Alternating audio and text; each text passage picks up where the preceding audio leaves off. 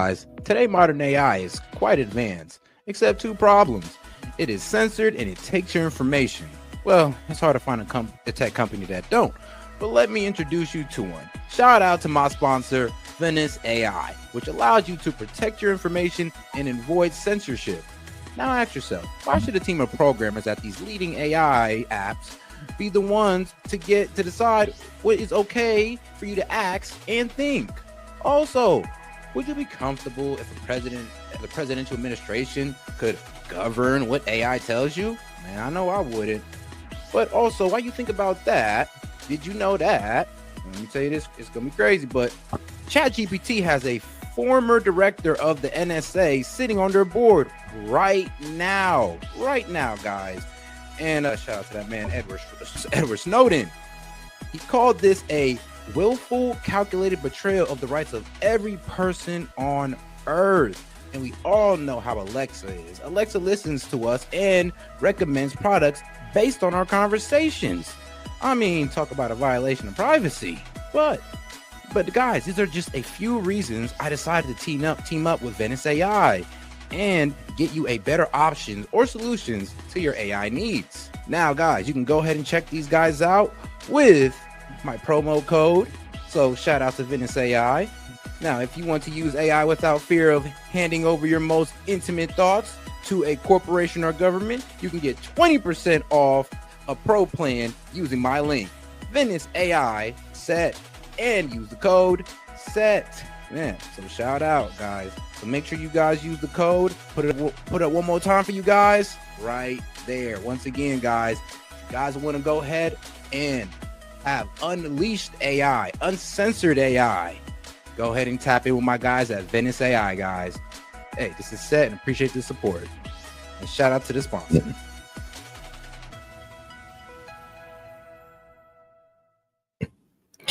Yo, and we are live. Yo, this is SET with SET Media, guys, and I'm back with another one for you.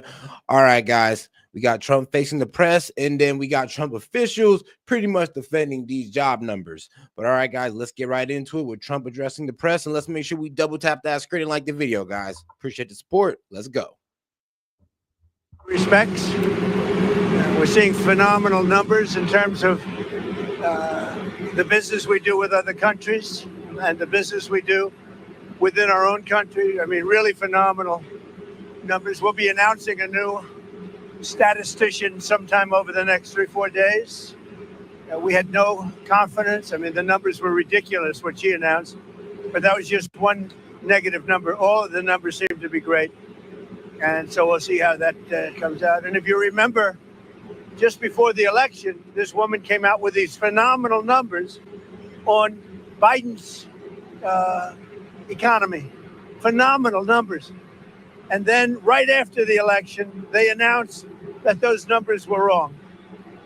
And that's what they did the other day. So it's a scam, in my opinion. My opinion is it's just additional scam. On Russia, Mr. President, can you say, have those nuclear submarines been deployed yet to face Russia? I've already put out a statement, and the answer is they are in the region, yeah, where they have to be. Did you say what Steve Witkoff's message? All right, guys, and what Trump is talking about the significant revisions to May and June job figures. The Bureau of Labor Statistics revised May employment growth down from plus 139,000 jobs to 19,000. Yeah.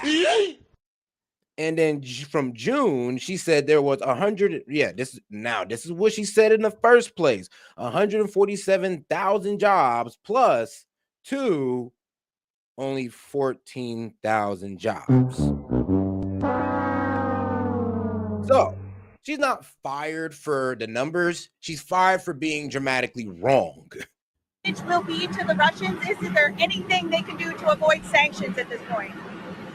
Yeah, get a deal where people stop getting killed. They had a number that just came out. But according to that, though, then that means jobs done quadrupled this month. According to the numbers, that means we went from what? Only 14 14,000 jobs being added in July. Well, not in July, but in June, to 73,000 being added in July. So that means job numbers done quadrupled from pretty much the previous month. A tremendous number of Russian soldiers are being killed. And likewise, Ukraine, a lower number, but still thousands and thousands of people. And now we're adding towns where they're being hit by missiles. So it's a lot of people being killed in that ridiculous war. True. And, you know, we stopped a lot of countries from war, India and Pakistan. We stopped a lot of countries. And we're going to get that one stopped, too. Somehow we're going to get that one stopped. That's a really horrible war. You heard about Cambodia and Thailand. We got that one done. We got the Congo, which was going on for 31 years. Rwanda, that one's done. We stopped a lot of wars. This is the one we seem to be, this should be the easiest to stop, and it's not. I mean, Rwanda and Congo were going on 31 years and I got it stopped. 8 million people dead, at least. That's what they have, but I think the number is much higher. And the leaders of each country, Rwanda and the Congo, they were great. They were great, and they wanted it stopped. 31 years it went on. And he was able to get not only a peace deal between them, but also a trade deal with the Democratic Republic of Congo, who got some pretty good rare earth minerals. It seems like there are a backup plan just in case things don't go right with Ukraine, and kind of a way to wane ourselves off of China's rare earth minerals. We stopped a lot of wars. Serbia, Kosovo was going to be happening, and I don't believe it will now, so we stopped that one too. Yes. You said you had more of an update to give us on Gaza, on the Gaza Strip. Can you give us any? Only we want the people fed. And we're the only country that's really doing that. We're putting up money to get the people fed. And Steve Witkoff is doing a great job. And we want Israel to get them fed. We're giving some pretty big contributions, basically to purchase food so the people can be fed. We don't want people going hungry, and we don't want people to starve. And there's some bad things happening.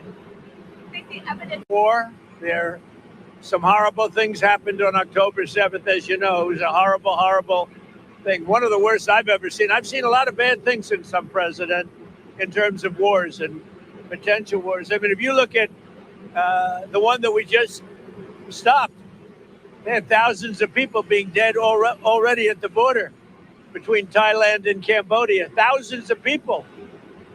And I've seen some bad things, but that October 7th was with Hamas was really, really bad. Let's make sure we double tap that screen and like the video. Appreciate the support, by the way, but let's get more people on the conversation by double tapping that screen. And yes, on October 7th, there were about 1,500, Israelis unalived on October 7th. Now, let's be real. Does that excuse the about 60,000 Palestinians that have died? Is that a good excuse? Well, I don't know. You got to ask your favorite pro-Israel or your neoconservative about that one. I'm going to stay out of that for now. Can you give us an update on Steve Witkoff in Russia, and what happens on Friday if the deadline comes and Russia has not agreed to a ceasefire? Well, there'll be sanctions, but they seem to be pretty good at avoiding sanctions. You know, they're wily characters, and they're pretty good at avoiding sanctions. So we'll see what happens. But Steve is focused right now. Man, yeah, Russia definitely got around our sanctions. They start buying oil in Chinese yuan. They start establishing BRICS. So, yeah, sanctions don't really work on Russia. They found a way to rebel against our dollar, and we're trying to squash it now. But let's be real. I mean, maybe if we'd have never added sanctions on some of these countries, instead, I don't know, maybe use tariffs. That might have been better punishment. But sanctions, that only made these guys turn to different options. On the border in terms of, we're talking about with Gaza, getting people fed. And he may be going, I think next week, Wednesday or Thursday, may be going to Russia. They would like to see him. They've asked that he meet. So we'll see what happens. Mr. President, what advice do you have for Republicans on Capitol Hill heading into midterms? What do they need to do? What can they do to, hold? Well, one of the things they're going to be talking about pretty soon are the tremendous drop in drug prices. We've cut drug prices by 1,200, 1,300, 1,400, 1,500%. I don't mean 50%. I mean 14, 15, 100%. Because we're going favored nations. We want the same price as Europe gets. We want the same price as other country gets. And over the years, 25, 30 years ago, it started where they were charging us much more. And I put an end to it, with the letter that you saw last week. So I think that's going to be a point. I don't know how anybody could win an election if they're on the other side of that issue. So we'll be dropping drug prices. It'll start over the next 2 to 3 months by 1,200, 1,300, and even 1,400% and 500%, but not just 50% or 25%, which normally would be a lot, because the rest of the world pays much less for the identical drug. And we're going to be paying the same thing. We're going to have a favored nation. We will pay as low as the lowest nation in the world. And then, Mr. President, I think it just came out $29 billion in July taken in tariff revenue. Could we see a potential rebate here, and what would that look like, and who would qualify? Well, we're going to pay down debt. We have a lot of money coming in, much more money than the country's ever seen, by hundreds of billions of dollars. And there could be a distribution or a dividend to the people of our country. Yeah, an all-time record of about $150 billion in tariff revenue so far. So, yes, it is putting in revenue for the government. I would say for people that would be middle-income people and lower-income people, we could do a dividend. But one of the things we're going to be doing is reducing debt. But we have hundreds of billions of dollars pouring into our country now. We should have done this many years ago. And I did it in my first term with China. We didn't get to the rest because COVID hit. And you couldn't really go to France and Spain and Italy and say, let's start talking about some tariffs. But China was paying us hundreds of billions of dollars in tariffs. And we did it then. And then Biden screwed it all up. He screwed everything he touched. He screwed up. So, thank you. When will you endorse Winsome Earl Sears in the Virginia governor's race? Yeah, I would. I would. I think probably she's got a tough race. She shouldn't have. But because the candidate she's running against is not very good. But I think she's got a tough race. But I would, yeah. When will you swear in Jeanine Pirro to be the I will US happily Attorney swear in Jeanine Pirro, who's going to be fantastic at what she does in D.C. Over the next very short period of time. I think she's going to be fantastic. Don't forget, Jeanine Pirro was a great judge and a great prosecutor. And because she was so good, I was there. She was an amazing prosecutor and judge. And because she was so good, they drafted her into show business. And she did fantastic. The Five was the #1 show, et cetera, et cetera. Jeanine Pirro was also really good at that. But her real love is exactly what she's doing. And that's what made her such a success in show business. So Jeanine Pirro is going to be amazing. And I'll swear her in as soon as we can swear her in. We need her. She's going to be amazing. Mr. President, are you happy with how the Rose Garden turned out? And will you have some kind of event for the Rose Garden? Are you happy with how it turned out? Yeah, we're getting great reviews of the Rose Garden. And we had to do it. As an example, when we had a press conference, you'd sink into What? Fox, get y'all ish together. or they had news conferences, we couldn't use it. And it's a beautiful white stone, and it's a stone that's the same color as the White House itself. And because it's very white, it's going to reflect the heat. It's not going to be very hot, like if you had a dark stone. So, yeah, we've gotten great reviews on the Rose Garden. Any update on the search for the Federal Reserve Board? Have you been interviewing candidates? No, I have a couple of people in mind. I'll be announcing somebody for the filling of the person that left. A woman left, as you know, who is I guess a Biden appointment, either Biden or Obama, but I think a Biden appointment. And she left early. And I think she left because she agreed with me on interest rates. And yet they were on the other side of the ballpark, right? So I'll be announcing that probably over the next couple. Let's be real. If we got the real jobs numbers, Trump could have made a better case to lower interest rates. Of days. Mr. President, one more on tariffs here. As you continue to, pile up these trade deals, are you kind of gaining more leverage over countries that haven't come out? Yeah, I'm not looking for leverage. I'm looking for fairness. We want reciprocal as much as possible. Sometimes reciprocal would be too much for them to handle because it would be a much bigger number. But we want to see some reciprocity. We want to see reciprocal wherever we can. And all I can say is this: our country will be taking in hundreds of billions of dollars. You just said it. Already we're taking in, billions and billions of dollars. And it was very unfair. The world treated us very unfair. But the next big move is going to be. Hey, and shout out to my man Jay. He says, just starting things off. What's up, everyone? Hey, shout out to my man Jay. Appreciate the support, brother. Be the price of drugs. On us all. Because you could buy something in London or in Germany, someplace in Germany or many countries where it's 1/10, 1/3, 1/4, or sometimes 1/10 the price of what it costs to buy it in New York or some other place. And we're not doing that anymore. We're not allowing that anymore. That started many years ago when people were asleep at the wheel in this country, and they allowed that to happen, and I'm stopping it. The UN ambassador, will that still be a cabinet level position, sir, or not? I don't know. I haven't determined that yet. That's a good question. I'll make a decision. He's a very good guy, but I'll make a decision. Mr. President, what is your relationship with Laura Loomer? Nah, keep Mike Walsh right where he's at. Keep that Israeli shill right where he's at. What kind of influence with Laura Loomer? What kind of influence does she have? I think she's very nice. I mean, I know she's known as a radical right, but I think Laura Loomer is a very nice person. I've known her for a long time. And, personally, I think she's a patriot. And she gets excited because of the fact that she's a patriot. And she doesn't like things going on that she thinks are bad for the country. I like her. Okay. President, actress Sydney Sweeney came out this weekend that she was a registered Republican. Any thoughts on that? That who was? Sydney Sweeney. She's like a very hot actress right now. She's a registered Republican? Yes. Hey. Oh, now I love her ad. Is that right? Is Sydney Sweeney? You'd be surprised at how many people are Republicans. I mean, I'm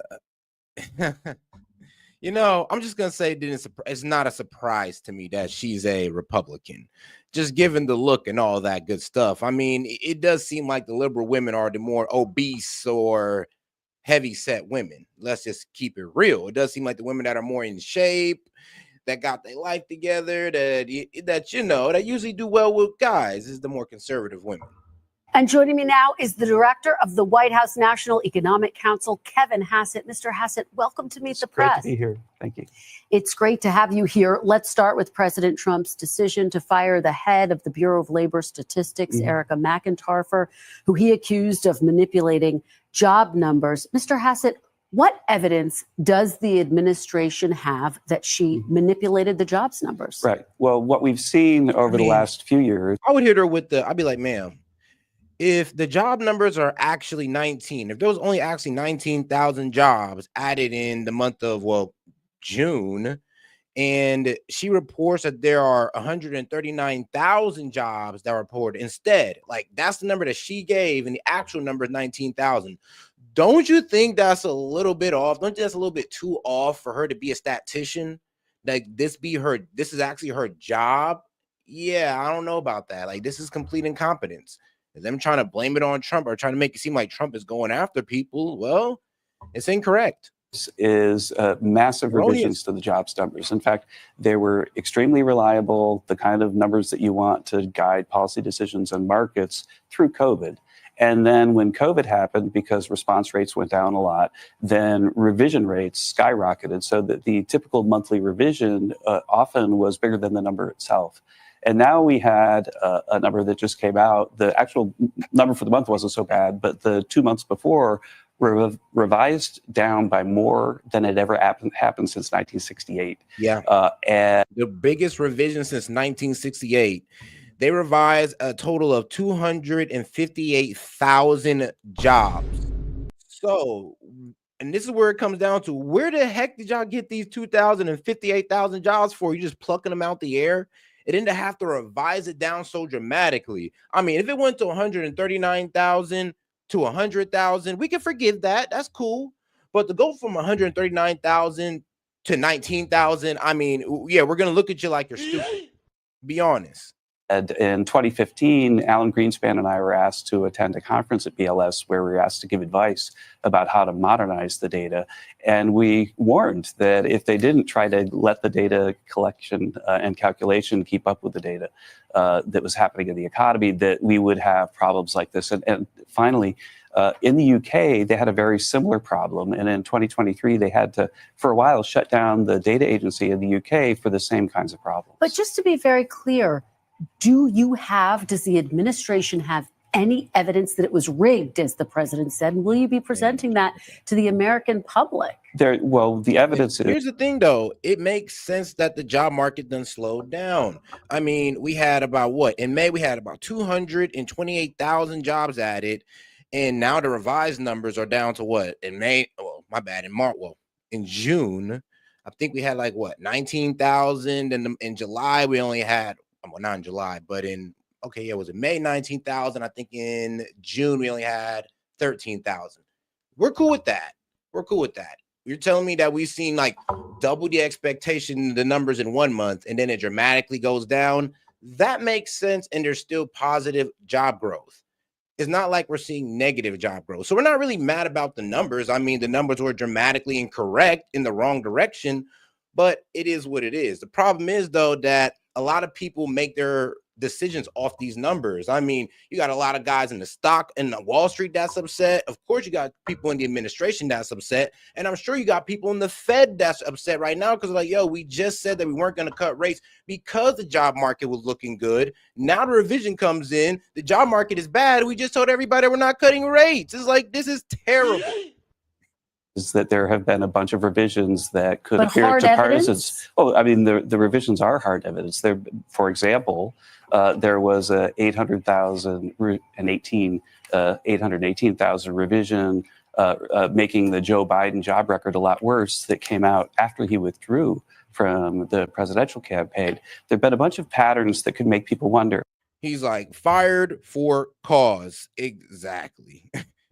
And I think shout out Monty, though. Most important thing for people to know is that it's the president's highest priority that the data be trusted and that people get to the bottom of why these revisions are so unreliable. Well, let me ask you about what William Beach, he was the last commissioner of the Bureau of Labor Statistics. He was appointed by President Trump. He was sharply critical of this decision to get rid of his successor. I want to read you what he wrote.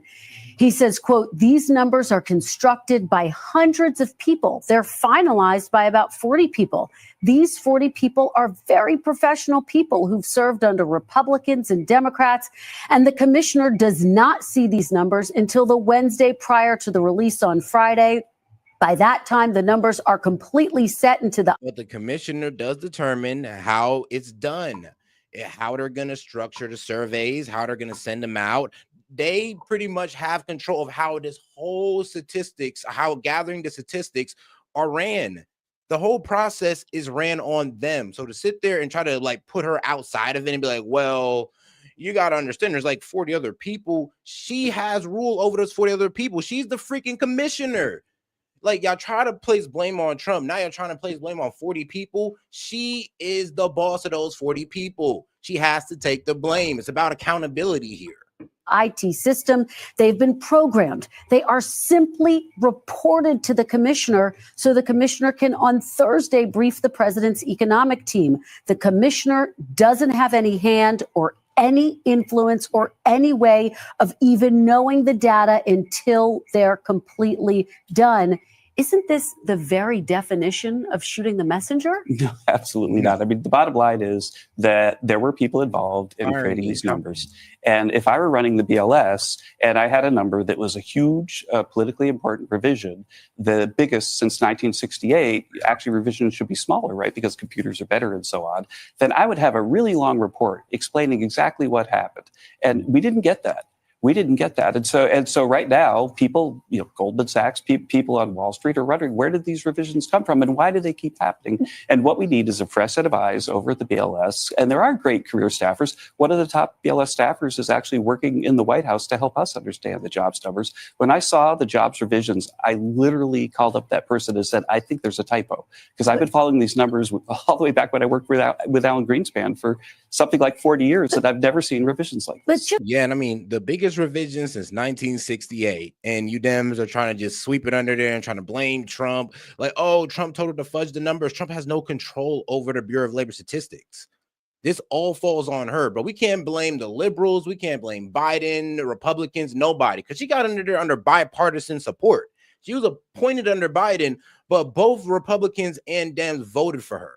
So the only person to blame is this lady. Oh, that's it. Just to be very clear, I mean, there are 40 people put these numbers together. Is the president planning to fire all 40 people involved in putting these numbers together? We're going to try to get the numbers so that they're... These 40 people only ran those numbers under her leadership. So however they ran those numbers, they did it with her direction. So no, we're going to fire her, put somebody in there, and they're going to give them, those 40 people, new direction to give more accurate numbers. Transparent and reliable. President Trump himself was happy to accept the jobs numbers issued under McIntyre's leadership when the numbers were good. Take a listen to what he said in the past. The numbers were much better, as you know, than projected by the media. In 3 months, we have created 350,000 jobs. Think of that. A lot of jobs are being created. That's what happened this morning. We saw the jobs. So is the president prepared to fire anyone who reports data that he disagrees with? No, I'm pretty sure the president is prepared to fire anybody who gets things this dramatically wrong.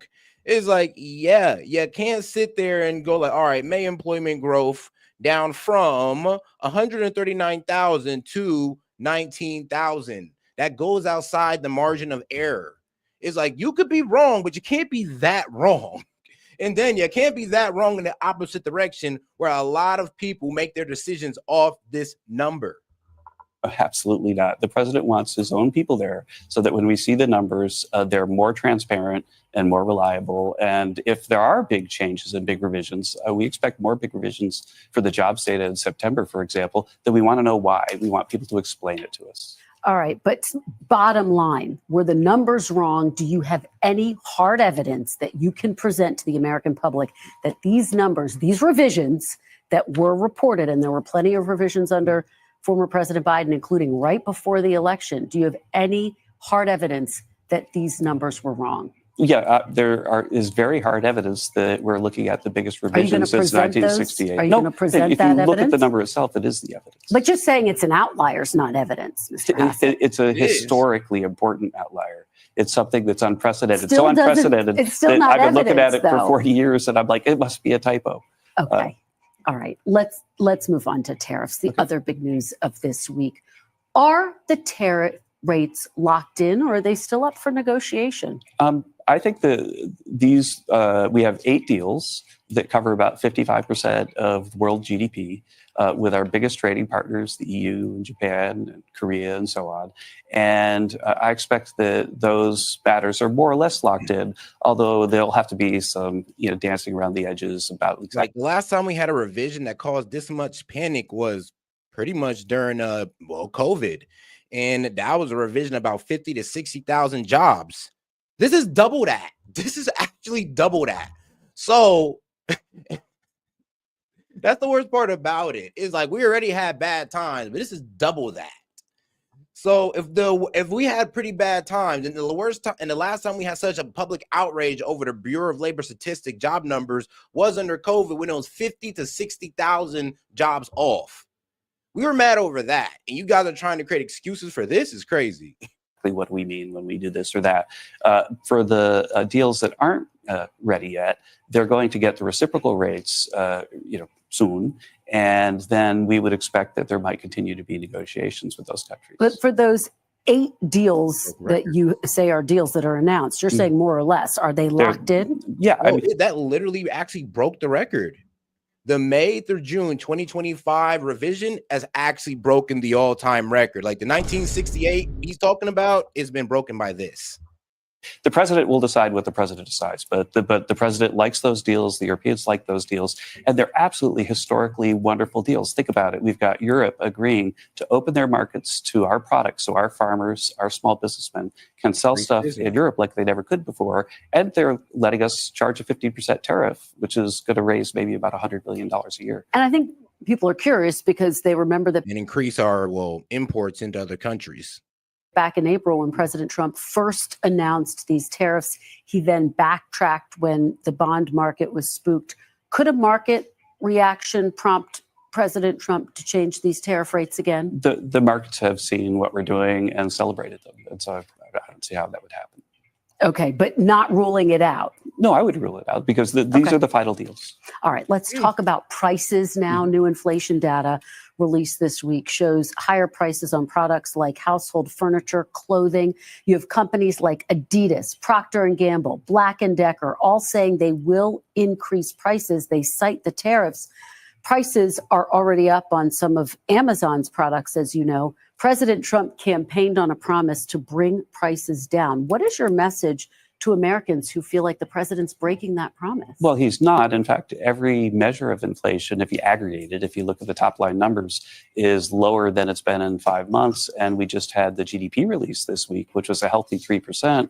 And the most important GDP inflation number said it was 2.1%.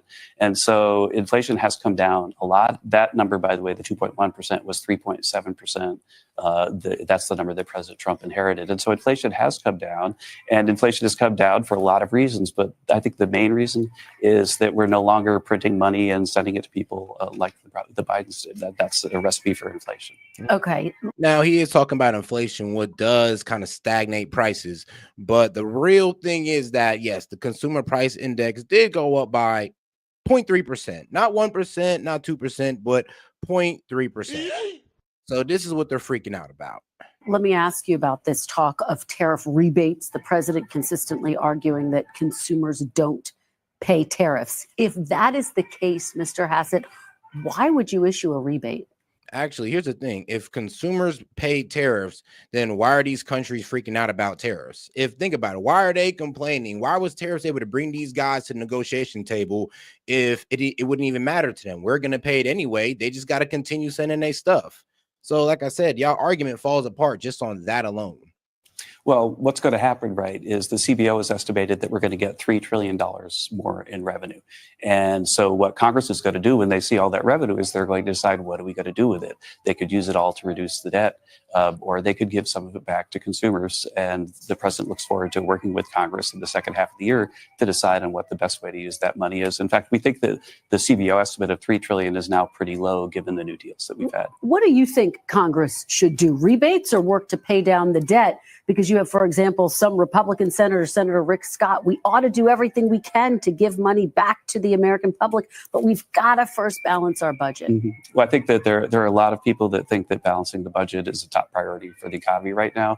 But we're also mindful of the fact that there's a legislative process where people dicker over the details. And so I'm not sure. I can't predict right now which way it's going to end up. Yeah, it does kind of seem like there's an argument going on between balancing the budget and guaranteeing growth in the economy. There's been a lot of focus on Fed Chair Jerome Powell. Obviously, President Trump really pressuring him to lower interest rates, which he did not do. So the question becomes, who will replace him once his term ends? If President Trump taps you to be the next Fed chair, will you accept? Do you want to be?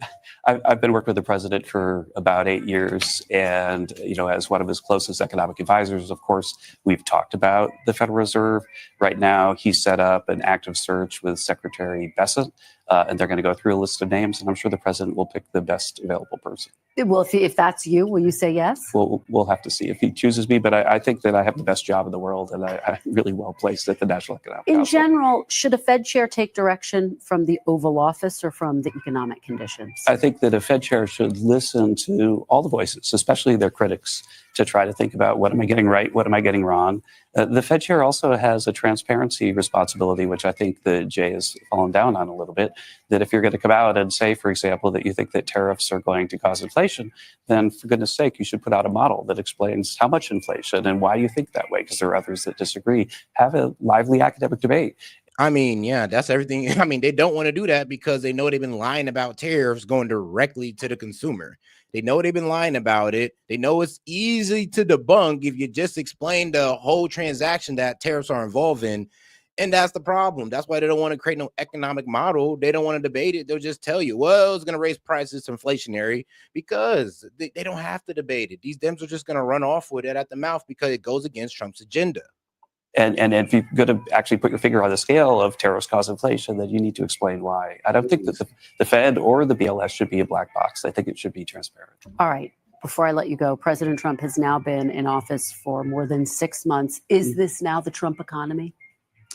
Yeah, I mean, there is definitely a lot of policy yet to happen. We've just passed the big, beautiful bill. It's going into effect in July, and it's going to have a massive impact on the economy. There are residual problems that we've inherited, in part the runaway spending from the previous term. And so whose economy is it is more of a political question than an economist question. But you just touted all the benefits that you see at this with point. The eye on the horizon. Does the president own the economy at this point? He's been in office for 6 months. With the eye on the horizon, the economic outlook is huge. It's great. We've got the big, beautiful bill. We've got AI increasing productivity. We've got everything, and we've got all the tariff revenue coming in. Honestly, I would ask her that. I mean, so when did you stop blaming all right, so when you stop blaming all the horrors of Biden economy on Trump, tell me when you guys stop blaming, Trump, and then we'll tell you when we'll stop is blaming Biden. Like, that's how I'd ask her, because it does kind of seem that everything that happened bad under Biden, they blamed on Trump, and then everything that good had happened under Biden. Oh yeah, that was all Biden. Yeah, that was definitely Biden. Yeah, you guys gotta actually. I want you guys to answer that for us. How long until in Trump's administration until we consider this Trump's economy? So we have every confidence that the economy is headed way, way up from here. All right, Kevin Hassett, thank you so much for being here. Yeah, and we are in the first month since the Big Beautiful Bill has been signed. Big Beautiful Bill was signed into law on July 4th, and it is August 4th. So first month under the Big Beautiful Bill. We got 2 more to go to actually give you guys an accurate analysis of how that's going. But all right, now let's get to one of Trump's trade representatives on Face the Nation. Oh, and shout out to my man Vladstein. He said these people are so angry, they cry in with the YouTube chat. Hey, man, that's how it be sometimes when they can't defend their argument. Hey, he said we need a dunce. We need a dunce cap emoji for the chat. Oh, yeah, we do. I got you. Unexpected and disappointing. There is more uncertainty ahead for American businesses and consumers when it comes to President Trump's plans for imposing new tariffs on imports from some 70 countries, now expected this Thursday. On Friday, we spoke with Mr. Trump's trade representative, Ambassador Jameson Greer, and we asked him whether he thought there was any chance those rates would be negotiated down in the coming days. I don't think they will be in the coming days. I think a lot of these, well, I know a lot of these are set rates pursuant to deals. Some of these deals are announced, some are not. Others depend on the level of the trade deficit or surplus we may have with the country. So these tariff rates are pretty much set. You said at some point the president's view is maybe a tariff is better than a deal. Are you saying there are countries that they have no shot of avoiding a tariff? Most countries in the world, they just have a tariff assigned to them, right? Whether it's it'll be the 10% or 15%. 10 or 15 or the higher level tariff. Because again, when the president is looking at this, he looks at potential deals, and we bring him potential concessions from countries and the things they might want to do. And he compares that to the potential tariff that might be applied to try to get that deficit down. And then talking to his advisors, he makes a call on this. And sometimes a country will come back and make additional concessions that make it more appropriate. He's trying to get at the deficit. He's trying to reshore manufacturing. Trying to reshore manufacturing, bring manufacturing jobs back to America. But we just saw in this unemployment data that while the level's pretty low overall, it's pretty steady and good. Manufacturing in particular, we saw it contract for the 5th straight month in July. Factory employment dropped to lowest levels in 5 years. What does that data indicate to you about the impact of your tariffs? I think. Whoa, sis. Whoa. We've seen employment contract for the 3rd month. We're talking about, what was it? It was like double the numbers in March. Then we go into May, June, and those are the fudge numbers. And now if you want to take those into account, that means we're pretty much doubling, quadrupling the numbers in July. So I don't know about that one, since it's been constricting for 5 months straight, since the only months we're complaining about is May and June. think a lot of companies were waiting to see if the tax bill was going to come through with the expensing for capital goods and things like that.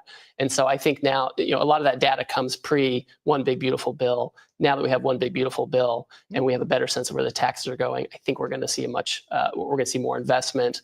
All the commitments on investment we've seen countries making, that's going to come through. So I don't read tariff policy into that number. I think that is kind of pre-bill policy. The president just announced that the head of labor statistics is being fired because of the weak jobs report, claiming the data was faked. Even last year during the campaign, there were enormous swings in the jobs numbers. And so it sounds to me like the president has real concerns, not just based on today's, but everything we saw last year. You want to be able to have somewhat reliable numbers. There are always revisions, but sometimes you see these revisions go in really extreme ways. And it's, the president is the president. He can choose who works in the executive branch. Let me ask you about Canada, which is our second largest trading partner. The president increased tariffs to 35%. It applies, though, to just about 10% of what Canada sells here. Why bother to do this now in the middle of negotiations? So I would say, first of all, early on, the president imposed a 25% tariff on Canada, and that was really about fentanyl and border issues, right? It's a separate regime from the reciprocal tariff. And what did Canada do in response? They talked about helping at the border, and I'm not the drug czar or anything. But what I do know as the trade guy is that Canada retaliated. The only other country in the world who retaliated on tariffs was the Chinese. And so if the president's going to take an action and the Canadians retaliate, the United States needs to maintain the integrity of our action, the effectiveness, so we have to go up to. You're talking about the things that the former Prime Minister Trudeau put in place, not the current Prime Minister. And are still in place. They're still in place, but Right. the current. Well, no. Carney definitely tried to put in that digital sales tax that he had to walk back. And then he tried to have a retroactive rebate on it, which is pretty much going to have a big tax bill fall on the lap of a lot of our, social media companies. So, yeah. He threatened that and he had to walk it back. So trust me, they try to take some pretty wild steps during the trade deals, and they failed. And they've had to walk back on almost everything, and yet they're still kicking and screaming, which is all right though. They'll have to capitulate soon, or just what work with China.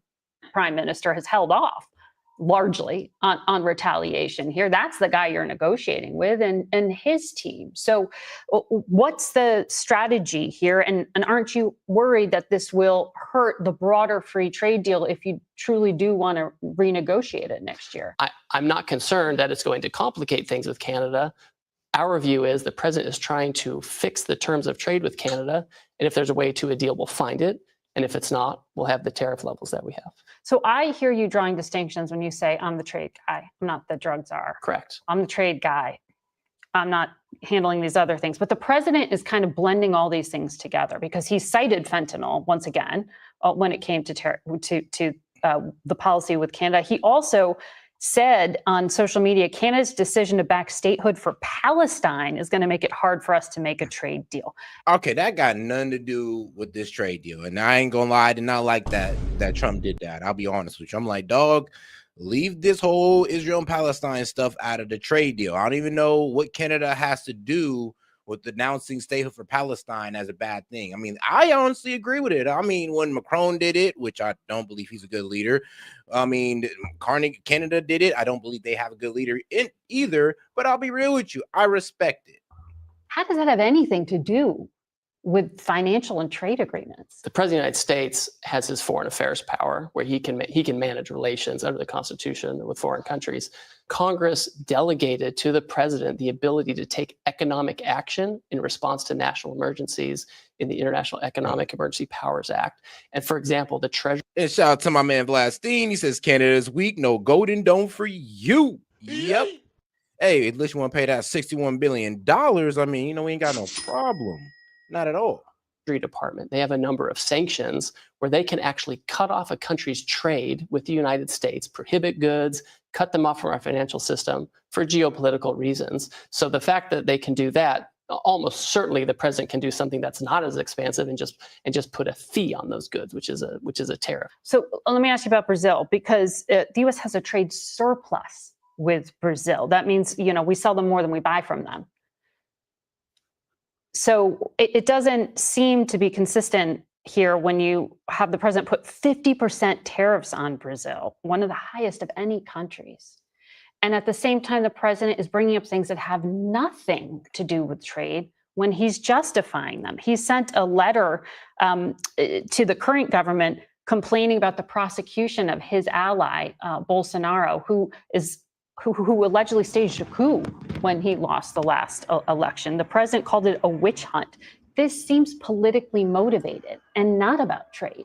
There's a 10% tariff on Brazil because we have a surplus with them. That's the reciprocal tariff. And yeah, apparently Brazil had their own January 6th moment. And there's a 40% tariff that the president has chosen to do under the International Emergency Economic Powers Act, like we would do any sanction where we see geopolitical issues.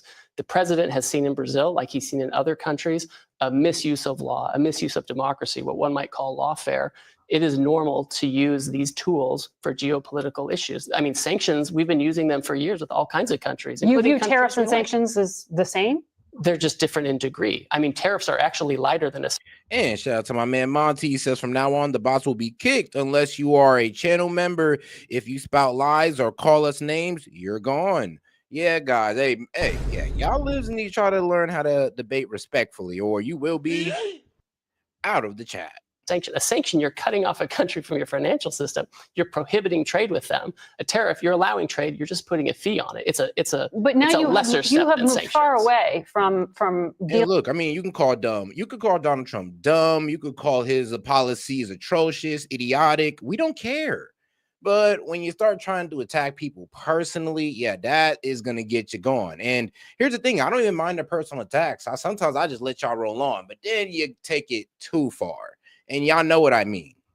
With the deficit. Now you are talking about politically motivated trade actions here. I mean, the president sent a letter to President Lula saying the tariffs are due in part to Brazil's insidious attacks on free elections. Why are you trying to influence a criminal trial of an ally of President Trump? The president of the United States, historically, whether it's a Democrat or Republican, they have used IEPA to impose sanctions for all kinds of geopolitical reasons in all kinds of countries. Sometimes it's countrywide, sometimes it's specific to certain individuals, and often foreign leaders and foreign officials. So this is not way outside the market. When it comes to trade, the big deal that is pending out there is how is the president going to deal with China?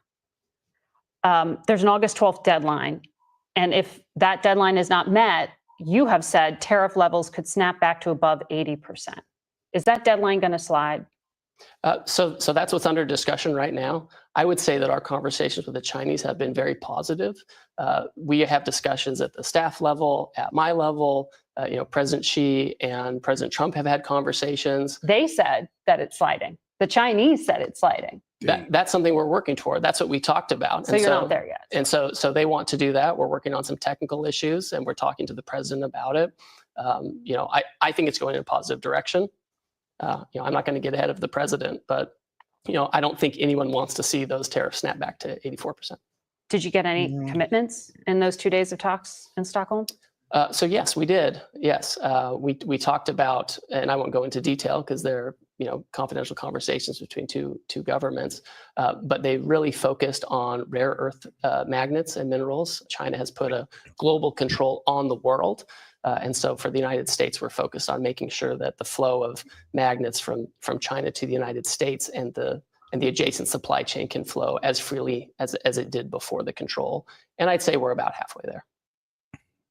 You can find our... And that was pretty much the concession that China made, was to pretty much let their magnets that pretty much use in pretty much all electronic devices, they pretty much let those magnets keep flowing. They then took off their tariffs off American products, or our imports, because they need our imports to keep their manufacturing going. And that wasn't really because of the Geneva meetup. No, it was really because they honestly just needed our products for their manufacturing. It was kind of a stupid move. But hey, man, that's why Xi's almost out of there. All right, now let's get over to the Canada's counterpart, and their U.S. trade minister. We go now to the Canadian Minister for U.S.-Canada Trade, Dominic LeBlanc, who joins us this morning from Moncton, Canada. Good morning to you. Good morning, Ms. Brennan. You were just here in Washington negotiating, and while the talks are officially continuing, you left town without a deal, and you left town with now what is a 35% tariff on goods. How much of a setback was the president's decision to do that while you are still at the table? Damn. I mean, wow. Yeah, we did not care about him being in the room. But shout out to my man Vladstein. He said South Park was right. Just blame Canada, America. No, thanks. I mean, you know, Canada was the punching bag of South Park for a while. Now it's going to be Trump. So we were obviously disappointed by that decision. We believe there's a great deal of common ground between the United States and Canada in terms of building two strong economies that work well together. That's been the history of the 40-year free trade agreement that goes back to President Reagan. We were pleased the United States is respecting the terms of the USMCA agreement. That's vital, we think, to the cost of living and affordability, certainly in the United States. It's true in Canada as well. So the sad reality is that you guys can only survive unless you're on unfair trade terms with the U.S. And that's starting to be the sad reality of a lot of these countries. It is seeming that you guys got so used to an unfair trade deal that you formed your whole economy around it. And if you don't have this unfair trade deal, it's looking bad for you guys. That's why the world is kicking, screaming, calling us bullies. This ain't on us. This on y'all. We're going to continue to do the work. We left always with a better understanding of the American concerns in the trading relationship. Ambassador Greer, Secretary Lutnick engaged with us in constructive, cordial conversations. So we're prepared to stick around and do the work needed. We think, Ms. Brennan, that the economies of both countries are strengthened when we do things together. The trading relationship between Canada and the United States. No. Y'all economy was strengthened while we just took jobs away from ours because we were just being charitable. So no, you have the relationship confused, my friend. Is unlike other partners. One description which I thought was very apt. We don't sell things to each other as much as we build things. Shout out to Jed. He says, I knew it. It was all Terrence and Phillips' fault. I know, right? Stowing all that Canadian pride and stuff. Now they enacted out in real life. Together. And that's why it's difficult in this relationship when so much is integrated, but we remain very optimistic.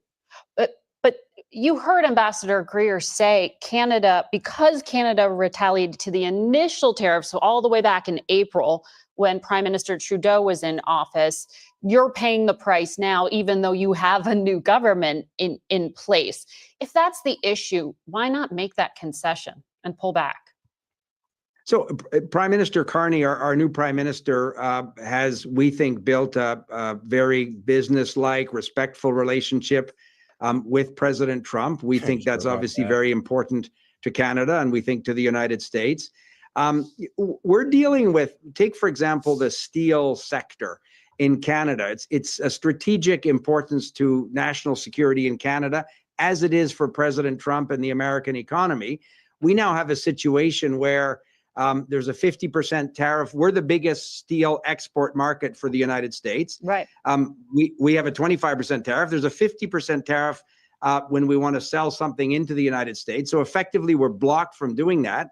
But the national security interest of Canada requires that we have a viable steel and aluminum sector. And my conversations with Secretary Lutnick and others are that therein lies an example where if we do the right work together, we have, Ms. Brennan, the toughest rules of any country dealing with Chinese dumping into Canada. We have melt and pour tracing so that products coming from other countries with Chinese steel can't be dumped into the Canadian market. So we're looking and advancing ideas where we can do that work with the United States, at the same time ensuring that our economy continues to have sectors vital to the economic future of Canada. But that's not in contradiction to President Trump's national security objectives in the United States, of course. I don't like what I'm hearing from bro right now, because it just does sound like you guys can't survive unless you are literally a parasite on the American economy. I'm sorry to just say it so frankly. I mean, I could see why Trump was like threatening the 51st state, because it damn near sounds like y'all should be. Well, I want to talk to you more about this idea of the so-called Fortress North America to take on China and some of the specifics of the dispute on the other side of this commercial break. Please stay with us. We'll have more questions for Minister LeBlanc shortly. We'll see you in a moment. Yeah, And hopefully we it comes back return with something to our better. conversation with the Canadian Minister for U.S.-Canada Trade, Dominic LeBlanc. Minister, we were just talking about some of the sectoral tariffs, the metals. American automakers, GM, Ford, Stellantis, they have all said that these tariffs are hurting their profits. The 50% metal tariffs, which use Canadian aluminum, the Secretary of the Treasury was talking about those just the other day. They're seeing the impact here in the United States, a bit of a backfire in some ways. Do you see room for maneuver on these? Are they willing to negotiate with you on those tariffs? So, Ms. Brennan, we hope so. And as I say, we're encouraged by the conversations with Secretary Lutnick and Ambassador Greer, but we're not yet where we need to go to get the deal that's in the best interest of the two economies. But your example is a good one. Canadian aluminum companies massively supply the American market. And by putting a 50% tariff on aluminum from Canada, you've increased the price of a whole series of goods. The automobile sector, again, is an example where there's been deep integration. We're the biggest customer of US-made automobiles, but heavily importing into Canada light and heavy-duty trucks. And shout out to my man Vlad Steen. He says Canada thinks they strong. Alberta don't like you and wants to stop paying you for your BS. Free Alberta. I mean, no, for real though. Free them guys. It's okay, man. You guys can come to us. We understand. We have the same relationship with them. They parasite off us too. We can work together. But oh yeah, and guys, mods, let's chill out. Remember, they can disagree with us, but don't just take them out. Look, when they get too insulting, when they insult MAGA supporters, don't take that too offensively, okay, guys? When they insult you directly, then you guys can start putting them in timeout, okay? But if they just disagree, that's fine. All right. So my bad, not good. I don't know who put you in timeout, but I read your message and you were just disagreeing. 50% of the cars that we finish in Canada and sell to the United States are made up of American parts. So therein lies a perfect example where instead of tariffing one another, or President Trump, for his national security reasons under his Section 232 tariffs, wants to have a strong domestic steel, aluminum, automobile sector. Well, so does Canada. And we understand. Yeah, that's the problem, though, Canada. I mean, we're selling to the same businesses and there could only be one. So, yeah, that's the problem right there alone.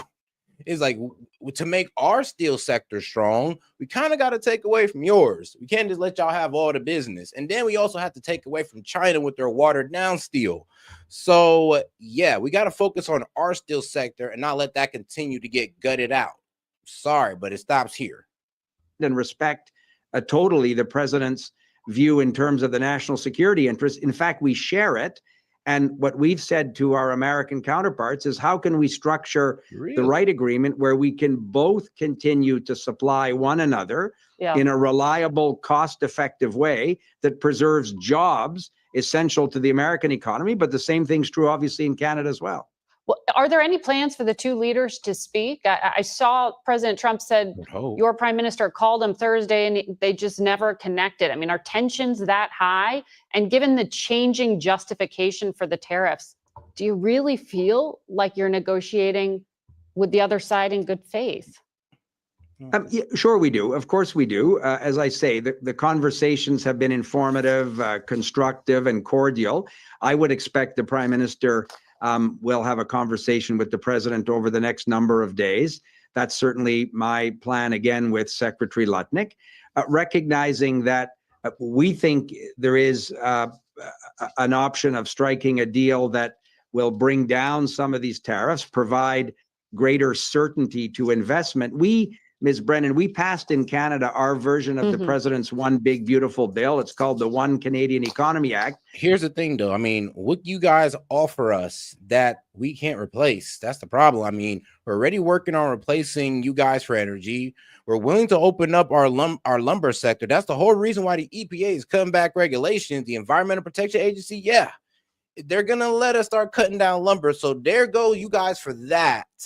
So, I mean, can y'all come with something, I don't know, that we don't got? Something that we can't replace y'all on, please? Like, for y'all's sake, of course. Which we think will unlock up to $500 billion of investment in Canada for things like pipelines, port infrastructure, mines, all of which offer huge opportunities to American businesses as well. So we think there's a great deal to work on together. I know, we just opened up our own Minister, mines. we'll see if you can get one. That's the problem. We opened up our own mines now. Like we're gonna start cutting down our own lumber. Yeah, and we're gonna start trying to sell more of our own steel. That's gonna take business away from y'all. We understand that, and we're ready for that because it adds more to the American people. It gives more to the American people instead of the foreigners who honestly don't like us and who disrespect us and talk shit about our country, even though we subsidize them with business and financial support and even military support, but yet they still talk shit. Y'all still talking shit. So that's why we don't really have no heart about taking those jobs away from y'all. None at all. And we're back with Bank of America CEO Brian Moynihan. Good morning, and thank you for being here with us. It's good to be here again, Margaret. Hope you're doing well. Well, I'm hoping you can give us some clarity here on what's going on with the economy. Your Bank of America economists say no rate hikes this year and no recession. Is that still the case? And shout out to my man Monty. He said sent you a DM on Discord. I mean, like, hey, somebody said we got low quality lumber. I mean, y'all said the same thing about our steel. Y'all said the same thing about our cars, our agricultural goods. Well, y'all about to F around and find out now. After Friday's jobs report. Yeah, it's still the case. And that's a less growth than they would have had 6-9 months ago and reflects the impact of the tariff war and the trade and all that. But they still think we continues to grow. And we're growing at a slow rate, say 1.5% this year, a little more next year. Oh, and this is a CEO of Bank of America. Let's make sure we get the whole interview here. For being here with us. It's good to be here again, Margaret. Hope you're doing well. Well, I'm hoping you can give us some clarity here on what's going on with the economy. Your Bank of America economists say no rate hikes this year and no recession. Is that still the case after Friday's jobs report? Yeah, it's still the case. And no rate hikes, no recession. But what are the Dems fear mongering on? A recession. That's a less growth than they would have had 6-9 months ago and reflects the impact of the tariff war and the trade and all that. But they still think we continues to grow. And we're growing at a slow rate, say 1.5% this year, a little more next year, and a little more the year after that. But it'll take inflation for the Fed to get inflation out of the system really through the end of 26 into 27 down to the 2% level. And that's why they have the Fed holding. What they believe is sort of in the middle of next year, the Fed will start cutting and bring the Fed funds rate closer to what would be a more normal rate around 3%, 3.5%. So even though we saw this really kind of astounding dissent by two members of the Fed saying we do need to move on interest rates, your prediction from your economists is that that's not appropriate at this time. They don't think they're going to move. Now, the market says they're going to move in September, maybe twice this year. The market was at 7 times 1 point this year. Now they're down to 2, then they're down to 1, now they're up to 2. This is going to move around. But the reality is two things people should really keep in focus. One is until the inflation is out of the system, the Fed's going to be very careful, and that's what they said. And then secondly, the rate we're going to go to is a rate that is more normal than pre-global financial crisis, more of a 3%, 3.5% rate, which actually means the American economy is probably functioning better, frankly. So on that point, the Wall Street Journal, when we were reading in, puts the tariff tax increase as costing $360 billion a year. That's one of the largest tax increases in history, they say. Do you believe the administration's arguments that it's really only foreigners who are going to pay the cost of this? Do you think economists yeah, because the way tariffs will work is that, like I said, the importer who's going to be on U.S. soil, who's going to be the one buying it and paying the tariff at custom, he can pretty much pay the same before tariff price if they get the supplier to cut their prices. Yes, cut your prices because they're buying this wholesale, so it's not that hard. But yeah, if they cut their prices to what these guys would be paying in tariff, then pretty much the supplier done ate the tariff for the importer, and the importer don't have to raise their price. Or they can split the tariff cost 50-50. I mean, they cut their price a little bit, the importer cuts their profit margin a little bit, so they don't got to pass down costs. It is completely false, erroneous. Like, it's an erroneous assessment to sit there and say that a 10% tariff will cause a 10% increase in price on the consumer. Are overstating the negative impact. Well, I think no one really knows, honestly, because this is a different regime than we've been in before. And so they're trying to extrapolate from things from 50 years ago when the economies are different structured. Our team thinks has an impact on inflation of about 30, 40 basis points.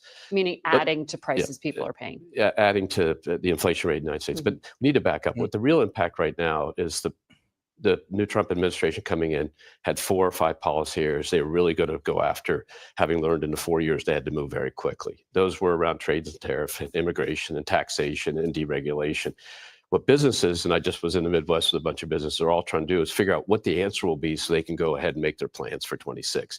So the activity that's slowed down has more to do with people just trying to figure out the answer. And it doesn't mean every answer is acceptable, but most answers are. So what they have answers on, obviously a tax bill getting done. That's a good answer for business because it makes the rates permanent. What's the second thing they have an answer on? They have an answer now on the range of trade possibilities. And so as they think about the trade possibilities, they sit there and say, tariffs might not be worse than X. They see some deals getting done, all of which is good work. What they don't have an answer on is deregulation. Yes, new regulation has stopped, but they're hoping for more deregulation, so that will help their business models going forward. And then the last is immigration. What will immigration really settle in like? And that's what they tell us. So they're not using their lines of credit. The indications from them are they're being a little more cautious, really waiting for some answers. I mean, let's be real. If they'd have got that rate cut, we'd have definitely seen employment spike. But hey, Powell's holding strong. Powell is holding strong on not cutting the rates. But even he believes that, Powell should cut the rates to at least 3.5. I believe we're at 4.1 or so. But yeah, the 3.5, it would help. But we really want it to like 3%, 2.5. That'd be great. And shout out to our man Vlad Steen. He says, one of the worst cities I visited is Toronto. And well, whoops, wrong one. Hopefully it wasn't expensive though, but yeah. Businesses aren't hiring either, we saw in this jobs data on Friday. That was the worst 3 months for job growth since the pandemic.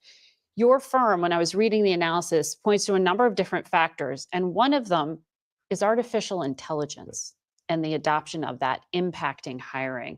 How dramatically is it reshaping the job market? Well, I think this is sort of a question of almost a glass half full, half empty type of thing. So the impact— No pun intended. Yeah, exactly. Sorry about that. But the impact of technology on human work content as a percentage of productivity has been huge. In our company, in 2010, when I started with the management team, we had 285,000 people. We have 212,000 people today. That was the impact of technology. We're bigger, more customers, more transactions, more reports to the government, more data, et cetera. So the impact has always been huge. AI gives you a place to go that we've never been able to go before. In other words, there are jobs that take text, think about it, and produce it. Many, many jobs in our company, our research team. Now you're able to maybe use a machine to enhance that activity. So we believe that people who harness AI for their benefit are going to be very successful. That my teammates who harness AI for their benefit are very successful. It's nervous making for young kids now saying, will the jobs be there for me? And right. Then I say, look back historically, America has a lot more people working here, and think about the amount of time. I mean, yeah, let's be real though. We did say the same thing about the internet as well and other technological advances. We were worried like, oh, well, am I still going to be here? And well, people are still here. We kind of found a way to just work alongside technology. Now, hopefully AI doesn't completely take over, with the Tesla bots and all that. But hey, I mean, if they could find a way to subsidize every American to where they don't feel like they got to overtake the government for replacing us with AI robots, then I am all for it. Technology came out over the last 50 years, and we have twice as many people working in this country as we did 50 years ago, twice as many. And the population's only gone up by about a third. So think about that dynamic as it finds its way through it. That's a glass half full part of it, but it will have an impact. I don't think it's impacting a lot right now because many companies are just trying to learn how to use it. Yeah. Technology has impacted, and AI gives it a place to go. It hasn't gone so far. So we're talking about all the unknowns and why it's kind of hard to model things right now. Well, Friday, the president fired, as you know, the head statistician that comes up with these jobs numbers and as he should, presents them to the public. The former. Yes, look, this nice lady right here effed up. Miss Eric, Dr. Eric, doctor. I mean, goddamn, how you a doctor? You effed up that bad. But yes, Dr. Eric, the Tariff. Funny is, I don't know why that's funny to me. But yes, Miss Erica right here, she effed up. She's the one who told us that, yeah, so in May, we got 130,000 jobs, and she revised that to like 19,000. Yes, she's the one who effed up, guys.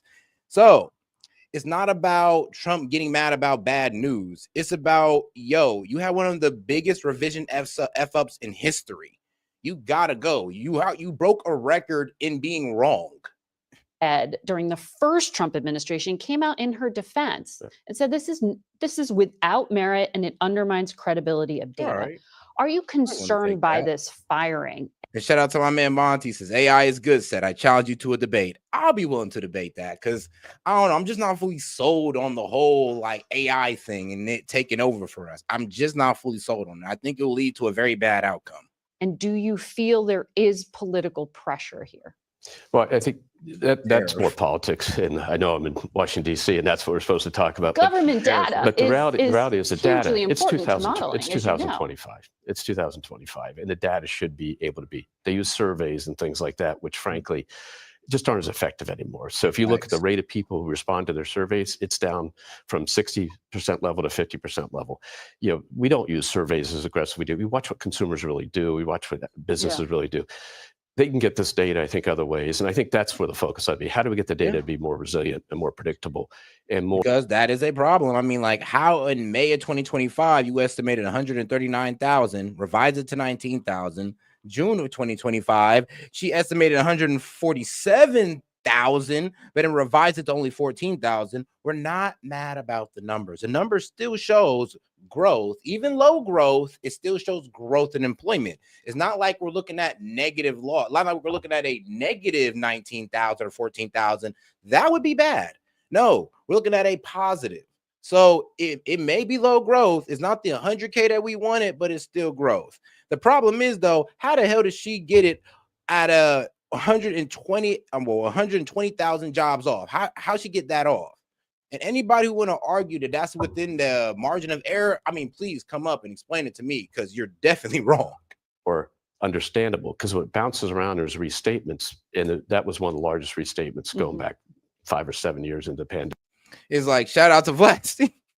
He said, what? You scared of the singularity? Take D implants? Yes, I'm scared to take the D implants that will have my dick going in a circular motion and extending 3 inches further. Yes, I'm terribly scared of that. Or I'm scared of the AI robot that can do that. Because, I mean, how could I ever compete? So, shout out, Vlad. Okay, that was actually a good one. 5 years in the pandemic, that creates doubt around it. And so I think the key is let's spend some money. Let's bring the information together. Let's find where else in the government money is reported. We report millions and millions of data points to the government every day. The data is out there somewhere. Finally, back in January, you were at Davos. President Trump talked about Bank of America. Many conservatives complained that the banks are not allowing them to do business within the bank, and that included a place called Bank of America. They don't take conservative business, and I don't know if the regulators mandated that because of Biden or what.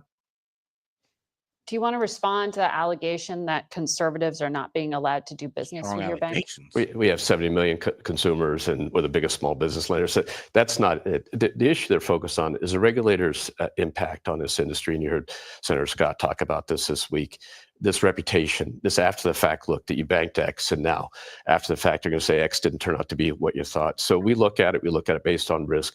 People may feel those decisions are made for some other reason, but we always make it on what's best for our company, what's best for the client. Are there industries you are uncomfortable doing business with? No, we do business with really with all kinds Guns, of- oil and gas, tobacco, all of it? We do business with all those industries. Individual companies, because of credit decision stuff, that's different. But the reality is, hold on now. No. That is part of your business, allowing credit.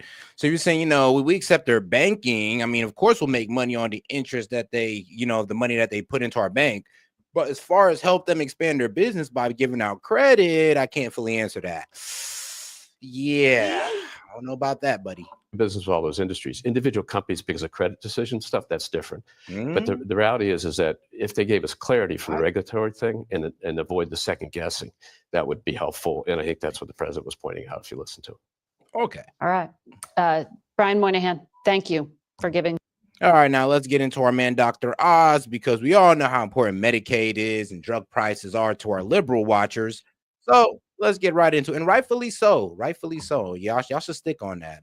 Stay strong on that stance. All right, guys, let's go. For the country's change is coming for the country's Medicaid system as part of the enactment of the Big Beautiful Bill.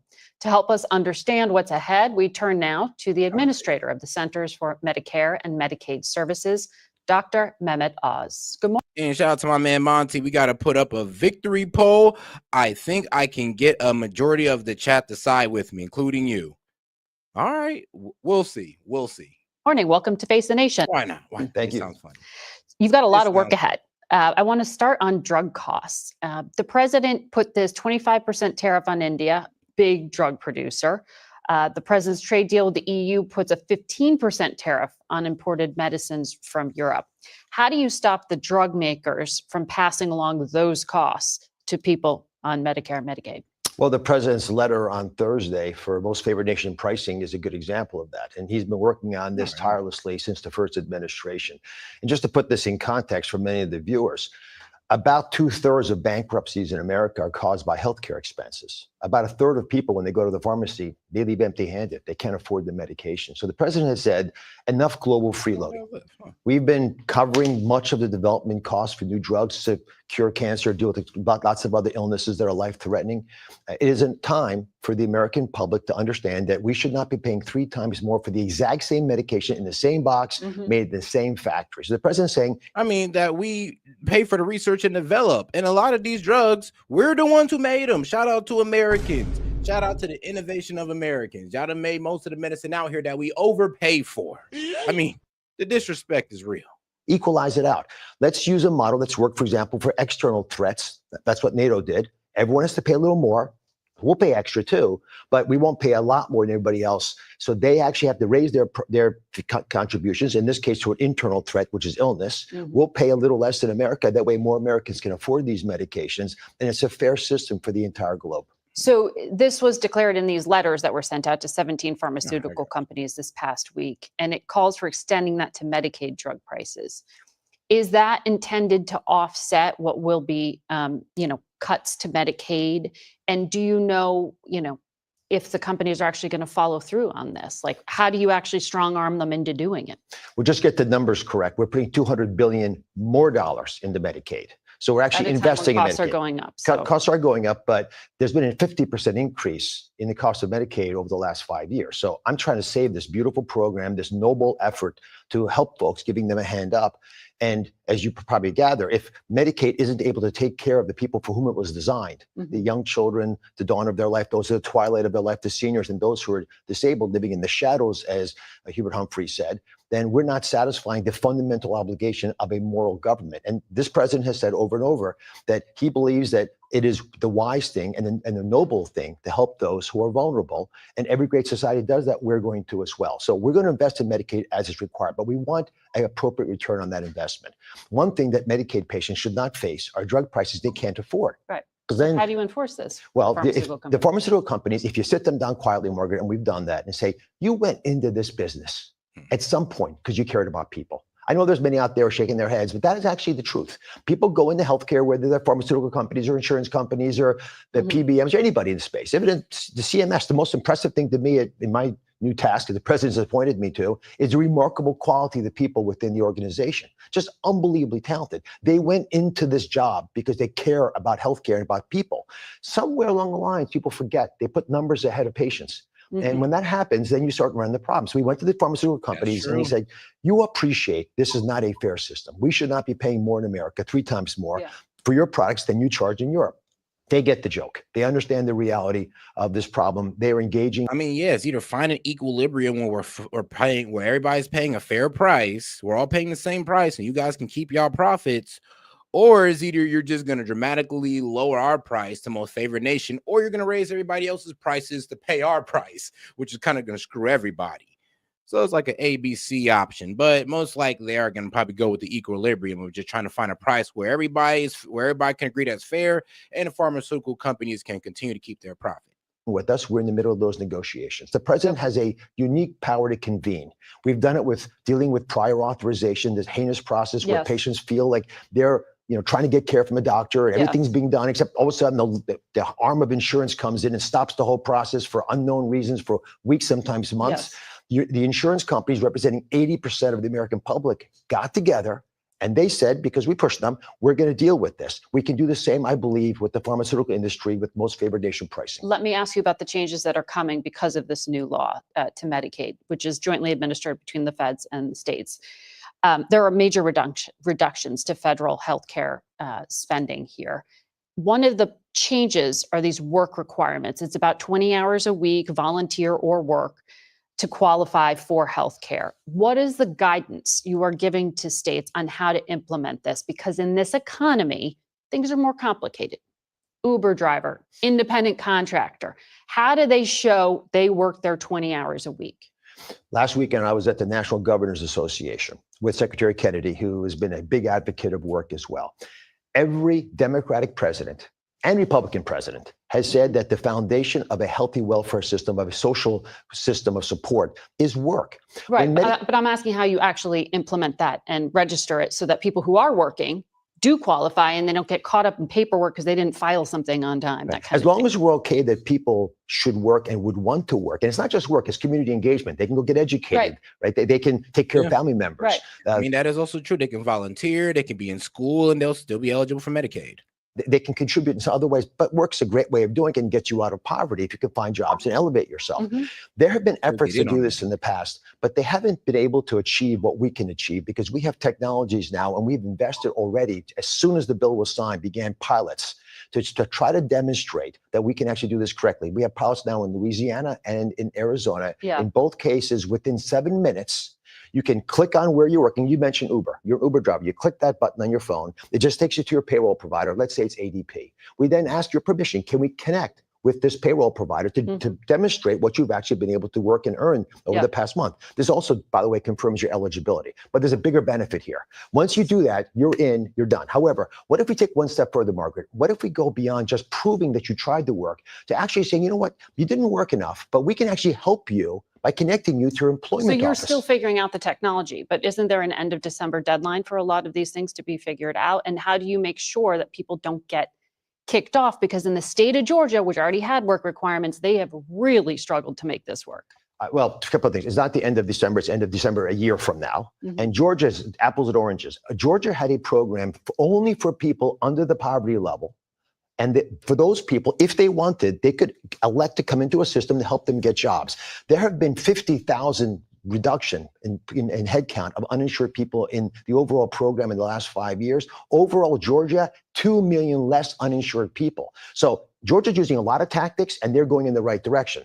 I would argue that if you have confidence in the American people and their desire to take the offer to try to get a job, if we challenge you to that. And remember, if you're an able-bodied person on Medicaid, you're spending 6.1 hours watching television or leisure time. So you don't want that. KFF Health Policy found 92% of adult Medicaid recipients already are working, or they have the carve out because they have to have caregivers or they have to do other things. They're fine. All they have to do is there'll be a simple app. If you've already carved out, that's super simple. If you're supposed to be able-bodied and you're supposed to be working, we want to help connect you to the job market and get you into work. I mean, people have their phones in their hands all the time. So, I mean, having to access an app so you can keep your Medicaid should be a very small task. And especially considering how much hours people spend on TikTok, YouTube, Instagram.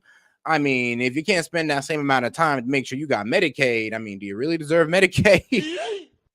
Twice as many jobs Right. available in America as people who seem to want them.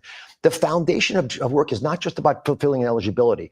The goal of healthcare insurance is to catalyze action in the right direction, to get you healthier, to give you agency over your future so you recognize you matter. Sure. And you should have a job therefore to go out and change the world. So there's a drug addiction problem in this country. How are those changes going to impact people who are on Medicaid in states like Kentucky, in states like West Virginia? In many instances, they're carve-outs for folks who have substance use disorder problems. There are programs to How do they support. prove that? Well, they can Is either. this in the app? Yes, it'll be in the app. And the app, again, this is being developed by the United States Digital Service, led by Amy Gleason, who's a wonderful technologist. She and I were with the President and Secretary Kennedy and the head of the czar for AI in this country on Wednesday, talking about overall how we're going to change the use of health technology in America. We've got to get into 2025 with health technology, as is true in every other sector. If you're watching the show right now, you could also have been streaming media. You could take an Uber somewhere, the ride share. You could do an Airbnb. Technology should make the system more efficient. We should have confidence that will also allow us to do what we all agree is possible. If the whole challenge to a work requirement is that you don't have confidence in our ability to accomplish it, that's a separate question, because I do have confidence in the American people, and we have confidence we can pull this off. Look at the passport system, Margaret. Right now, you can go and get a passport in 2 weeks without having to go to the post office, send pictures, and all that's gone. It's fixable. Let's use technology. I'm still confused on how someone who is in the throes of substance abuse is going to use an app to say I'm in the throes of substance abuse every week to file on. I mean, they use an app to get the substance. I mean, sometimes they use an app to sell the substance. So if they can go ahead and use their phone to get, themselves on drugs, then why can't they use their phone to get themselves off of drugs or report themselves being on drugs?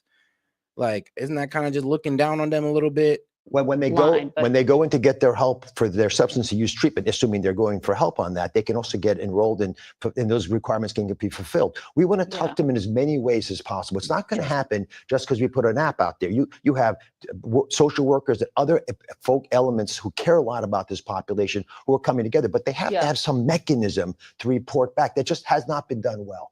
And let's be honest, though, people are saying, well, what about the old ladies and all that? I mean, it's going to be a lot easier for your grandma to sign up on her phone than honestly try to sign up, like go to wherever she needs to go to get the paperwork, or they send the paperwork for her and all this wild stuff. I mean, it's going to be a lot easier to do it through technology. And then those of you who think that everybody's using a landline, old people still use landlines. Majority of old people got a touchscreen phone. I'm gonna be honest with you. Like, trust me, guys, it's not the 90s. And this is incredibly detailed, and that's why we wanted to have you on. I have so many more questions for you on rural hospitals and some of the other criticisms. I have to leave it there for now. But thank you, Dr. Can Oz. I give you 30 seconds on rural hospitals? Because this is important. You have 7% of Medicaid money going to rural hospitals. We're putting $50 billion. The president wants us, the Congress wants us. There are a lot of questions about how you're going to dole that out and whether you have already made promises. Well, they've already allocated about $25 billion. Now they're about to add another 25. So, I mean, they got the first 25 off. Do you have any specifics for us? Yes, it's going to be, they'll get the applications in early September. The money is designed to help you with workforce development, right-sizing the system, and using technology to provide things like telehealth that can change the world. But imagine if we can change the way we think about the delivery of health and make it more about getting people healthy so they can thrive and flourish and be fully present in their own lives and as Americans. Dr. Oz, we'll leave it there. All right, and shout out to Dr. Oz. All right, now, guys, let's get into the EPA director, the guy who's pretty much getting cooked all over the internet for, cutting back regulations. The climate change guys are pretty much having this guy's face all on their dartboards. It's a wild night. But all right, let's get into it. It's called the endangerment finding. It's a landmark scientific determination that planet warming pollution from fossil fuels endangers human health. And since 2009, it's formed the bedrock for the EPA's ability to regulate greenhouse gas emissions. But that's set to all change after the Trump administration announced plans to reverse that ruling, effectively gutting the federal government's ability to combat climate change. Joining me now is EPA Administrator Lee Zeldin, who has been traveling the country in part to promote this move. Mr. Administrator, thank you so much for being here. We really appreciate your time. I do want to start with the fundamental question that's at the heart of all this. I mean, do you accept the overwhelming scientific consensus that these greenhouse gas emissions are the biggest drivers of man-made climate change? First, it's worth pointing out that all 8 or so images that you just posted on the screen have nothing to do with this week's announcement. What was the 2009 endangerment finding had to do with was with regards to mobile sources vehicles. This week's proposal to rescind the 2009. And shout out my man Clyde, sending in €5. Appreciate the support. He says, from outside the U.S., why don't your taxes for your health care? You can afford almost $1 trillion for your military and no universal health care? Crazy. You know, well, honestly, it's the pricing of our health care that's honestly outrageous. So I do agree with you on that. Like, you got to understand, to give out free health care for everybody is going to cost us about $14,000 per person. Now, in places like Australia, where it costs about $6,700 and it's only going to cost you about $29 billion, that's pretty easy to fit that bill. I mean, we could fit that bill any day of the week. But to give a $14,000 limit to every American for their health insurance for the year is going to cost trillions of dollars, trillions and trillions of dollars that I honestly don't believe we have. And we do need to keep our military strong, since we do provide military service to a decent amount of the world. You know, like, come on now, NATO. But I do hear your argument. We can cut in some places and we could get to a universal healthcare system eventually. But honestly, you do have a good point. But I do blame this one on our health. I do believe that the health of most Americans is pretty bad. So this pretty much increases our health costs. So that's also one of the reasons why we won't see universal health care, because we have a bunch of fat asses and unhealthy people who want universal health care. And not unhealthy because of, just some random sickness or genetic illness or anything like that. No, this is just usually due to their bad lifestyle choices.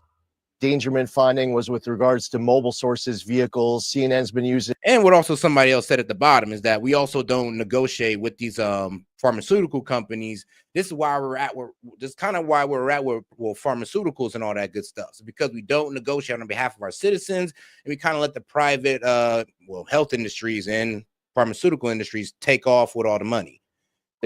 A lot of photos where they show smokestacks of stationary sources like power plants. That's not what we proposed.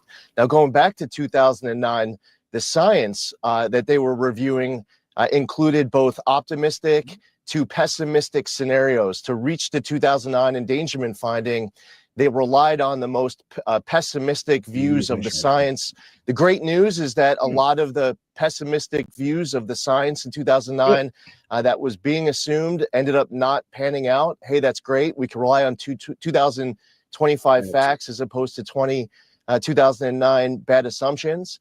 The other thing, too, is that at EPA, we don't just get to creatively make the law whatever we want it to be. The Supreme Court ruled in Loper Bright, overturning the Chevron doctrine, West Virginia versus EPA, Michigan versus EPA, that agencies like the EPA can't just use vague language in statute and try to make it be whatever we want it to be. The major policy doctrine also says that when you're going to reach something like an endangerment. And shout out to our man Monty. We spent $5 trillion a year on healthcare. Go look up how bad the UK's backups for healthcare is.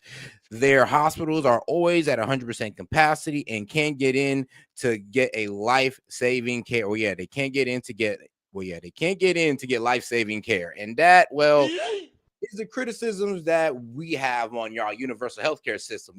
Y'all frame it as perfect because, everybody can get in on it.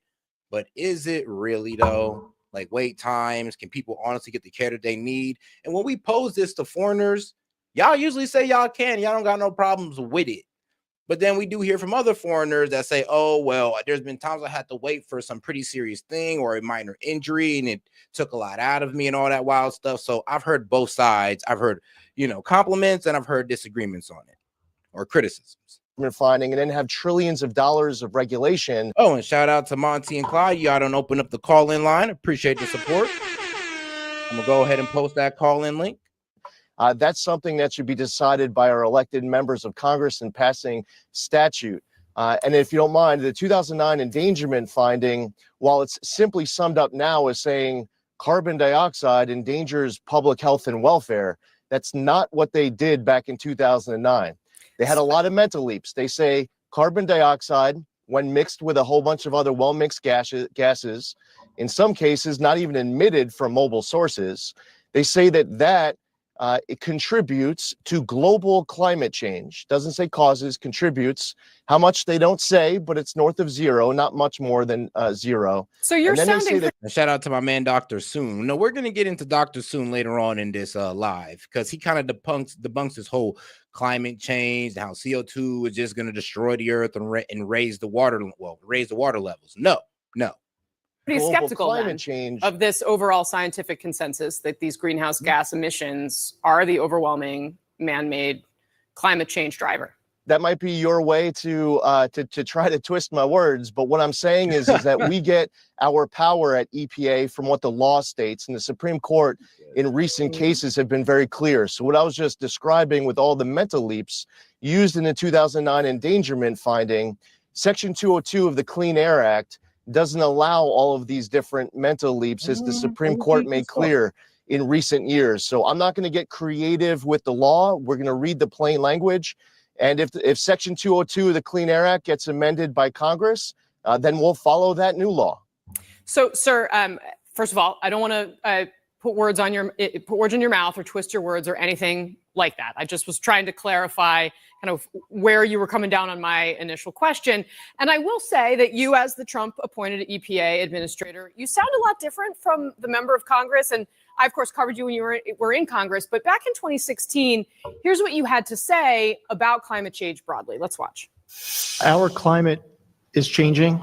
We need to do more to be better stewards of the air, the land, our water. The key is to reduce our reliance on fossil fuels, to become more environmentally friendly and pursue alternatives. I know that's back when he drank the Kool-Aid. Now he's came to the light. Of energy, clean and green energy. Climate change cold. What's changed for you? Nothing. The climate has always been changing. We should not be relying on all of these foreign sources of energy. We should be unleashing energy dominance here in this country. We do it better for our environment than so many other countries do for theirs and for the rest of the world. It's better for our economy, our national security, and our environment. And I'll tell you, over the course of my first 6 months on this job, the announcement that I enjoyed putting out the most was on the 100th day of President Trump's term in office. We released 100 environmental accomplishments that we did in those first 100 days. We're very proud of our historic wildfire cleanup in Los Angeles. We increased the water quality standards in Southeast Pennsylvania and into Delaware along the Delaware River Basin. Just last week, I was in Mexico City announcing an international agreement with Mexico to advance a permanent 100% solution, resolve the Tijuana. Now, let's be real. There's EPA regulations that does promote a good environment, and then there's just some that's unnecessary and stifle business. Like, let's just keep it real on that. And what's going on, Monty? What's up? You ready to get your butt whooped on this AI debate? Why not, man? Let's get into it. All right. So let me get my premise right here. I don't believe AI. I believe that we're putting the carriage before the horse, because it seems like we're progressing more in AI and not really figuring out a way to make sure that the citizens or the people who AI is going to be replacing is secured with like some type of financial backing or some type of way to pursue or will still have some type of meaning in life. So we're not really putting the carriage before the horse. I mean, maybe in terms of the economy, if that's what you mean. But like we've already had robotics and AI in industry for a long time. Like machines have been replacing humans for as long as I can remember. But not at this level, to the point where we got a Tesla robot, we got self-driving cars that could like pretty much destroy an entire industry, and the only people that honestly still profit are the guys at the top. So the guys at the top are going to be the people that own those robots. So the robot is estimated to be between $20,000 and $50,000. That's less than a year of the average American's salary, right? You can buy this robot and it can do your job in a world in which AI is accepted, right? This all contingents on people accepting AI, not being terrified of it, thinking that, Skynet's going active. But Like, so yeah, I get what you're saying, but the problem is, Mhm. though, it still doesn't give security to Americans or really anybody at all, because we get that the rich guys are going to have advantage of it. We get the cost cutting advantage to them, but Mhm. what about us? That's the problem with AI. It does seem like they're advancing AI before they even figure out a question on what to do with us. so I mean, in after the whole thing has been done, what to do with us is we stop working for a living and we go do things that we want to do. But That's when that's does what. that program get like talked about though? Because like I said, we're already on Tesla robots and self-driving cars. We ain't even talked about that subject So yet. That's why I say self-driving we're putting cars. the carriage before the horse, because it's like, okay, Yeah. well, you're definitely putting the advancement of AI and replacing us way before you're thinking about, well, what we're going to do about all these disgruntled Americans or people of the world who's going to get mad that they're not going to profit from them being replaced by AI. So first of all, Tesla right now is the biggest advancer in self-driving cars, and they are that advancer because of all of the people, i.e., people like you and me, that own that vehicle.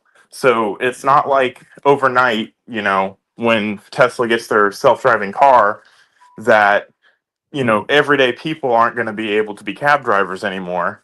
What's going to happen is the people that are cab drivers are going to go out and buy a Model 3 that can do their job for them, and then they're going to buy another one and another one and another one and another one, No, and so on but and so here's the thing, forth. though. No. Like, here's the thing, though. That's what we would hope. See, that's pretty much my idea of integrating the worker with AI. Mhm. That's integration. But if Right. we're talking about Here's complete the AI separation, it would be well, Elon pretty much giving a whole bunch of Teslas self-driving already. These Mhm. guys have no opportunity to even buy a new Tesla so they can get it on it. No, all these Teslas come just self-operating. You don't need Yep. these guys to buy a Tesla. The company just buy all the Teslas, and there you go. Here's the Humans thing: completely left out. the company will have to deal with the competition of the millions and millions of people that already own Teslas. It's not like you can just go out there and say, "All right, they're all going to be self-driving," and oh, you poor consumers, yeah, you're not going to get any access to this. It's already set up that way so that it can go online all at once. Now, And the people that own them already are going to be early. I mean, they're early adopters already, but early adopters in the self-driving world. Um, I mean, I'm an average person. I own 2 Teslas. but here's the thing, though. That's Why 2 have to sources of split income for costs me. with a human that has a Tesla when I can just go ahead and buy an AI-driven Tesla from Tesla in wholesale and just leave out everybody? And now Well, everybody's first of all, jumping in my AI-driven Teslas. Tesla doesn't sell their products wholesale. That's one. 2, again, the market, that like the consumers have already purchased the vehicles. Like, they already have it. So the competition is going to be split up amongst all of the people that already have them. They're going to have a huge head start against companies that want to buy fleets and fleets and fleets of these vehicles. That takes capital, that takes time, that takes, ingenuity and scaling a business based around it, when you're already getting undercut by people that don't need their car, mind you. Like, this is the But why example would that, Uber keep somebody that they have to split payments with over somebody they can just buy an AI car with? Like I said, I'm because okay Uber with has the to buy those integration, cars. Right. So Uber's whole business model but is based over off of, time, though, it's going to pay for itself. no. So it will over time. Again, Uber is behind the time, right? So how many? So So you tell me there's enough people that's willing to just turn their Tesla and do Uber driving when I don't think most Tesla drivers are doing that. Actually, it's I not don't a think most Uber drivers have a Tesla. Actually, you'd be surprised. Most Uber drivers actually do have a Tesla. Nah, That's come on, Monty. no, Most seriously. Uber You drivers get do not have a Tesla. yes, There's no yes, they way. do. Go All right, like there's in not way we these statistically prove that. There's no way, dog. Most first. Tesla drive, most you tell me most Uber drivers or ride shares have a Tesla. At least a Model 3 or a Model Y. That is the most common Uber vehicle, actually. I Because don't know about that, yeah, but it is that's a fact of the market right now. The reason for that is because early along when Uber was rolling out electric vehicles, you could actually get a higher premium for your fares if you had an EV. Like you get like an extra $1 or something per ride. That's already in that. But I'm going off of what you just said. Why would Uber profit share with anybody? Uber might not want to profit share. Uber might want to go and buy a whole bunch of self-driving cars and do it themselves. However, again, the key word is buy. Uber's business model has been you bring the car, you bring the work, you bring the knowledge of the routes and everything, and then we'll just give you the customers. Uber has no control over that side of the market right now because they did not stake their investments to begin with. And so here's where it gets better. So Uber, let's say Uber somehow comes up with the trillions of dollars that it would require to compete on a national stage with everybody that owns just a Tesla, because there's other types of self-driving cars. But let's just say that they put that investment in. They're already 5 years behind everybody else that's already done it, right? Can you hear me? You're muted. I can't hear you.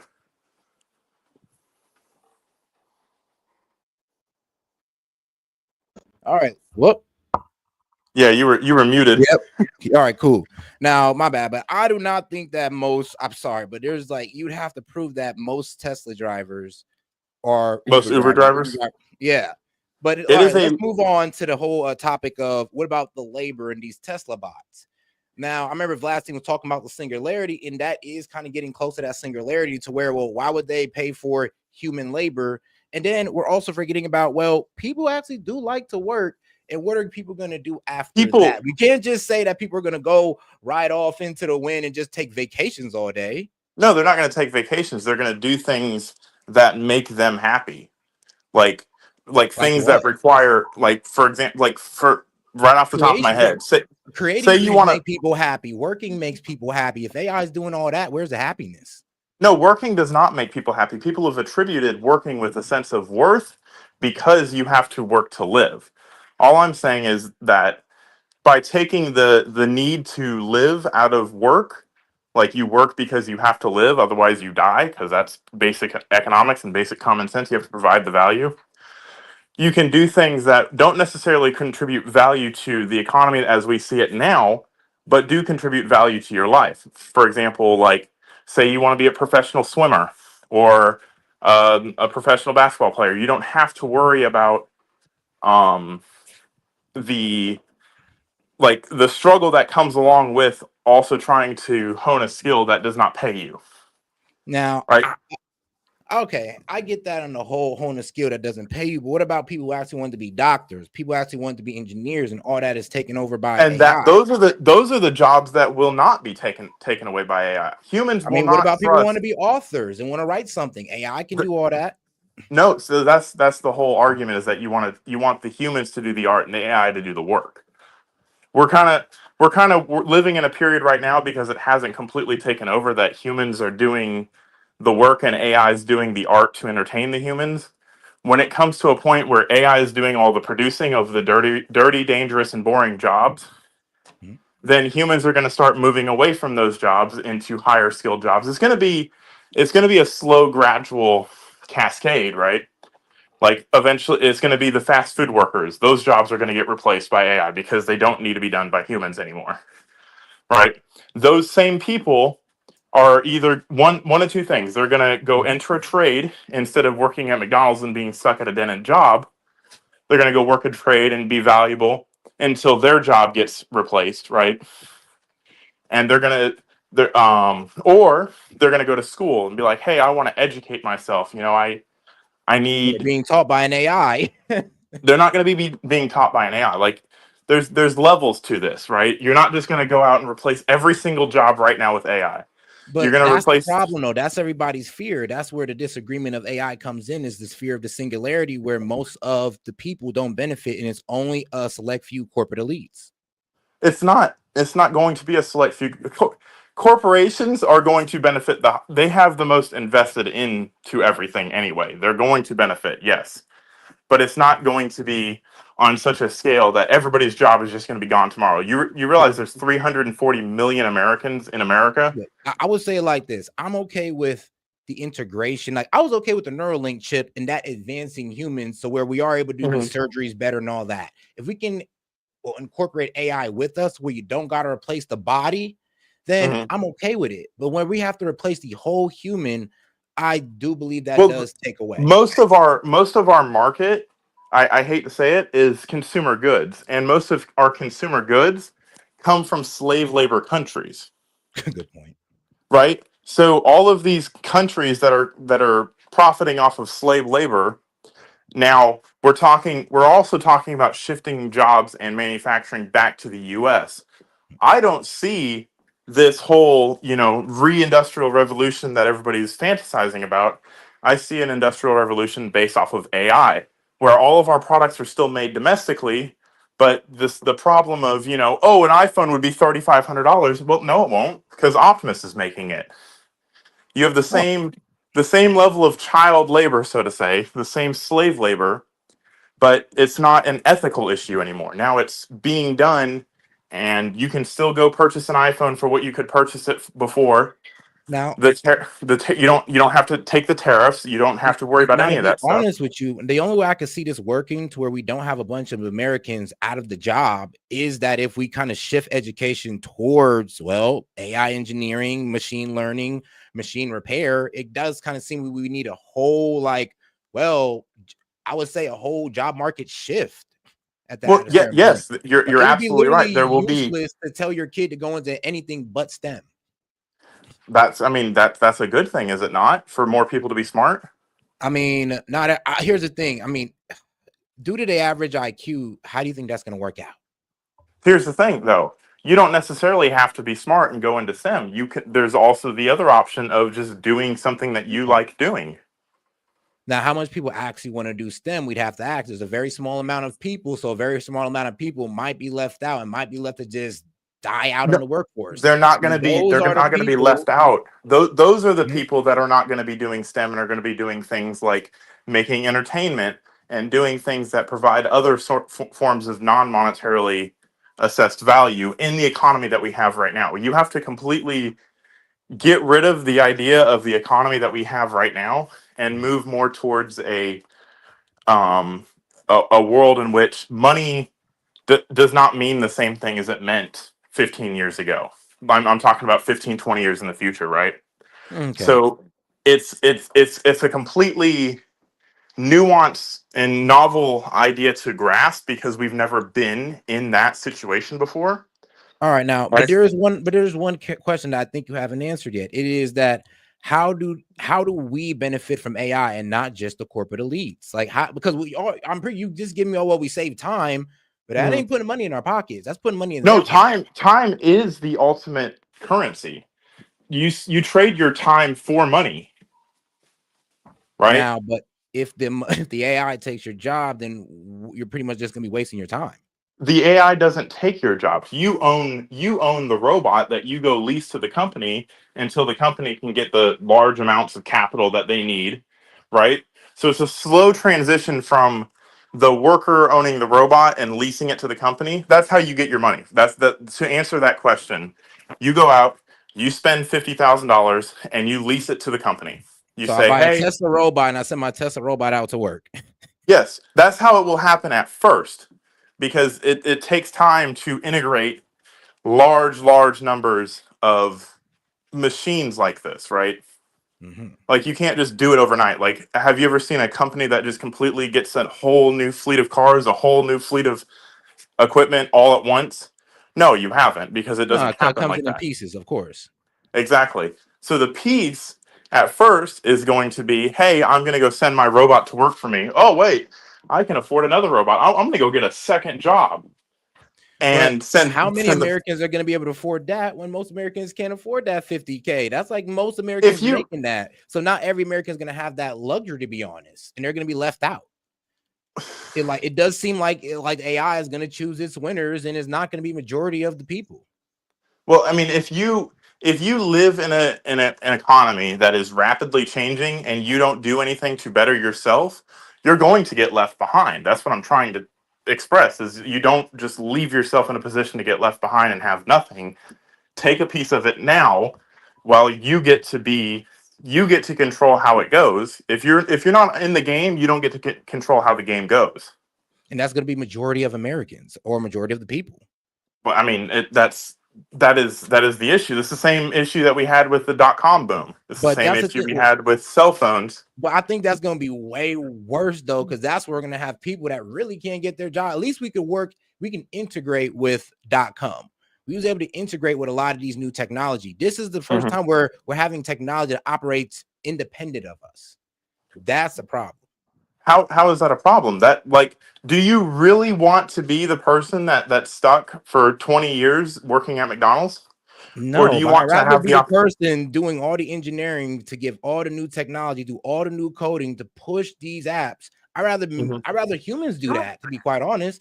I get that this makes it really easy with AI, but that does, like, what's the point of going to school? What's the point of going through the boot camp if I could just hop on Chat GPT, go to an interviewer and be Because like, you look, still this have is my to work. you still have to learn interpersonal communication. You still have to learn how to be a human. Like, I mean, you're not just born with that innate ability to be social and to understand nuances and stuff. Like, Monty, you they're still sending emails that sound human to bosses, to that doesn't CEOs. right. That's misuse of AI right now. That is a world in which we don't have this structure built into it. We're not in that world right now. So all you're seeing is AI that's being used, like, it's stagnant and it does not have its full potential to be able to be used.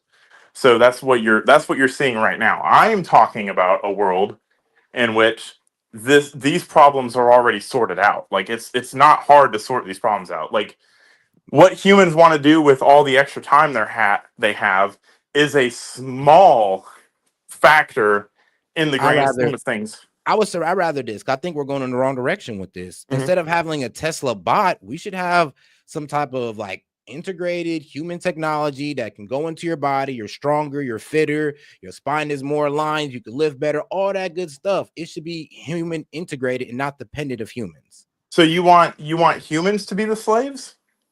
I'd rather be integrated with AI bots that allow us to do more fantastic things that can push us into more of those STEM jobs. Right. So the jobs that are initially going to be taken away are not going to be jobs. It's going to be the oh, we're getting rid of all these Mexicans. Who's going to pick our fruit? That's going to be the first job. And I don't want to make such a moralistic, argument, but I mean, then what's the purpose at that point of life? I mean, I just gave it to you. Like, to go again, out. you Here's the have thing: to. like, without no struggle, what is life then at that point? You can create struggle for yourself. You can create obstacles to get over. What Like, do you mean? No, I don't. Like, if I got to struggle to do this art project and if I don't make it out, I don't get the 50K, or I could just, it's all good. AI done run everything. I get money regardless. What do I really need to finish this for?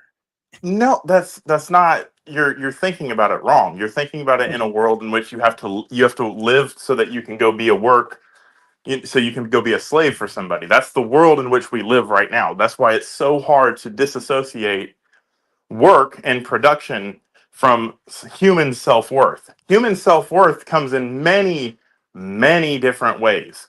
Whatever makes you feel successful is what you get to be the determining factor in that. And I guarantee you, someone working at Taco Bell is not that's not their pinnacle potential. Of course. But what would be the point of reaching his pinnacle potential if all the jobs he wanted to do is now ran by AI? Because those are the jobs that waste our time. No, whoa, not all way. I mean, coding. I get it. No, Yeah. coding. No. Coding is one of those jobs that you would go aspire to do. I But mean, until why would until they you do it don't, if AI could do it? And there's a whole bunch. And I mean, you kind of because get you where I'm still have getting to here. What's the point of you still have to inspiring to be do stuff if you if still you have to got have AI the right there? idea.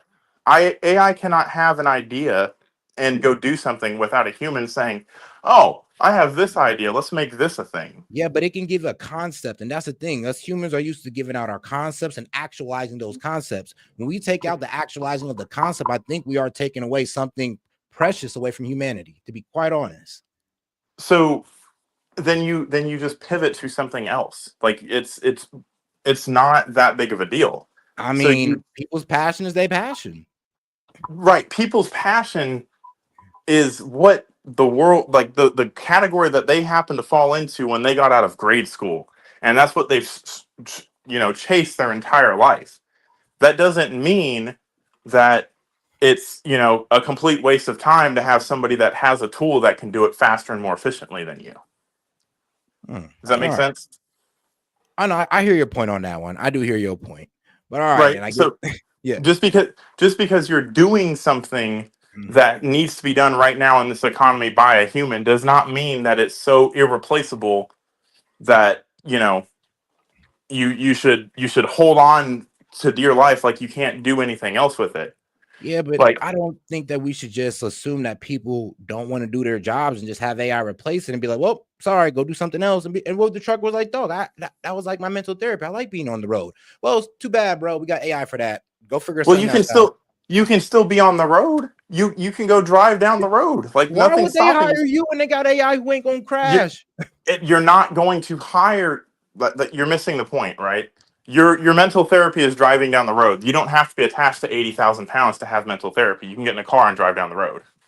I mean, come on now. This is people who like driving. You gotta understand that. Right, they like driving, so get in a car and go drive. You don't have to be driving an 18-wheeler to get your mental therapy. I mean, hey, now, but to get money, to have some type of purpose, to get out the house. And I that's my mean, that's my second point in all this.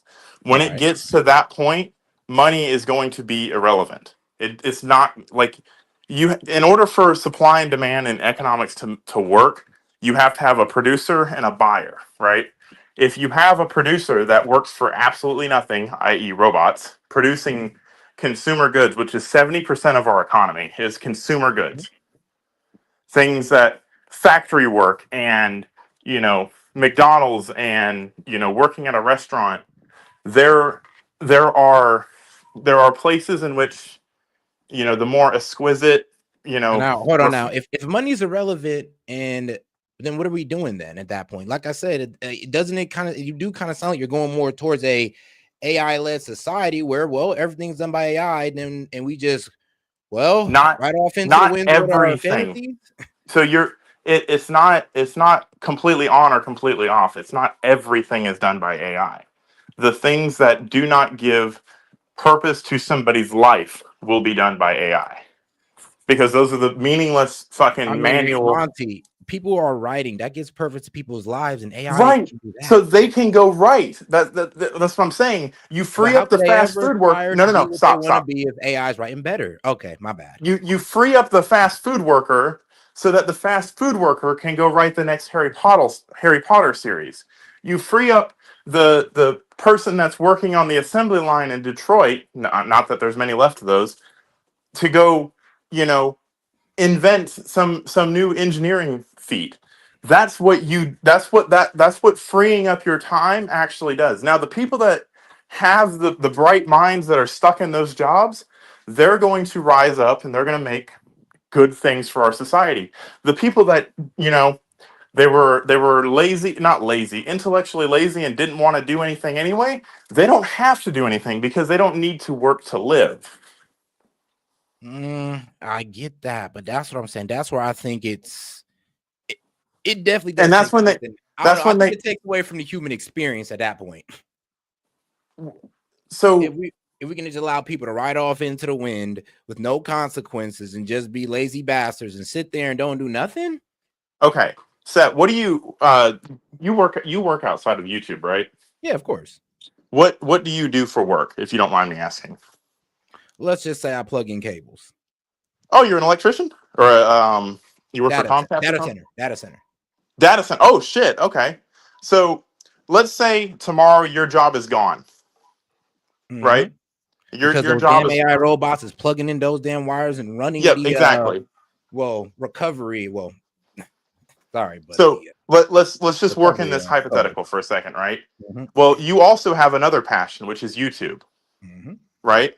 Yeah. Now all of your time, because you're not stuck working for a living, because also the good with the bad is, yeah, you don't have that job anymore because a robot's doing it, but you also don't have to worry about paying for your groceries because why? A robot's picking the fruit. There's no human labor that goes into any of that. But I So feel like you that's gonna dull your mind. Like it's already doing now. Like AI is already making people stupid already. They're all like, don't you think I'm be missing out on social life? Two, I'm be missing out on interacting with these things. Like I won't even but recommend. Let's say that AI decides to lie to me about this stuff, and because I've just been so far away from it, now what? So like I said, AI doesn't decide to lie about things. That's a very, very common misconception about AI. AI does not do anything unless it's prompted, right? I It does. mean, it could be pretty biased. But It if you're it can. talking about the But building of code and you're all that, okay, I yeah. will give you that one. You're talking about a language learning model that's programmed to have opinions. I'm talking about actual artificial intelligence and algorithms that do things and robots that do things. Now, let's go back to the example. Your job is gone. Now you can focus as much time as you want on YouTube. Say you don't want to work, mid shift. You want to wake up in the morning like everybody else. Now Yeah, but you what makes me this YouTuber is my life that I live outside of it, though. Like this, how I bring the human experience that I live, that other people yeah. live, and like this, how Well, I can like relate to the people. If I'm just inside all day, how can I relate to you guys? You're not going to just stream for 24 hours. You're going to go out and do things, decide that you want to go out and fucking ride go-karts for the afternoon or do whatever for the afternoon. That is what the world in which you'll live in, not oh shit, I have to go to work. I wanted to spend, 3 hours chopping together videos and getting them ready for the stream tonight, but I don't have that time. That's what getting your time back means. It doesn't mean you just go and, well, I got nothing to do. I'm just going to sit on the couch and fucking wait until my other hobby pops up. You're going to spend your time because humans are naturally curious and naturally want to do things, right? Yeah, but I think that's the whole part of the human experience is you working and earning back your time. This is where I think that AI is going to create a lot of lazy and self-entitled people at the end of the day. I honestly don't think it's going to be even good for human character. I mean, the character can be developed. We have put a lot of emphasis on, oh, if you don't work hard and don't bust your ass and don't, have heart disease because you worry yourself to death your whole life, you don't have good character. You can have good character and not have to bust your knuckles on fucking everyday tasks, right? You can know how to do these things and be self-sufficient. You can choose to be that way, right? But that doesn't mean that your character is somehow eroded. Like that's like saying, unless you work on an oil rig, you don't know what real work is. But that argument is old and tired, and it there's many different ways to exude confidence and exude, self-worth other than clocking in every Monday and going to, 40 hours of hell. Now, okay, I can agree with you on that one, but like I said, though, you still really haven't answered the finance of AI and how we're not going to just get tossed in the back there, and how we're because, like I said, you keep saying that. All right, well, everybody will go towards more skilled work, which means we still have the work, and everybody won't just be able to run off into the sunset and not do anything. They're still going to have to do something at first. And then you haven't really explained how money would become useless. So money becomes useless again because, like I said, if there's no one buying things, like if everybody that's producing things gets replaced by robots, right? Let's just say every job, for example, every job that we know and how of do that you you earn can money if you're just out there living your exactly. life? Like, what's going on? So why do you need money? To purchase things, to have a Right. lifestyle. Okay. So who sets the price of things? Usually The person selling it. Right? So if there's nobody that can afford to buy anything, like every job, any way to produce money has been taken away from you. How do you get money to go buy things? I'm sorry, rephrase that. I'm sorry, say that one again. So if every opportunity you have to make quote unquote money or currency is taken away from you, what have you just done? You've just taken it so that no one can buy anything anymore. Right? So at that point, money is worthless. That's what I mean by money is worthless, because you need supply and demand for an economy to keep going cyclically. So wouldn't that pretty much destroy what we're kind of running on now? Yes, it will. That's my point. You have to completely absolve yourself of that way of thinking, because that's the direction it's going in. Then wouldn't that be a net negative? No, that would not be a net negative. All that means is that money is not attached to your value anymore. Humans do not need to create value unless they want to create value, but still can get value out of society, because there's nothing that dictates, oh, you didn't put enough work in, so you don't get to eat this year. I hear you on that one. I can hear you on that one. It's just I'm still not kind of seeing where, okay, so if money becomes useless, then what are we doing here? Like, what's going on? We don't have not everything revolves around money. Not everything revolves. I mean, I think to set up AI, we need money. So I mean, when does that branch off? So it branches off when most of the quote unquote production, the 70% of consumer goods that's being produced, gets replaced by AI. That's when money no longer matters. Consumer goods, i.e., things that you go and buy. That's when. Okay, so we're just pretty much gonna be walking into the store because AI runs, and we're just gonna be filling up the carts. Yeah, you say, all right, what do I want for this week? Or you don't even walk into the store, because that takes time from you. The AI self-driving car with the AI robot comes and brings your groceries to you. Or you don't even subscribe to that. You just go out and you garden because you have all this fucking time now, and you sustain yourself. Monty, you ever seen the movie WALL-E? Yes, I've seen WALL-E. That's exactly what this sounds like. I'll be honest with you. That's because that's what I'm imagining right now. So maybe I'm that's imagining all that humans can imagine, because that's all our media has put into it. Like, have you ever heard the maybe example they was cooking with that though? No, they weren't. That's a horrible. That takes all of the motivation to do anything away. That's saying that's the argument that I'm trying to get you away from, is that humans are not just going to sit on their fucking hover chair and be lazy and stay on their phone all day, because it's either that or we don't have enough jobs and they just try to overthrow the government or the AI. You don't need jobs. At that point, you do not need jobs. You have a job is going to be what you decide it is. So if it's, I want to be a world-renowned chess player and I'm going to put all my time and energy into playing chess, that you can obviously do other things, right? You don't just have to be like a Chinese kid and from the age of 4 you're going to be a talented kid. You can do whatever the hell you want, because it does not matter. All that matters now is competition of ideas. Does that make sense? Yeah, I hear you on that one. It's just that the whole, like, where does our competition of ideas come in if we let AI get too far? So you don't let it get too far. You let it do the things that you don't want to do. All right. Well, then I'm gonna be real with you. We are gonna have to regulate AI in some way, shape, or form. We can't let it reach that singularity then. No, you can't. Okay. I don't think we should let AI reach the singularity of where money is useless then. Why not? I don't think we have a good. That's where we're getting into the world of WALL-E. Honestly, that's where, like, what are we honestly doing? We're just sitting around taking in information, not producing anything. It's like we literally stop creating. And you don't stop. No. There's a different. Hey, Set. So there's a difference between producing and creating. People create things that need to be produced.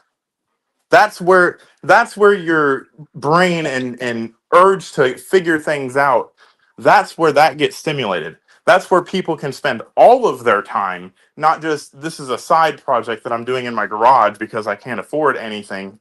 This is, go get anything you want to do to run your experiments, to run your thoughts, and Now you've created something. Okay, boom, everybody should have this. Okay, AI, go produce this 1,000 fucking times and see if this is something people want, right? Those people will still exist, and that's going to be their thing. That's going to be what they want to do. They're going to naturally fall into that. All right. Not So, because they have to, but because they want to. And when you do something because you want to do it, not because you have to do it, you do it 1,000 times better. I don't know about that one, but I guess What do you we're gonna mean? have. I just don't know, Monty. I don't know. Okay. I just can't see it. Have you? Okay. Perfect example. Do you like a nice car, like a nice clean car? Of course. Okay. So when you were a kid, and your parents told you to go clean your room, what did you do? You went and go clean. You did your room so that you could get your parents okay, so that you could go do what you actually wanted to do. But now, as an adult, you want a nice clean car, so you're going to go out and you're going to spend your time and make it right, not just half-ass it because you have to do it. You're wanting to do it, right? All right. Now hold on, Monty. Hold on here. I want you to take it from like this. How would a young man survive in this new AI world? How would he achieve excellency if everything is being done by AI? If all the Not things that he everything. had to Okay. work for is Production low-key being is like done. Production. You're going from what I'm saying about production, production and is you're also applying. creativity, though. No, it's not. People can find Creation. creative ways to be productive. It's the whole thing of the supply chain management. So you create something that needs to be produced. Those are two different definitions. Your idea and your imagination creates the things that need to be produced. And also creates the structure on how to produce things. Yeah, you can. I mean, how it gets produced too is another like logistical thing. You would have to take that on as a responsibility of someone that wants to create something, but you're going to want to figure out how to do it anyway because you want to do it, not because you have to do it. Again. Okay. Well, look, I hear you on the whole. You like the guy's gonna go out there and do what they want to do, but here's the thing: we haven't tested that drive with AI. To be honest with you, just like the first generation of kids, we're gonna see if what you're saying is gonna happen. If they're gonna have that drive to push further. I mean, without AI, we're the generation that got to AI. We're the ones who's really pushing it forward. So this is where our ingenuity, this is where our machine learning and our sitting down and not having AI, this is where this got us to. Who knows how this is going to affect the next generation? We naturally create things that can eventually do our jobs for us. We create easier ways to do things. That's what humans do. Why do we create easier ways to do things? Because we want to get to doing what we actually want to do. Now that you've created the way to do all of the things so you can do all of the things you want to do, now you've reached the point in which society will grow, like the knowledge of society will grow exponentially as fast. Because the person, oh, that was always a smart kid, but he never really amounted to anything, that will never exist again. I don't know. I think it will. I mean, why wouldn't it? I mean, the smart kid, what is he going to amount to? He's going to be the next person that creates fucking nuclear fission, or sorry, cold fusion. I mean, AI is already running those calculations. They might get it before him. They might, but there's always another problem to be solved, right? And now, if you're just not that person and you don't have the drive to go solve complex problems, you don't have to go solve those complex problems. I'm not saying everybody's going to be a fucking bunch of eggheads and running calculations all day long. It's going to be, you have to think of it like I don't know. I feel like we're literally trying to take the purpose out of people's lives. We got them go sitting home and they can't advance. Let's say that, all right, we found a way to kind of make money useless. These guys are sitting at home drugging and drinking because they ain't got nothing to do. So there's always that's the thing. So what's the biggest inhibition on going to do something? Usually money. Exactly. So now I have this idea. Maybe I'm high as shit, because I'm completely worthless and have just let AI run everything, right? Well, let's say in my drunken stupor, I'm like, you know what? I'd really love to create this thing. Well, money's not stopping me from doing it anymore. And I'm going to go put time and effort and something because I have nothing but time, right? You have nothing. You Yeah, have nothing but but time in this scenario. I don't So, also think that it plays into human nature. Let's be brutal about human nature, guy. I mean, Mhm. we like hierarchy, and AI would probably take out this hierarchy. It is kind of like a socialist idea where everybody's equal, and AI, yeah. without integration, without of having some type of independent way to make ourselves better than the next guy who isn't willing to work hard, this will Okay. take purpose away from a lot of people. So if you need a hierarchy to define your purpose, then you're going to be like I mean, I don't think that that's what drives your purpose. I think what I drives your mean, purpose is living right now. throughout time, it's always been about a hierarchy. Is like that guy being the best, better than the next guy. Right, exactly. So that guy being the best can apply to anything now. Anything. That guy being the best, insert it to any situation. I'm going to be the best at fucking underwater basket weaving. Cool. That's what drives people. You just said that, right? The desire to be better than somebody else. There's still going to be people that are better than other people, but they're going to spend their whole life trying to be good at that thing, whatever that thing is. It doesn't have to be, you know, a star mathematician that can figure out string theory. It could be someone that just is really good at fucking putting Legos together, or really good at painting, or really good at fucking mowing grass for whatever fucking reason. I don't know. I don't know. I think the main problem with your AI argument is hard to conceptualize It what the is. economy will look like, Because or we've what will never no money lived in a network. world like that. We're It, on the premises of living in a world like that, and we never have. That's the same reason that when you go to sleep and you dream, and in your dream you're falling and you never die because your brain can't conceptualize it because it's never happened to you. This has never happened in all of human existence, so all of our wiring is like, this doesn't make any fucking sense. This can't happen. It absolutely can happen when you have sustainable abundance, i.e., there's abundance for everybody, because no human, like, the scarcity on everything is based off of how much humans go work to go extract value. If humans aren't extracting the value and robots are going to extract the value, then you have sustainable abundance.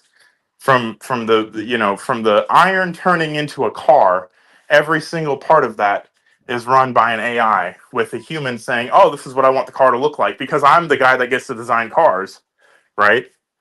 I mean, possibly. Yeah, Yeah. that you get rid of a world in which you have workers and you have more innovators.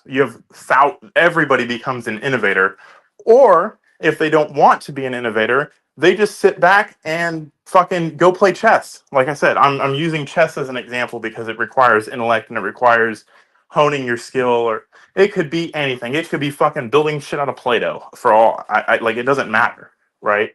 You're going to create niches in the world in which people go do things that they want to do, because they don't have to worry about, if I don't do good, I'm going to die because I'm not going to be able to eat. Yeah, I don't know. I think that's one of the beautiful things about life, to be quite honest with you. You know, Buddha did say we have to suffer, and that's the only way to truly experience life. But that is outside of the argument. To make a more logical argument. Yeah. That's what our religion, that's what our whole value system is being structured around right now, because we cannot imagine a world in which, like, the consequences of not being great is starvation. And maybe that's for a reason, but we'll go ahead and leave it off on that one, Yeah. Monty. Like, I ain't gonna lie, that was definitely a good one. We done went at it for at least a good hour. Oh, we did? Oh, shoot. Yeah. Whole hour. I've been trying to nail you down on this one. I like, just do me a favor. Think about it. Think about a world in which there is no competition for resources, but there's now competition for greatness. All right, I'll give it some thought. I'll run it through some simulation scenarios here, because I don't know if we can make it a way where it just doesn't doom humanity, or it just doesn't leave humanity out there on a limb, like, oh well, we have all these AI jobs and you guys are off there to the side. Oh well, then I can get down with it. That's what I want to avoid, is us becoming slaves to mega corporations. I want to make them make the people that are billionaires and trillionaires worthless. That's what I'm going for. And I would think that most liberals would agree with that. Eat the rich, fuck them, right? Take their But the problem with ability. that is that we're not sure if it's going to eat the rich. I mean, that may be how the rich eats us. Right, but as we are the populace, we outnumber these people, and this is the only fair fight we're ever going to see in our lifetimes. All right. Well, all right, now let's get back to the EPA arguments here on the climate change. I did want to get into this climate change topic, and I do have this one doctor, shout out this man, Dr. Soon, on debunking this whole climate change agenda. But first, let's get into the EPA director. It's called the endangerment finding. It's a landmark scientific determination that planet warming pollution from fossil fuels endangers human health. And since 2009, it's formed the bedrock for the EPA's ability to regulate greenhouse gas emissions. But that's set to all change after the Trump administration announced plans to reverse that ruling, effectively gutting the federal government's ability to combat climate change. Joining me now is EPA Administrator Lee Zeldin, who has been traveling the country in part to promote this move. Mr. Administrator, thank you so much for being here. We really appreciate your time. I do want to start with the fundamental question that's at the heart of all this.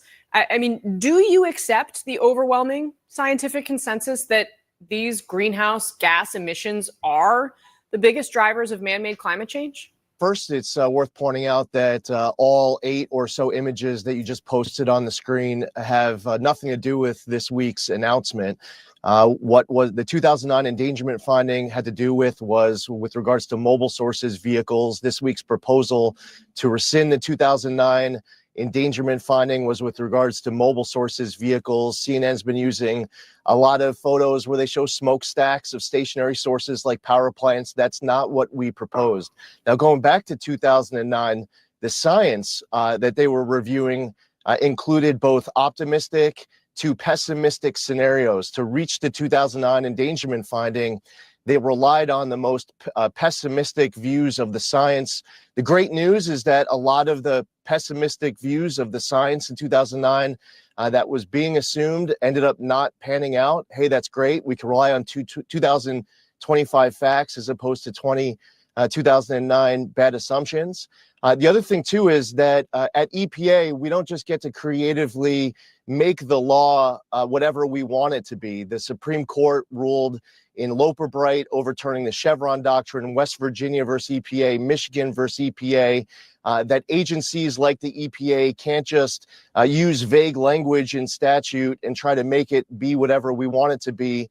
The major policy doctrine also says that when you're going to reach something like an endangerment finding and then have trillions of dollars of regulation, that's something that should be decided by our elected members of Congress in passing statute. And if you don't mind, the 2009 endangerment finding, while it's simply summed up now as saying carbon dioxide endangers public health and welfare, that's not what they did back in 2009. They had a lot of mental leaps. They say carbon dioxide, when mixed with a whole bunch of other well-mixed gases, in some cases not even emitted from mobile sources, they say that it contributes to global climate change. Doesn't say causes, contributes. How much they don't say, but it's north of zero, not much more than zero. So you're sounding pretty skeptical climate change of this overall scientific consensus that these greenhouse gas emissions are the overwhelming man-made climate change driver. That might be your way to try to twist my words, but what I'm saying is that we get our power at EPA from what the law states, and the Supreme Court in recent cases have been very clear. So what I was just describing with all the mental leaps used in the 2009 endangerment finding, Section 202 of the Clean Air Act doesn't allow all of these different mental leaps, as the Supreme Court made clear in recent years. So I'm not going to get creative. So this is the same argument that's being made about the ATF right now. Is the EPA enforces laws that exist. They do not go and interpret a law to create another proxy law and then prosecute based off of that. That's what we're trying to get. That's what we mean by like smaller government and not giving control to bureaucrats that aren't elected. But that's what the EPA has run away with. It's one of the bigger offenders, but so is the ATF. They create laws by proxy by citing other laws and interpreting them. I mean, yeah, and also having their own little agenda to run away with. Yeah, and, exactly. Well, here's the thing: I guess they have the science to back it up as well. No, they don't have the science. They're in an echo chamber. Yeah, I mean, exactly. That's the problem. Creative with the law. We're going to read the plain language. And if Section 202 of the Clean Air Act gets amended by Congress, then we'll follow that new law. So, sir, first of all, I don't want to put words in your mouth or twist your words or anything like that. I just was trying to clarify kind of where you were coming down on my initial question. And I will say that you, as the Trump appointed EPA administrator, you sound a lot different from the member of Congress. And I, of course, covered you when you were in Congress. But back in 2016, here's what you had to say about climate change broadly. Let's watch. Our climate is changing. We need to do more to be better stewards of the air, the land, our water. The key is to reduce our reliance on fossil fuels, to become more environmentally friendly and pursue alternative energy, clean and green energy. What's changed for you? Nothing. The climate has always been changing. We should not be relying on all of these foreign sources of energy. We should be unleashing energy dominance here in this country. We do it better for our environment that so many other countries do for theirs and for the rest of the world. It's better for our economy, our national security, and our environment. And I'll tell you, over the course of my first 6 months on this job, the announcement that I enjoyed putting out the most was on the 100th day of President Trump's term in office. We released 100 environmental accomplishments that we did in those first 100 days. We're very proud of our historic wildfire cleanup in Los Angeles. We increased water quality standards in Southeast Pennsylvania and into Delaware along the Delaware River Basin. Just last week, I was in Mexico City announcing an international agreement with Mexico to advance a permanent 100% solution to resolve the Tijuana River raw sewage crisis that's been plaguing millions of Southern California residents for decades. And that is a pace that motivates us to keep up. We are very proud of all of the accomplishments. Raw sewage. Think about this. These are the issues that we can leave to AI to solve. Things like that.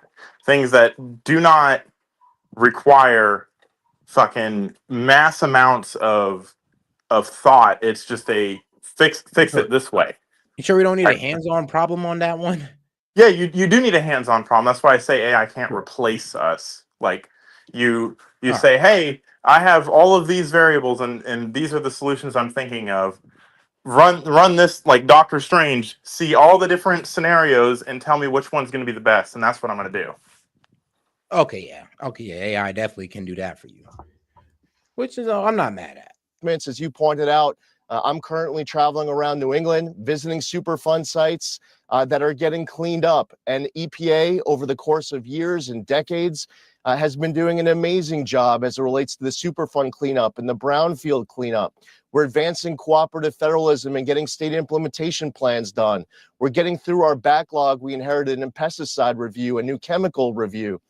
There are amazing, dedicated employees at this agency all across this entire country doing important work, and we're very proud of that work, and we're going to continue to keep that pace up.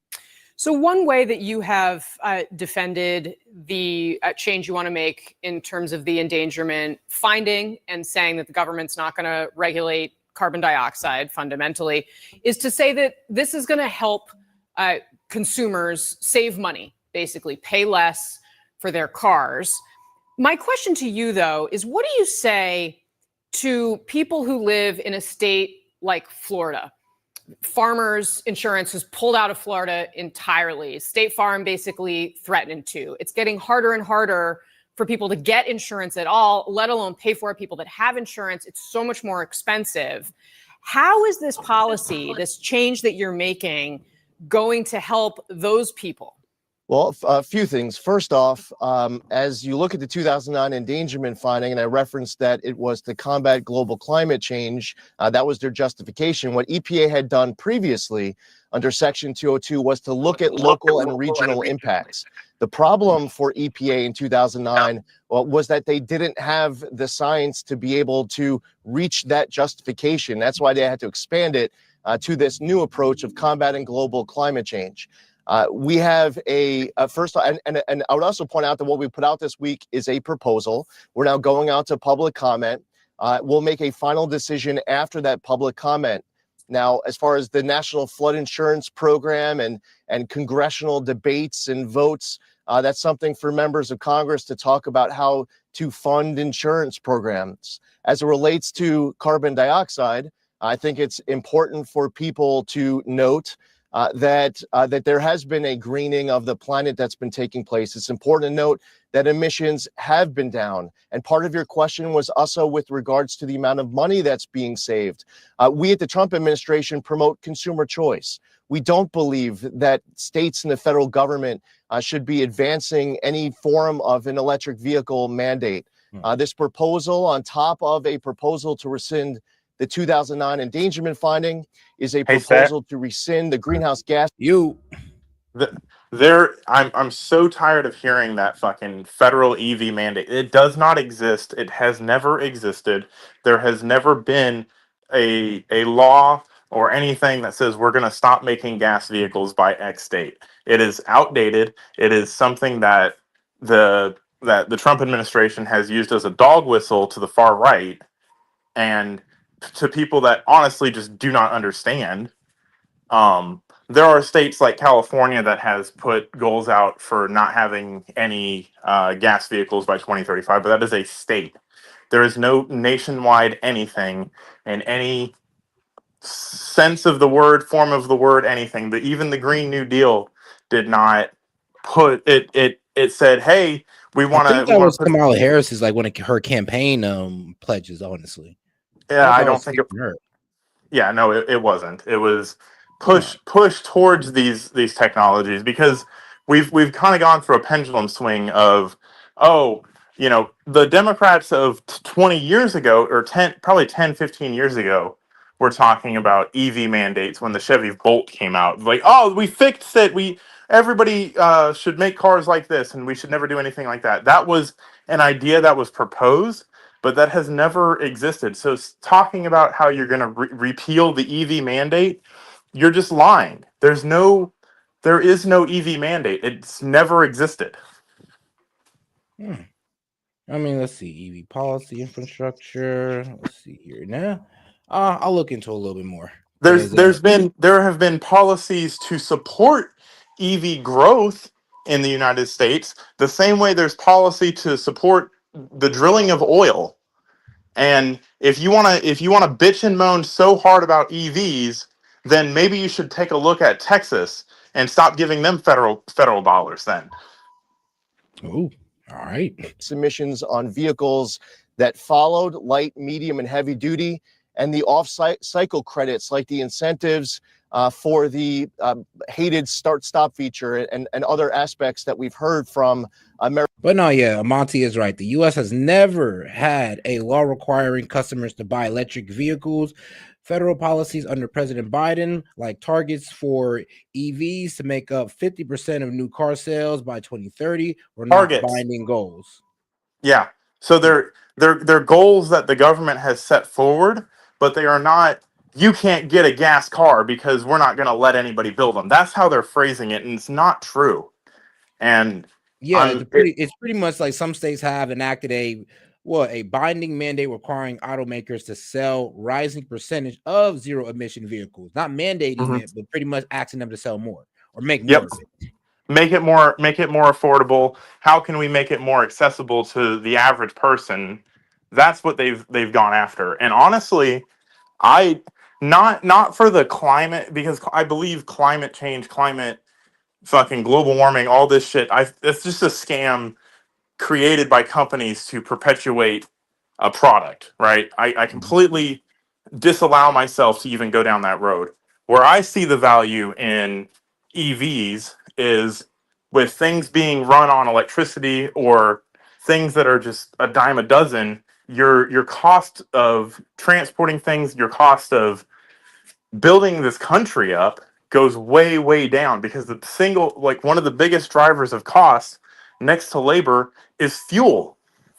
I mean, now you look, you're not wrong. I'll give you that one. I like the explanation on that. So, and by the way, shout out Monty. Americans from across this country. So there's a lot that goes into it.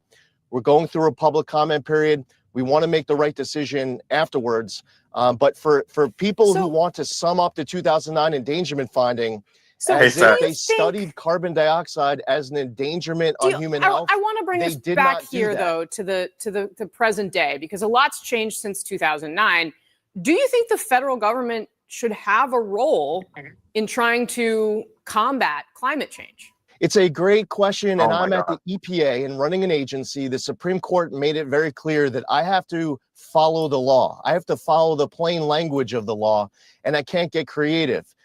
I don't get to just make up the law. Just because a predecessor decided to fill in vague language in the law to do many mental leaps to try to justify an electric vehicle mandate and trillions of dollars of regulation to strangulate out of existence entire sectors of our energy economy. You were posting earlier a whole bunch of photos of stationary sources.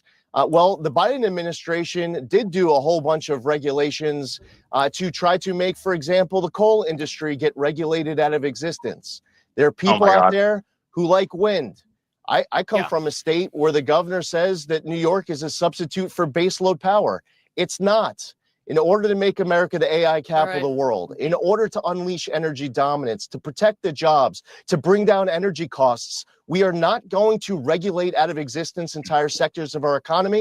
I'm weak. He's shout out man joining in the scenery. He says just like DEI goals equals word salad / mandates retarded. It's not a mandate. DEI was a mandate. You had to reach these goals, otherwise you risked federal funding. It's not semantics to say that there is no law, so you can't say that there's a law. That's not semantics. There is no state in the United States, continental or Alaska or Hawaii, in which you cannot buy a gas vehicle. So stop with that. You're wrong. You're making your argument look dumb in front of the national stage. You're wrong. You're absolutely wrong. It does not exist. And argue the point that the technology is not ready yet. Argue the point that, if you disagree with the subsidies, argue against those.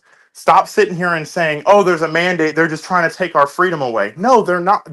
The Democrats, yes, are. But EV adoption is on the rise in the United States from the left and the right. So it's not an idea that, oh, you're just getting your options taken away from you. You have the option to go out and buy an F-150. You also have the option to go out and buy a Rivian.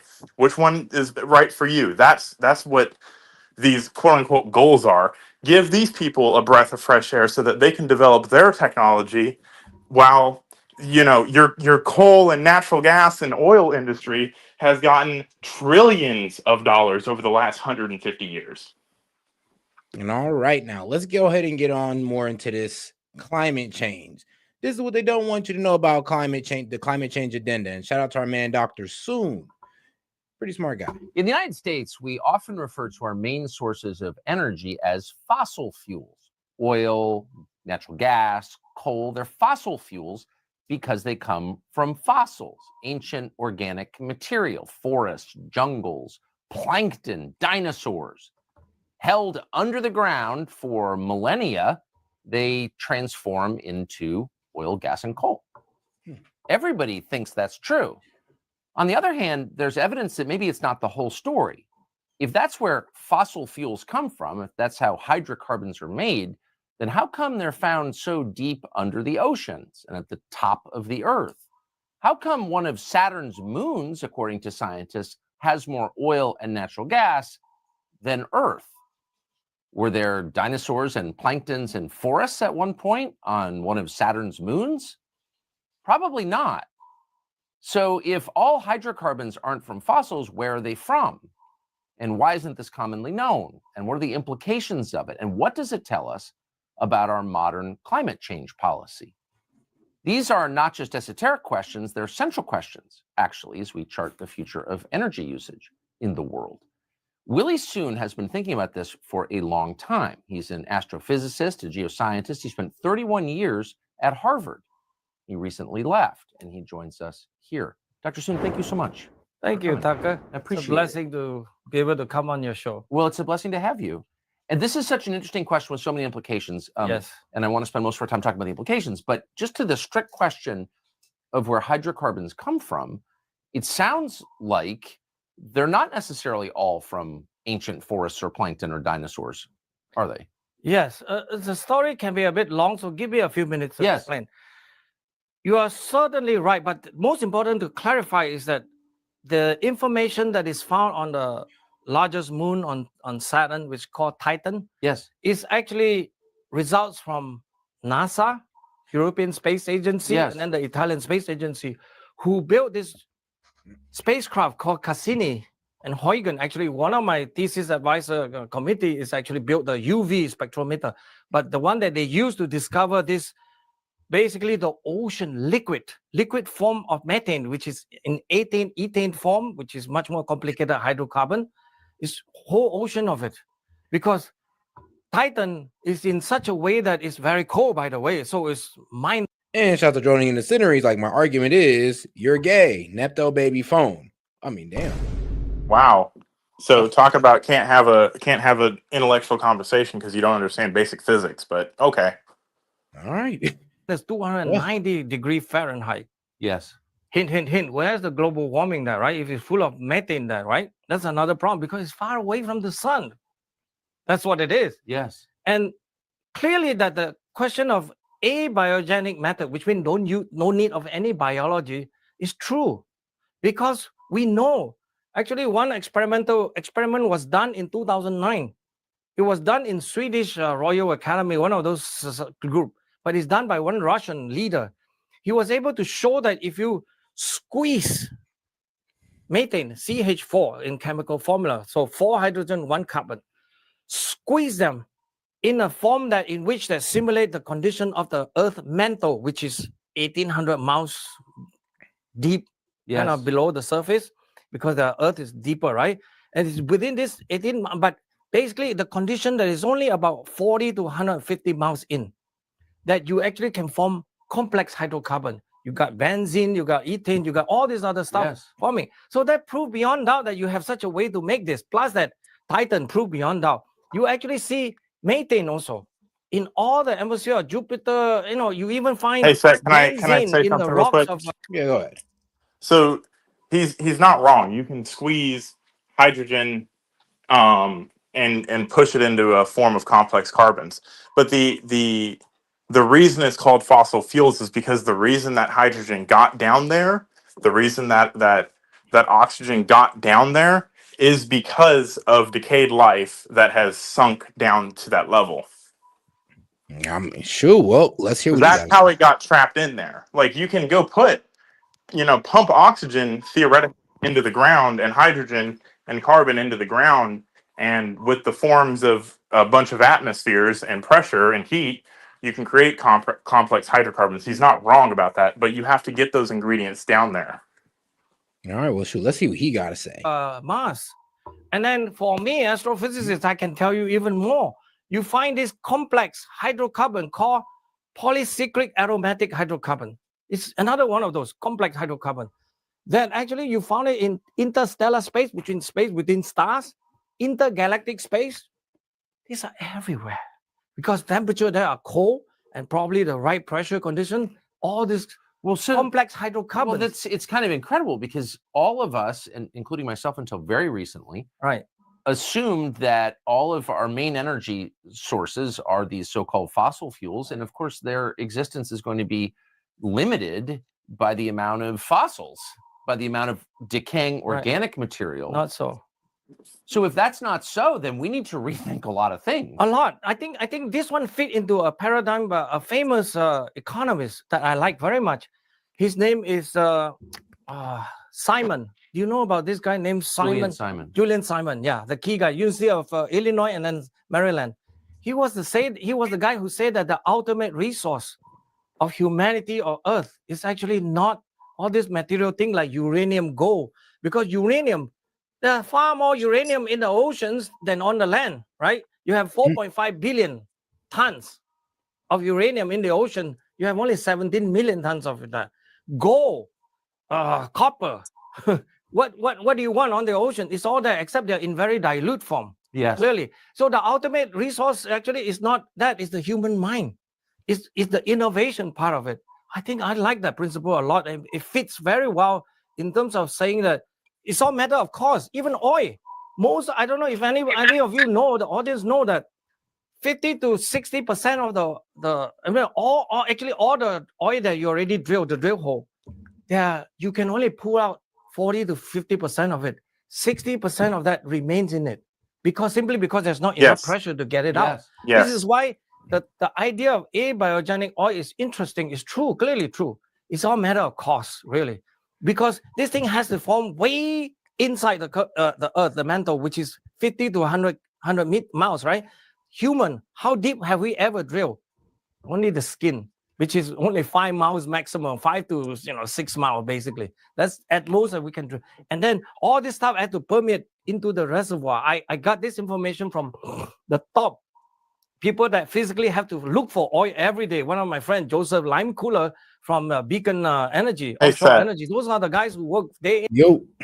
So if the argument is you can extract more oil and it's just a matter of cost, that's the same argument for wind, the same argument for solar, the same argument for hydroelectric. You can extract more, it's just a matter of cost. So why it baffles me that people can have such this, like they're willing to go down deeper and deeper and deeper and work harder and harder and harder to get energy that is not as efficient as like per unit stored, that is not as efficient, and we're just supposed to just take this as, oh, I'm not arguing that the oil is not there. I know it's there because, like he just explained, we can't get it all out because of the pressure. Like the only reason we get oil out is because when we suck it out, it creates pressure and pushes it up to the top. And with some pumps and some like stuff like that. So if your argument is, oh, if we just invest a little bit more into something that we cannot figure out where it's coming from, we know where the sun comes from. Enough sun hits our planet in 5 hours to power it for a year. I think it goes kind of with what was it, like how oil is more of a more productive energy, like with like how a gas car can drive farther than a Tesla. That's so.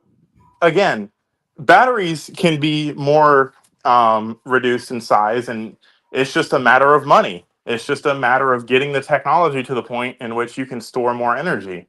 So if the argument is for investing more money into something, why are you guys so opposed to that being something other than one form of energy?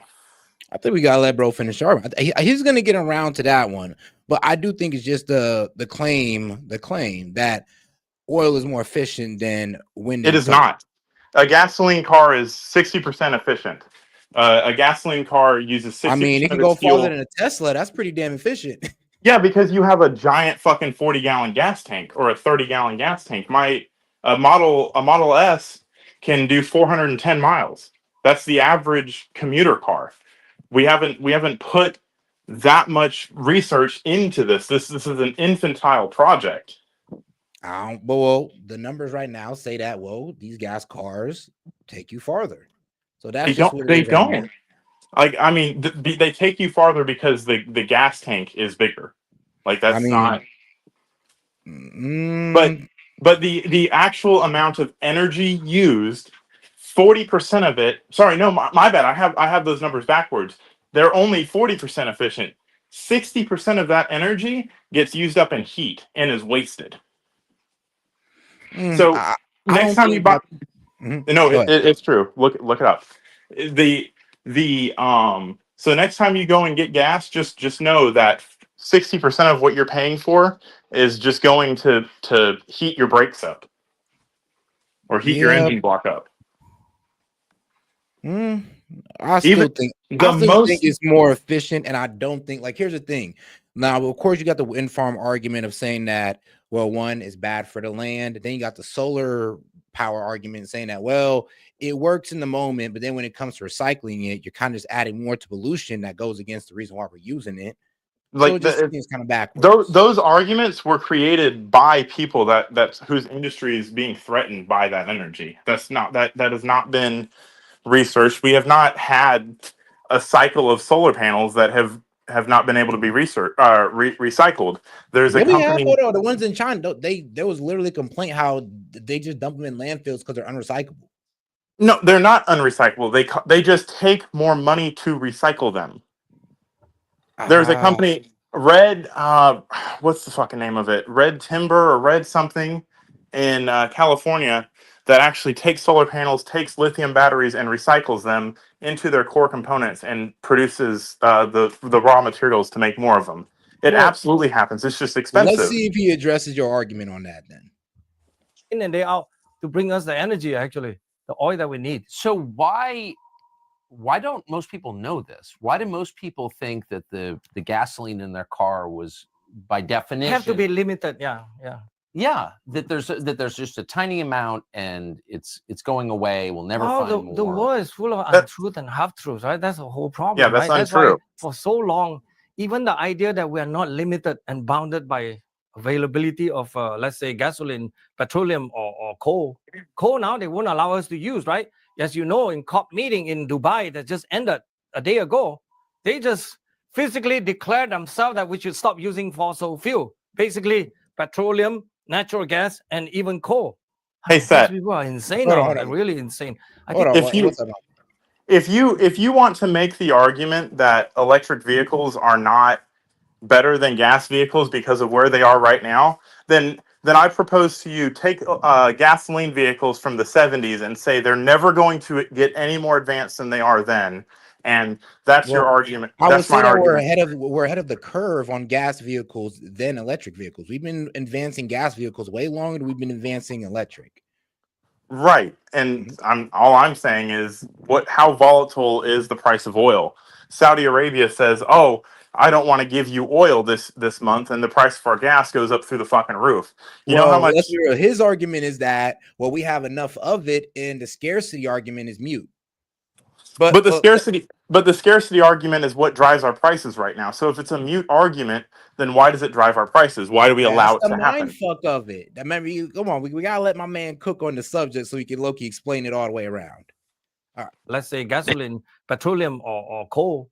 Coal now, they won't allow us to use, right? As you know, in COP meeting in Dubai that just ended a day ago, they just physically declared themselves that we should stop using fossil fuel. Basically, petroleum, natural gas, and even coal.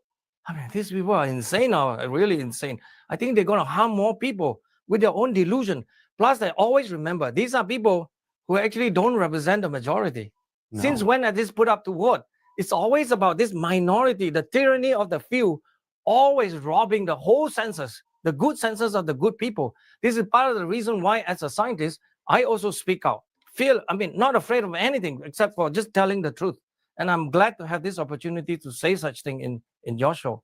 So, I mean, if we haven't been told the truth about where hydrocarbons come from, right? And we haven't. I mean, I've never met a single person in my life who said, wait a second, they're not all fossil fuels. Then we keep hearing there's a scientific consensus on climate change. Every scientist believes the same thing about it, believes Al Gore and John Kerry. Maybe that's not true either. Oh, that I can tell you. Please. Thank you for asking that question, Tucker.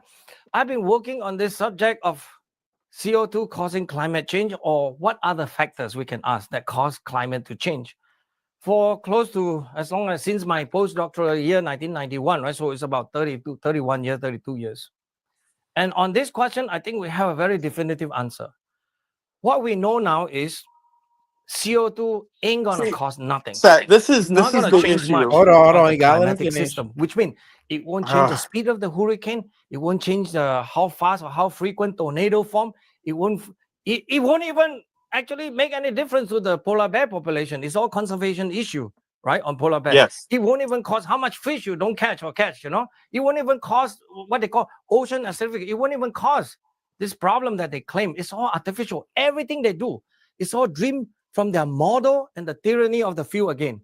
That those few people I need just to dream up this. I need to jump in here because I just saw someone in the comments. One charge of a car can power 1,000 houses for 3 or 4 days, or a day or 3. Completely factually incorrect. And this is why I'm saying people that do not know what the hell they're talking about are muddying the arguments of people that do know what they're talking about. In fact, if you just do the math, basic maths, if you know what a kilowatt hour is, it's and like for the reason I'm saying this is because the truck that I have has a 120 kilowatt hour battery that can run my house for 7 days. Not 1,000 houses for 7 days. My house for 7 days at minimum energy consumption. So you're taking the argument 1,000-fold and getting it 1,000 times wrong. Well, I will say this though. Somebody definitely made a good point in the chat. You need fossil fuels to make energy to create the Tesla. Can't delete hydrocarbons, period. No, you do not. You do not. That's what I'm saying. You do not need that energy. We need the energy right now because we rely on it. That's like saying, you know, if I lithium for the batteries though. Right. So okay. Back to square one. If I give you $1,000 a month and you don't do anything other than live off the $1,000 I give you a month, yeah, you need that $1,000 a month to live. But if you go out and you go do things for yourself, you don't need that $1,000 a month. It's nice, it helps. I'm not arguing that we should get rid of fossil fuels because I think that argument is fucking stupid. But you do not need fossil fuels to run your world. We rely on them. There's a huge fucking difference that we rely on them. There are alternatives to them. That's why it's called alternative energy, and it does work. You don't need fossil fuels to create the Tesla. Most Tesla factories are completely self-sufficient, and most of them do not run on a large part of fossil fuels. And that's not to say that they couldn't run completely on their own, but they don't. So this circular argument that you need fossil fuels to live your life, you don't. I haven't bought gas in fucking 2 years now. I don't need it to live my life. There's petroleum products that I use, like plastics and fabrics and whatnot that are made out of petroleum products. Yes, but you do, and all of those could be replaced as well. So this argument that the economy would come to a screeching halt if we just stopped using them is wrong. And the same argument that we need to get rid of all of it is also wrong.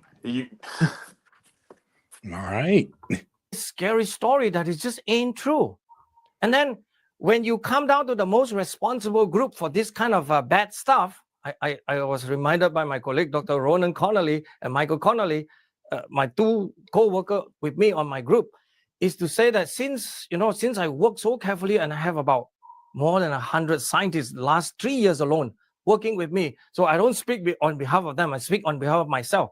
My view is that the UNIPCC, United Nations Intergovernmental Panel on Climate Change, is one of the primary problem, which means they have been misleading people. They've been using authority of science, which is not true, right? It's all governmental hackers, basically, right? People like John Kerry, who I guess can barely take a proper physics class, who keep claiming that greenhouse effect is so simple, right?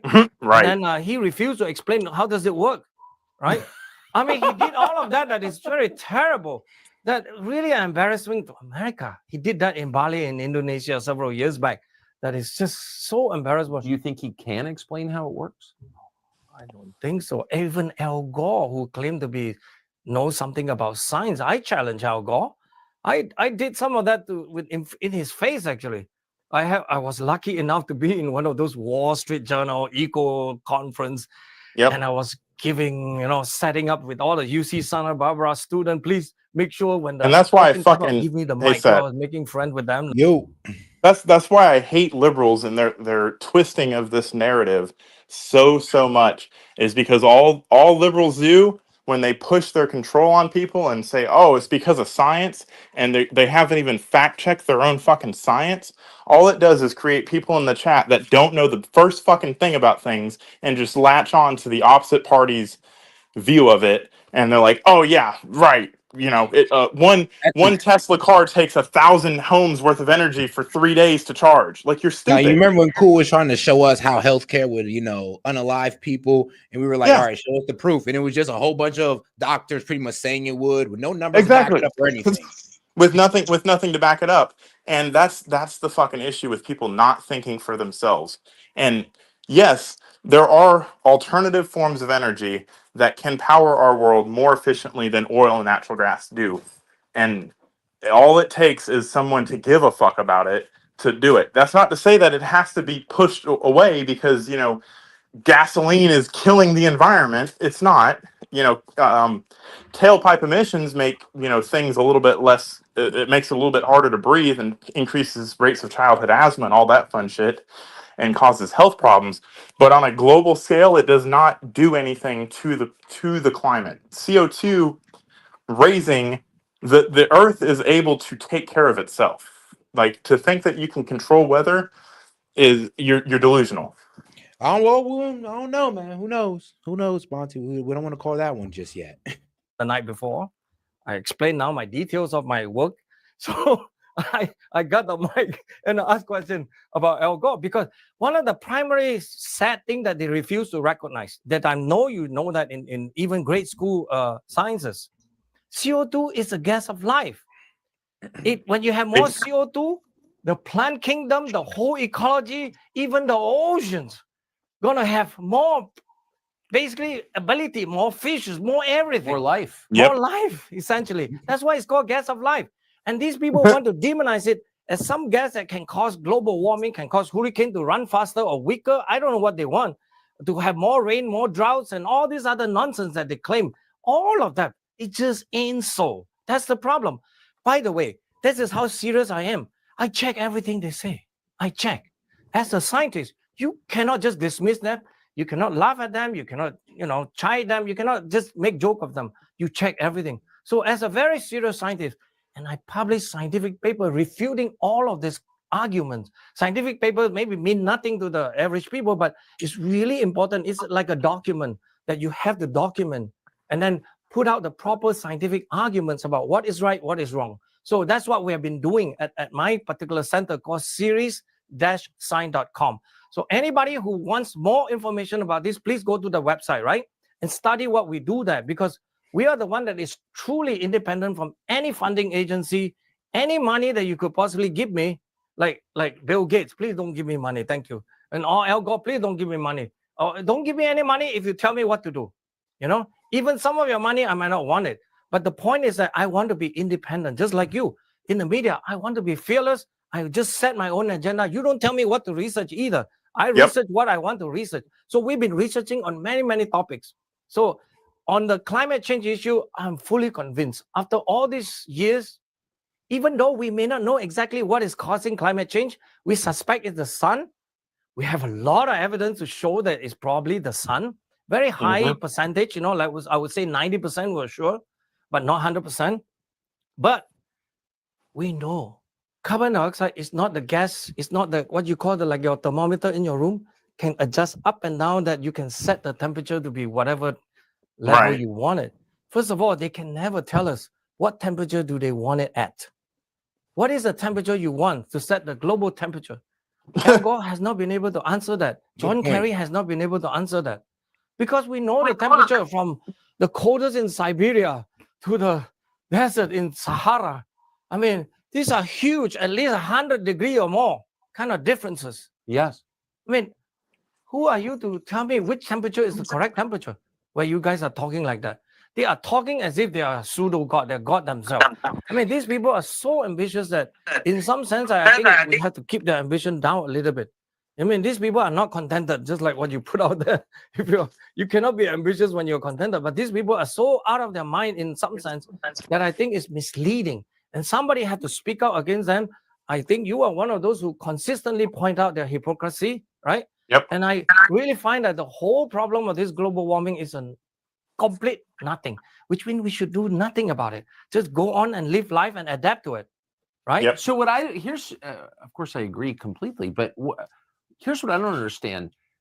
Global temperatures have dramatically fluctuated within the period that humans left records. I mean, not that long ago. I mean, there are cities underwater because sea levels have risen within recorded history. The signs of the glaciers are all around us. So that was all before the internal combustion engine. Exactly. How do they explain that? This is the problem. That's actually a bomb point, low key. Let me break that down real quick. If you believe that global warming and climate change is driven by human industrialism, you're a quack for the left. If you believe that there are no alternatives to just fucking putting all your eggs in one basket and driving through gas through your whole life, then you're a quack for the right. You're not being intellectually honest with yourself. This is not a left versus right issue. The left wants to control you and the right wants to make money off of you. And that's the truth. Admitted. A lot of them admitted. They willingly admitted. You can read all. Well, you can't deny it. I mean, we had glaciers and then they melted because they of are forced to confess. I mean, these are the confession time. It's the sun actually that does a lot of this. The glacier, like there's a period called Little Ice Age. From about 1300 to 1900, where very cold. And then there's a medieval warm period from 880 to about 1200. It was warm. I mean, you can grow wine in England, right? And now you cannot grow wine, right? Things like that. I mean, Greenland was green back then, but now it's full of glaciers. Ice is coming in. So what are you talking about exactly? And it was the sun, actually. The sun fit quite well. As far as we know, in terms of deducing the information of how does the sun, how bright was it, how dim was it? Basically, just like that, just the amount of light coming out from the sun. Very tiny percentage, by the way, very small. It's on the order of less than 1%, but it's more than enough because there's another effect that is very, very important. It's basically because the sun, the earth is forced to go around the sun, and then the orbit change ever so slightly because of perturbation from all the other planets. Jupiter, Saturn, and even Venus and Mars, they're actually controlling what we do. And the moon, of course, is very important. But that other factors, the orbits, plus the changes of the sun by itself, between how bright, how dim it is, these two factors can explain just about everything that we know.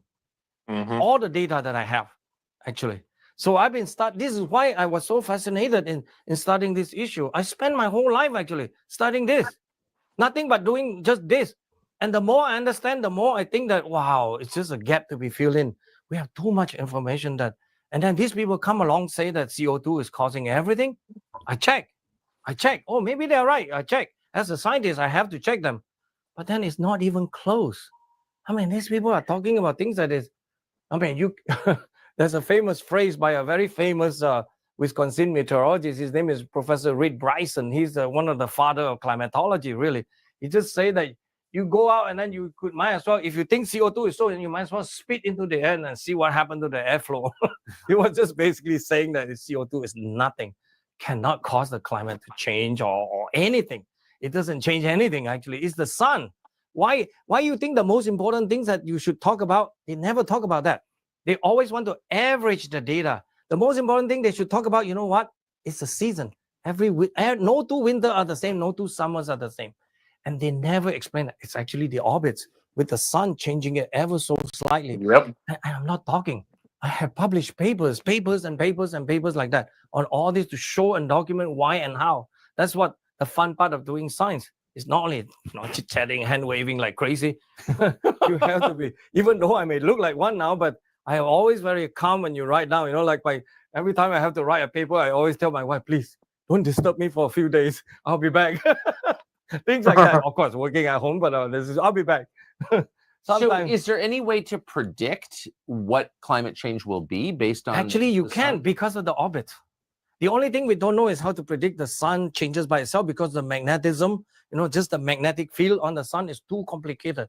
The sun is the magnetized ball, right? It's a gas, hot gas.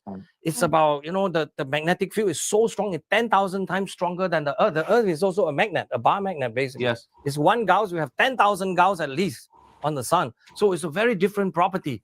And it works very differently because it heated by basically a thermonuclear reaction inside the sun. So it created all kinds of hot gas behavior that's very difficult to try to master or even to model using mathematical equation. Actually, it's much easier to study the Earth than to do the sun. So that's part of the problem in scientific tasks, the physics task. They're very difficult. But then we learn a lot. We learn a lot through just watching the sun. I mean, Galileo Galilei, right? He pointed his telescope. He was smart enough. First, he pointed to Jupiter, the moon, right? Jupiter, then he saw the moon. Right? He saw 4 moons around it. And then he's smart that he go the next day to watch it again. He watched and then he started to move. By the way, the famous story of Galileo Galilei, we'll talk about it someday. When he wrote that down, initially it was in Italian. When he realized he discovered something so unique, he changed the language to Latin. And the next day, I got it, man, the good one. So he started writing in Latin, precise language, okay? But anyway, for the sun, it's really so complicated that actually I've been studying this actually as long as you know me. I mean, I studied this for so long. We know a lot. I even wrote a popular book actually to try to explain why that during a period of the sunspot. So Galileo Galilei started in 1609, 1610 or so. So we have about now 413 years of data. But there's a period that deep inside the Little Ice Age. Oh, so I think somebody to ask me, who are we listening to? Let me make sure I got this man's name correct. Oh yeah, Dr. Willie Soon. Yeah, that's the name, Dr. Willie Soon. 1645 to 1715 is called the Maunder minimum because during that period, the sunspot almost all disappear, especially in the northern hemisphere. It disappeared completely. Nobody know why. And that's why the French astronomer, famous people like Cassini, the one that the Cassini spacecraft, he was observing at that time. He said, man, this Galileo guy must be on either drinking too much or lying or things like that. He said there's a lot of sunspot, but we observe at this time, we didn't see nothing. What's wrong? But it's an actual phenomenon, right? My friend, my good friend, which is the #1 world sunspot historian, he just wrote email to me, Douglas Hoyt. He actually was the master of this, collecting all the sunspot data, going back to all the major libraries, from Galileo first point all the way to present point. Basically found that this phenomenon is true because during that period, the sunspot was not there, not because nobody was watching. There was at least observed 80% of the time during the 70 years. You see, it's so unique, that period. But now we're beginning to try to learn what happened there. So during that period, we really think that the sun was so much dimmer, was substantially dimmer. This is why you have this Little Ice Age phenomenon. All the Thames River were froze. We have the Thames River in England, well known, and then all the ice skating thing, in Holland, all the different culture. And then these are all real, actual phenomenon. And then this day, they're trying to say that maybe Little Ice Age is not Little Ice Age. They even try to change that in scientific field, actually. So this was very, very puzzling for me. Why would they try and change that? Oh, I don't know, because they want to say the CO2 is controlling everything. They kind of want to have CO2 as the prime driver of everything. This is part of the problem that I find. Well, that's not science, that's lying. It's bad. It's bad in science. This is why in science now, I rather say this thing outright. I rather have question that cannot be answered than answer that cannot be questioned. Because these people are just offering you the answer and then you should just shut up, like you say. Don't ask any question. Don't criticize. Don't even bother to think. Just accept what we say. I mean, you may have known that this, actually, if you want to get there, I can talk about this because this is rather famous because the other person is still around. He's the one who's shouting up and down these last 2 days to say that, we must stop fossil fuel. GOP is so evil. We must stop all of them because GOP are the evil political bodies in America that causes all this fossil fuel we are using fossil fuel and all that. His name is Professor Michael Mann. He's at University of Pennsylvania. Yes. He created a paper we call it a hockey stick. Yes. The stick paper. The hockey stick. He basically say that the temperature history, first of all, the true temperature history looked like this, that it was very warm from 800 AD, let's say warm, and then it cools down, about 1300 started to go down, cool. And then since about 1900th century, it started to warm back up. Way before CO2 is important, okay? That's another puzzle that they never want to explain.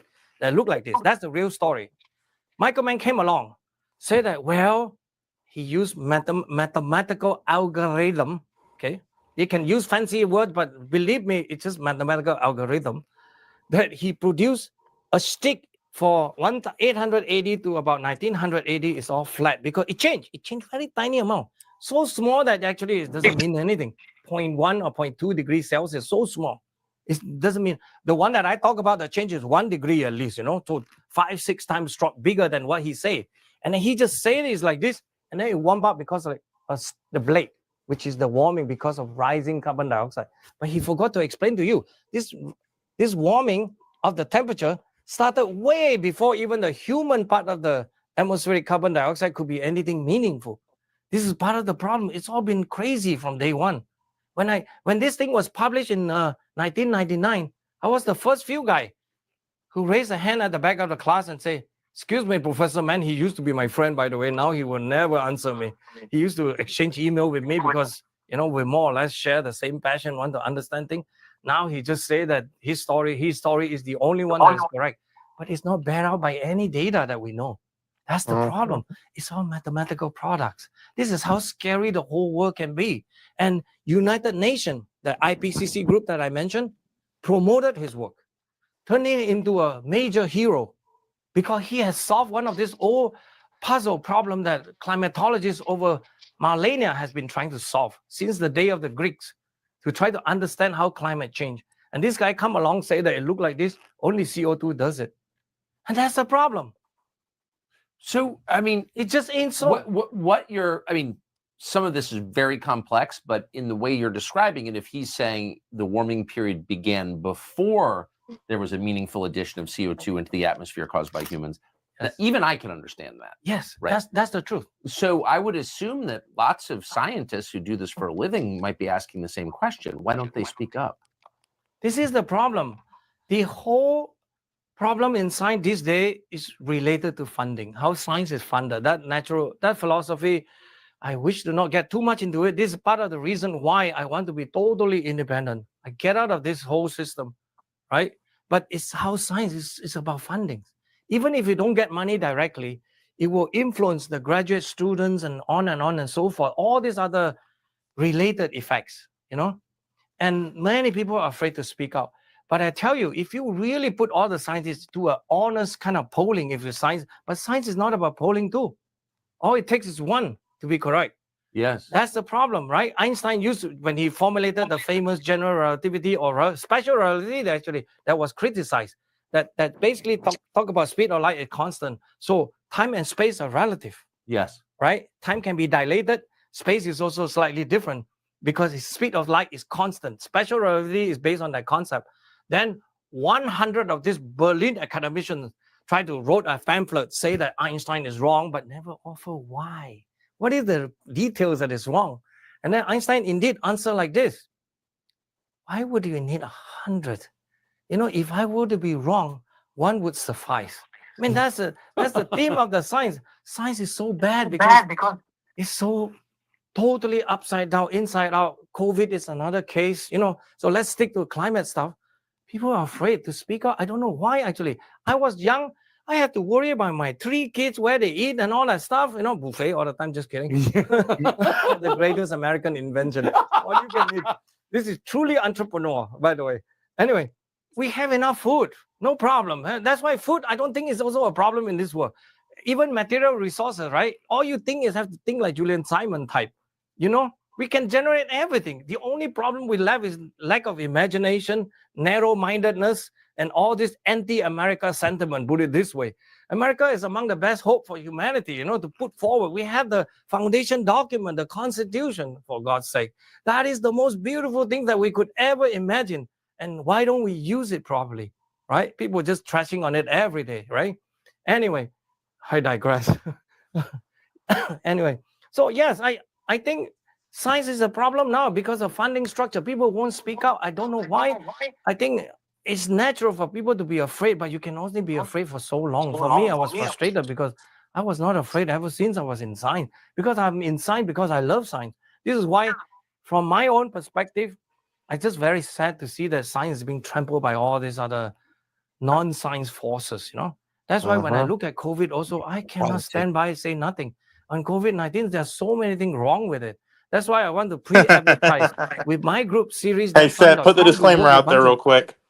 Oh, yeah. So here at St. Key Media, we do like to follow YouTube policies, and we like to follow the CDC, which says that the vaccine worked well. It had no side effects. It was the best thing to ever hit mankind.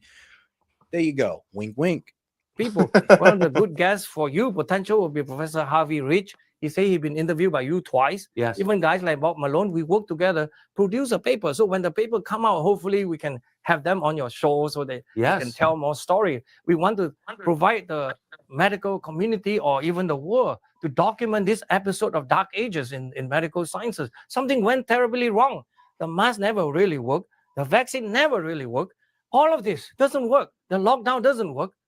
And what are we doing this? Now they're trying. Like I said, according to the CDC, the vaccine did work. It was the best thing ever. It was the greatest invention ever given. There were no instances of people having heart attacks, blood clots, strokes, any adverse reactions to the vaccine. No women had an increased risk of strokes. Nothing like that. Yep, it was nothing but perfect health, guys, according to the CDC, of course. To scare with another news scare all over the world now. Newspaper. This morning, I just got one newspaper from my sister who has to start, they start masking up in Malaysia now because cases started to increase. The usual story. I laugh in a serious way because I see this is another one of those attempts again to try to scare people. So I did digress now. Science is just so complicated now that every aspect of the science that I look at, I've become very unhappy. Science is no longer able to do where science lead. This is the theme of if you disagree, hey Seth. Yeah.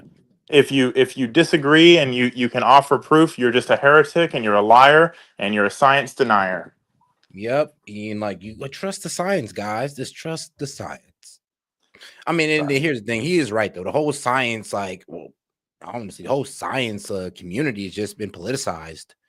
Yeah, it's you can extract data, right, and data points to manipulate people into believing things. There are aspects of truth in every single piece of things that are relayed to you. That's how commonsensical thinking people can learn how to digest things, and it has to be based in some aspect of reality.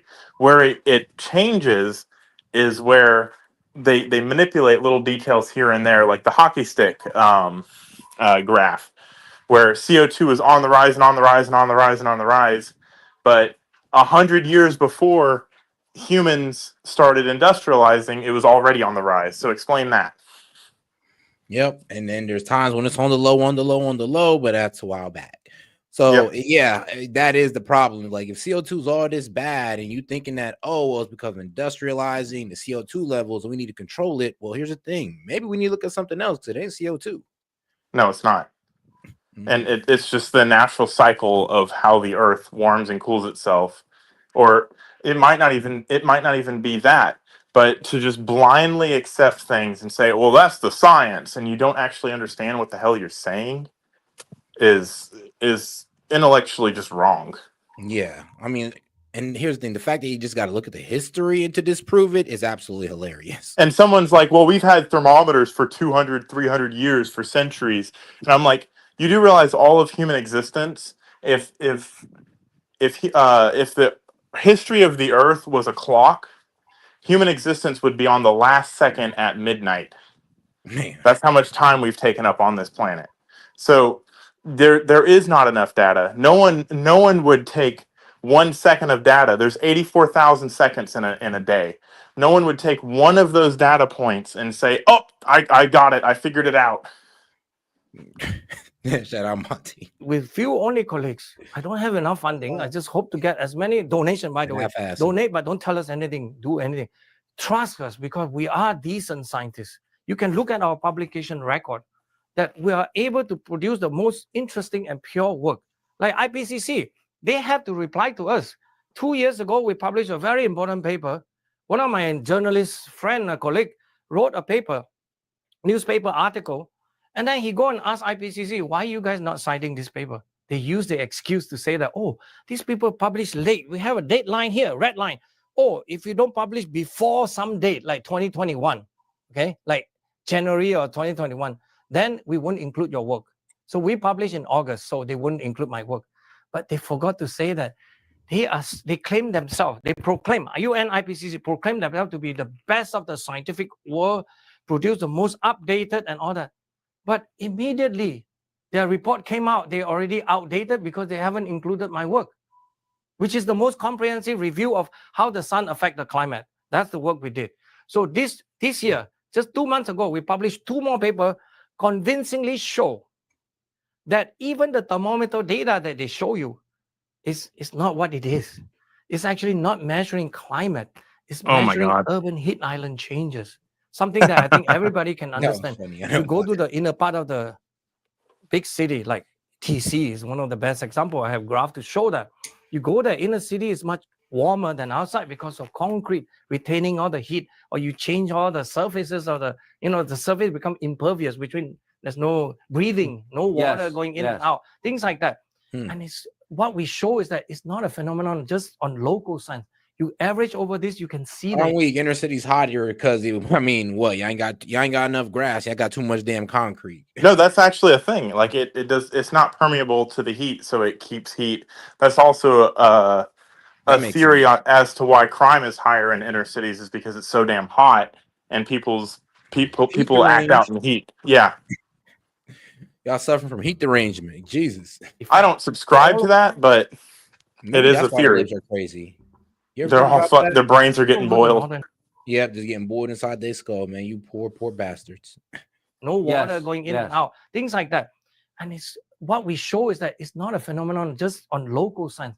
You average over this, you can see the effect all over the northern hemisphere. This is very powerful new work that we so concrete and asphalt raise the temperatures more than CO2. And that's what they're measuring. And then they tell you this is global temperature.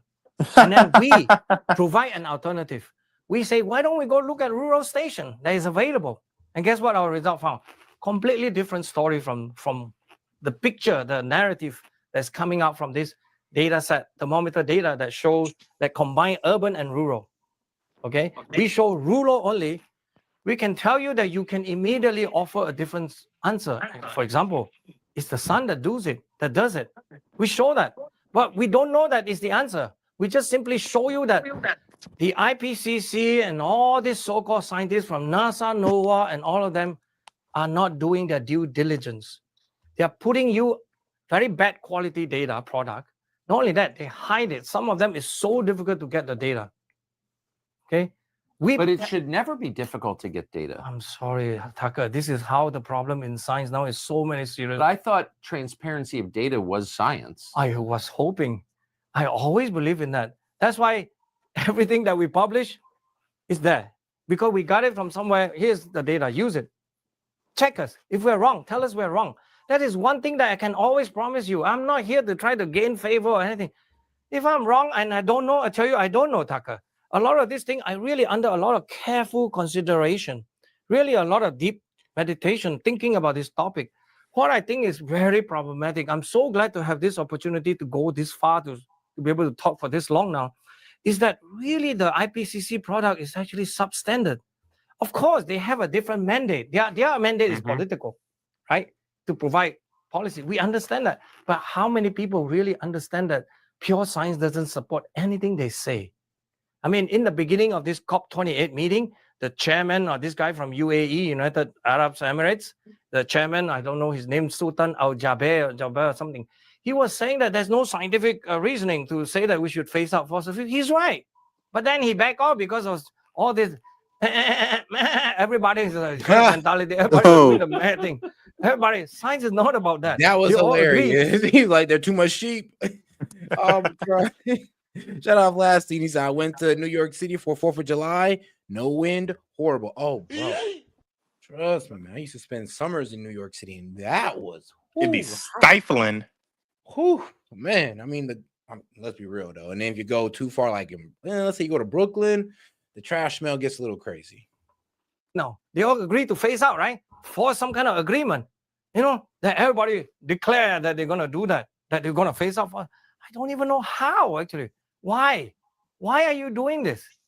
And then one of the claims is that they're going to triple the amount of solar and wind power. That is a sad story.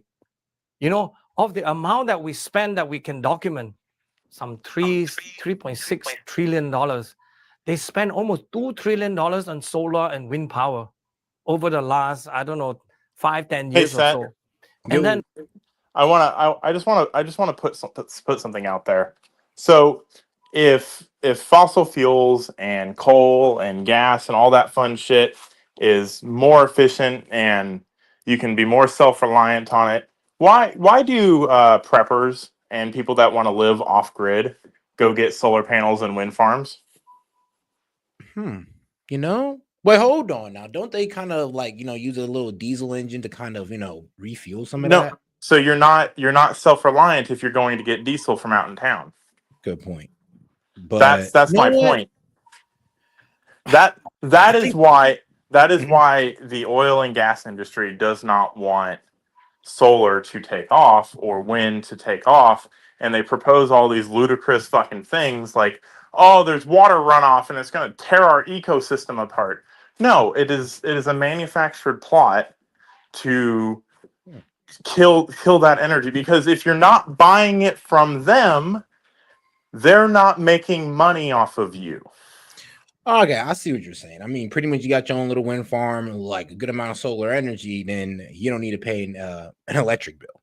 Yes, it's absolutely go out there and get gas and pay the gas companies. Hell, just our parking lots alone in the United States could be enough land. You don't have to put fucking solar panels out in farms.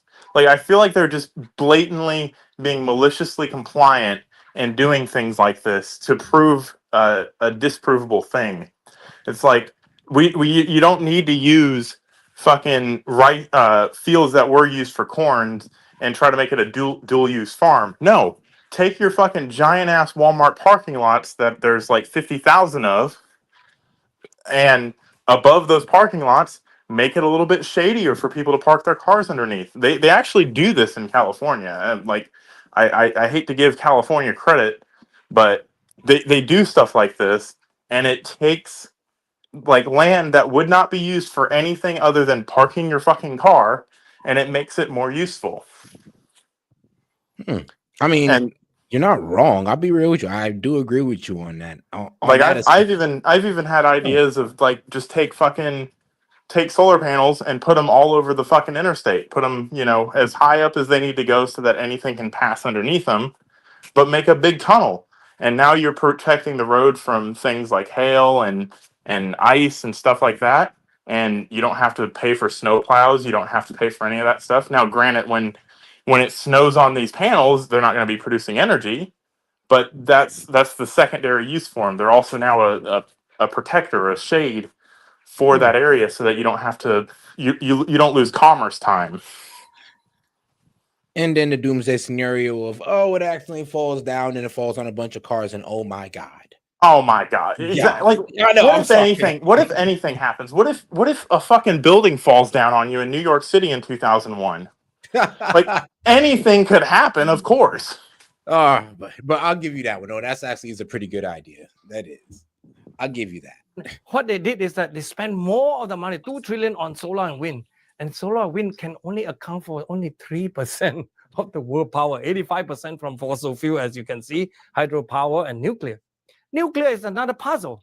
I checked with all my nuclear expert friends that have been working for years on nuclear power. Nuclear power is one of the saddest stories. I believe that we actually have almost a solution in hand. Not the fusion, of course. It's the fast reactor, all the good generation of nuclear power. Peaceful use of that won't even generate nuclear weapon. Let me put a linchpin in that real quick, Set. What's that? So again, here's another industry that's been shot down because the coal miners are worried about losing their fucking job, or the oil rig workers are worried about losing their jobs, so they create this propaganda and they create this unfounded fear about nuclear energy. Let's move away from solar panels if that's too frou-frou for you. Nuclear energy faced the same problem. We could almost run the entire planet off of nuclear energy safely, reliably, cleanly, without load peaks, without any of that fun shit, and do it much more efficiently. But because that was a threat, now you have these massive ad campaigns about how we're all going to turn into Chernobyl. Yep, they're about to say it's the fear mongering of Chernobyl that kind of got people like. Where do you think this fear mongering comes from? I always say follow the money. Who has the most for sure? Because I mean that does put like a huge hindrance on their profit margin if we do switch to nuclear energy. That's the only reason it hasn't happened. It's not because of a climate change issue. It's not because of anything like that. It's simply because of money. We can get it more cheaply, or not even more cheaply, because oil is expensive. It costs. I did the math on it. It costs the same to heat my house with oil, with any of that fun shit, as it would for me to completely clad my house in solar panels and run completely off grid based off of my energy needs. It's not cheaper.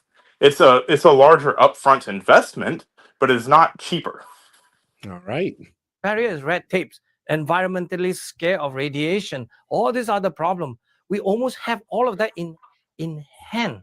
The power can last. One estimate shows that if we were to use it at the demand of that by 2050, we can have enough power for 2,700 years. That's far more than any of the fossil fuel can promise. And we're still not doing it. We're not doing. America is so far behind now. We just make one in Georgia, one of the nuclear plant that's so overcost because of all the red tape. That is so embarrassing. Their numbers. I mean, it costing 1,000 or 2,000 times even more than what Korea. You want a good example of this, Seth? Please. So there's you can look this up too while I'm explaining this. There's a nuclear power plant in Grays Harbor County, Washington, that was completely built and ready to go, and then got mothballed because the residents in that town that did not fucking know any better were propagandized to, and now it just sits there. It could be completely run and be safe and have great amounts of energy for that area, but oil and natural gas went in and put a big propaganda message through and said, "Oh, you're gonna live in a nuclear wasteland." Oh Lord! Wait, hold on. Where was this? Grays Harbor County, Washington.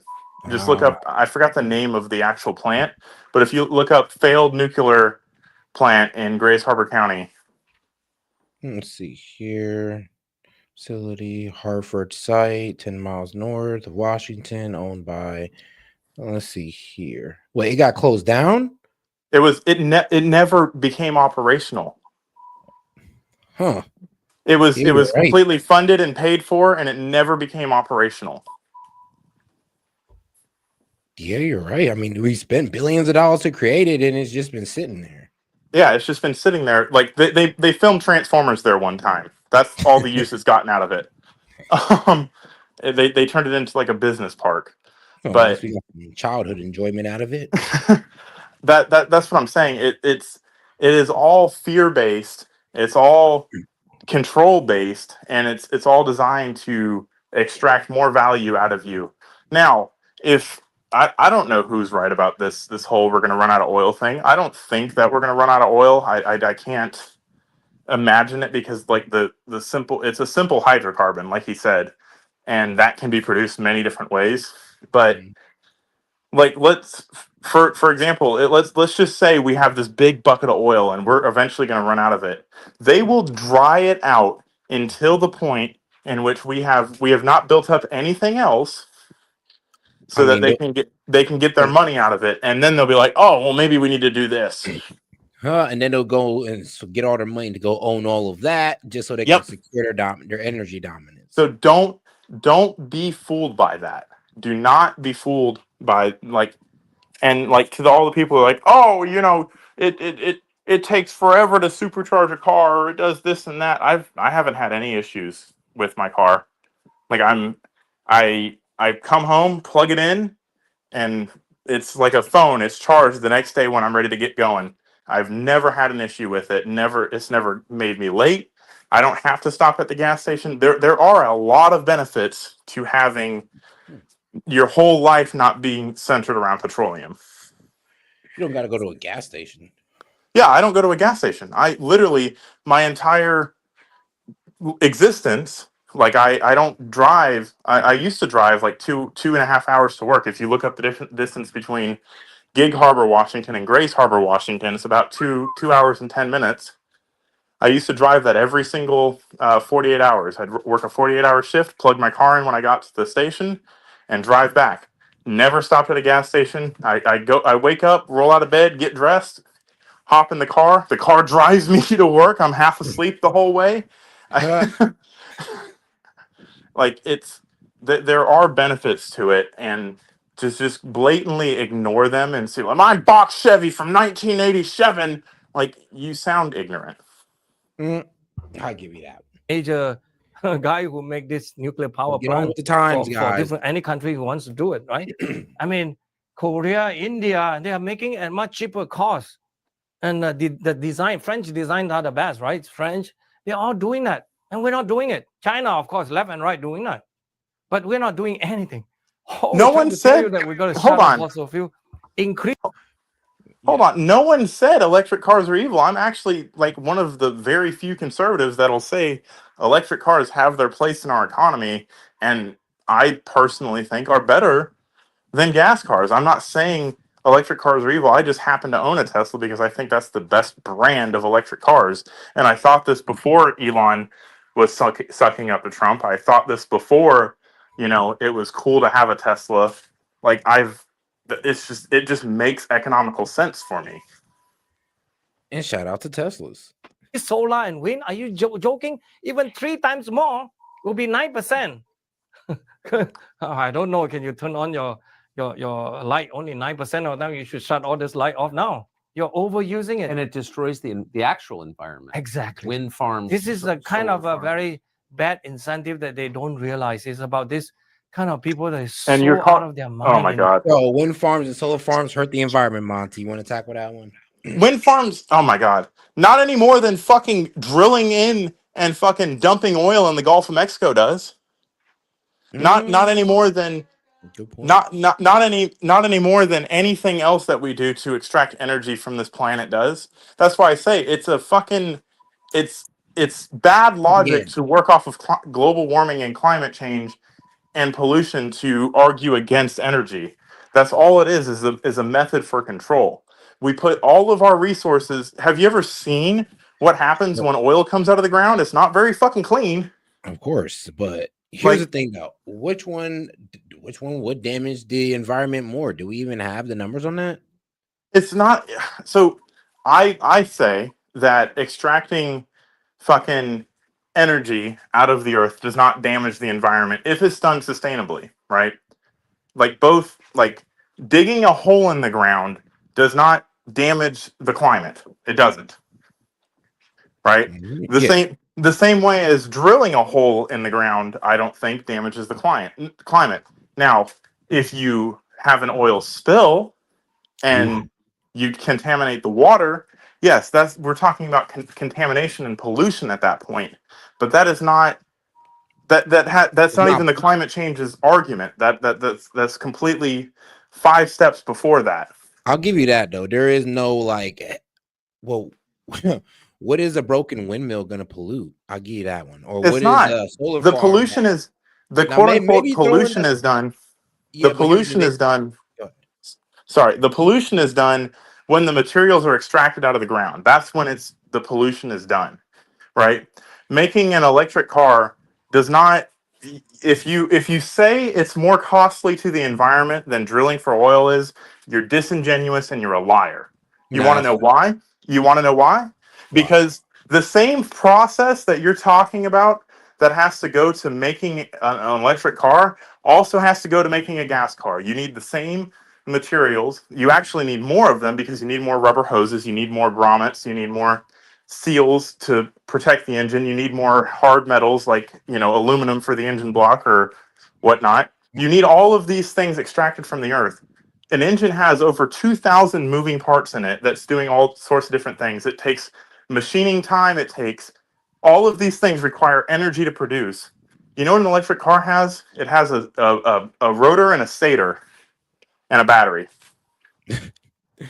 All right, I'll give you that one, man. Shout out to my man Austin. He says it would be great if our government would quit killing inventors. A man has made diesel from plastic, and he is hiding now hiding now. Protect him. Well, remember they kind of did the same thing. Hey, you remember 0 point gravity or 0 point energy? Yeah, with water and hydrogen cells and stuff. No, it was no, this is even crazier. I mean, it's pretty much saying that we have all the energy in the world, just like go ahead and circle your hand around, and pretty much you have enough energy to burn up the ocean. It's in the ether. And we pretty much saying that we can pretty much pull energy from damn near nothing. And if we were able to figure that out, I mean, then what are we talking about? We don't even need gas, So solar, energy, all energy on this planet and on any other planet comes from the sun. All of it. In any way, shape, or form, it all comes from the sun. But yeah, but hold on. The thing about 0 point energy, and this is where, like, this is why people call it, oh, it's not real and all that, because it's not even come from the sun. It's coming from, well, the ether, what's around you, like what you're moving your hand around in right now. That's all, and that's all right there, energy that you could pull from to generate your house, generate your car, generate a whole city. I mean, so that's the theory. theory of a type 1 civilization. We're not even at a type 1 civilization. We don't even use all of the energy that comes to our rock. Yeah. So, like this argument that we're sitting here fighting over what form of energy is going to be better, we've already had that answered. All of the energy that hits our rock from space would make us a type 1 society. Where does that energy come from? It comes from the sun. Here's the thing. I don't know. I think 0 point energy would at least put us on type 2, since it's like unlimited. So 0 point, like I haven't heard what you're talking about, but the theory of what you're saying sounds like it would be it's harvesting it and consuming it is what brings you to the type of society. So type 1 would be you get all of the energy that's available on Earth. Type 2 is all of the available energy from the sun, not from the sun hitting the Earth. All of the available energy from the sun. So basically, you put a Dyson sphere. Okay, then the theory of 0 point energy would be then above that, because what I'm saying is that, all right, it's like this. It's like, let's say you got a cube, and this is how the 0 point energy theory works. You got this cube that produces whatever amount of energy you want, whatever energy you need out of it, it will give it. If you need enough energy for a city, it will give you that. Need enough energy for a country, it will give you that, all out of that small cube. If so you that breaks these physics. Small cubes to plug it into whatever energy output you need, then we basically have unlimited energy for whatever we need. That breaks the laws of physics, because physics say that energy cannot be created nor destroyed. But that's the thing about 0 point. They're saying that is a lie, and you can go ahead and pull it from the ether around us. Then why hasn't anybody done it? It has. There are actually people saying that it has been done. The problem is, though, they take out those scientists and just get them up out the way. I mean, why wouldn't you? I mean, Monty, if it's real and people are creating stuff like that, I mean, that's just going to turn society on its head. There's a certain point in which you have to live in the reality that you're dealt with, not like unless you can explain to me how to extract energy out of nothing, then I can't take it seriously as a point of contention. Maybe you might be right. I'm not saying you're wrong. Think about like this, dog. Think about the UFOs that we're dealing with, that and how that breaks our physics right now. So if we're dealing with that already, what makes you think there isn't more? We haven't, but that's the thing. We have not proven that there's UFOs. Yeah, we have. It's all on video. We've proven it. Every single one of those things has been discredited in one way or another. Nah, they have not, Monty. They have not. Every single one's been discredited. That would be disingenuous argument. But okay, so if it's such a prevalent thing, then we would have UFOs amongst us. No, why not just keep it from themselves? Why not just make more money than keeping us primitive? Think about it like this. It's like you said it. It's easier to make more money off us to keep us primitive and not more advanced. So you think that these creatures that are way more advanced than us suddenly only crash their spaceship to where the people that are in charge of us can have access to it, and they crashed it, mind you. Yeah, they crashed There's it, and the people who are in charge of us got a hold of it. That's why they put all this blindfolding behind it. And this is where we get a lot of our new technology from, like our B-2 bomber. right. So that's one way to think about it. But like, why of all the possible possibilities, it just crashed, and no one. It wasn't huge news, and no one saw it, and just the government has control of it now. I mean, come on now. The news covers up way less. I mean, the news covered up way more. We found out about things that happened about 2 months ago. So we can't really just say, oh, well, the news is going to be privy on everything. We know that the news can be government controlled. So we just can't sit there and say, oh, well, because the news ain't covered or because there hasn't been huge covering on it, we can't be for sure. And right. So there's been what we're records doing of these crashings happening around the world. So it's not just us that's in on it. So what I'm saying is that Mhm. we're reaching for things that we do not have an abundance of. We already have theories on types of civilizations. We already have theories on how things work, and it is accessible to us. So instead of trying to dig into things that may or may not even be there, like focus your energy on things that Honestly, you don't know. You figure it out, and all of a sudden you get disappeared. You think about it. It's like the guy who tried to make the engine that could run for miles, a carbon engine. That guy got disappeared. Why? Because it would F with these corporations' profits. So the only thing that he created was a hydrogen fuel cell that already exists. He didn't create that. No, different guy. Different guy. There was a guy who created a carbon engine and he was able to run for like 200 miles off like a cup of gas. I mean, I'd have to. That's the I issue. advise you to Is look like, it up. I advise you. There's even stories about it and how the guy got disappeared. Think about it. You make something like that, you try and get your money. Every time they try to get their money, they end up getting disappeared, discredited, or all of their work gets stolen. I mean, the trust me, it's quite the rabbit hole. hardest thing about creating perpetual motion machine is figuring out where to hide the battery. Like that's just physics 101. Like people will say all day long, it's like, oh yeah, I created this thing, and suddenly they have no proof of it. Like the internet's a wonderful thing. You can go and post things on the internet. But Monty, And don't you think there's been a lot of I would say advancements in physics? Like we're learning a whole lot of new things. Like we're just now through physics figuring out that we may be in a simulation through physics.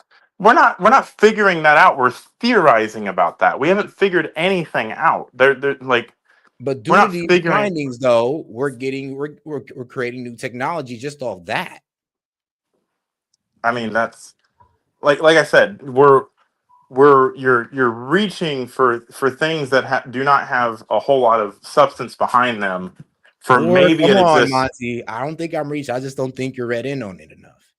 I mean, like that's maybe I'm not, but that's not a logical thing to chase down right now. Like when we can prove that that's a thing and you can get common acceptance on it, then I yeah. mean, but when you prove it, you end up disappeared. I don't know, Monty.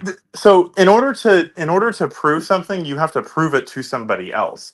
So the person that proves it, Now, if there's Monty, already a story about him, right? do you think Like the government's hiding technology from us that's like yes, they're above absolutely what we hiding technology, but that's not the point that I'm making, right? okay. In order to prove something, you have to show somebody else something working.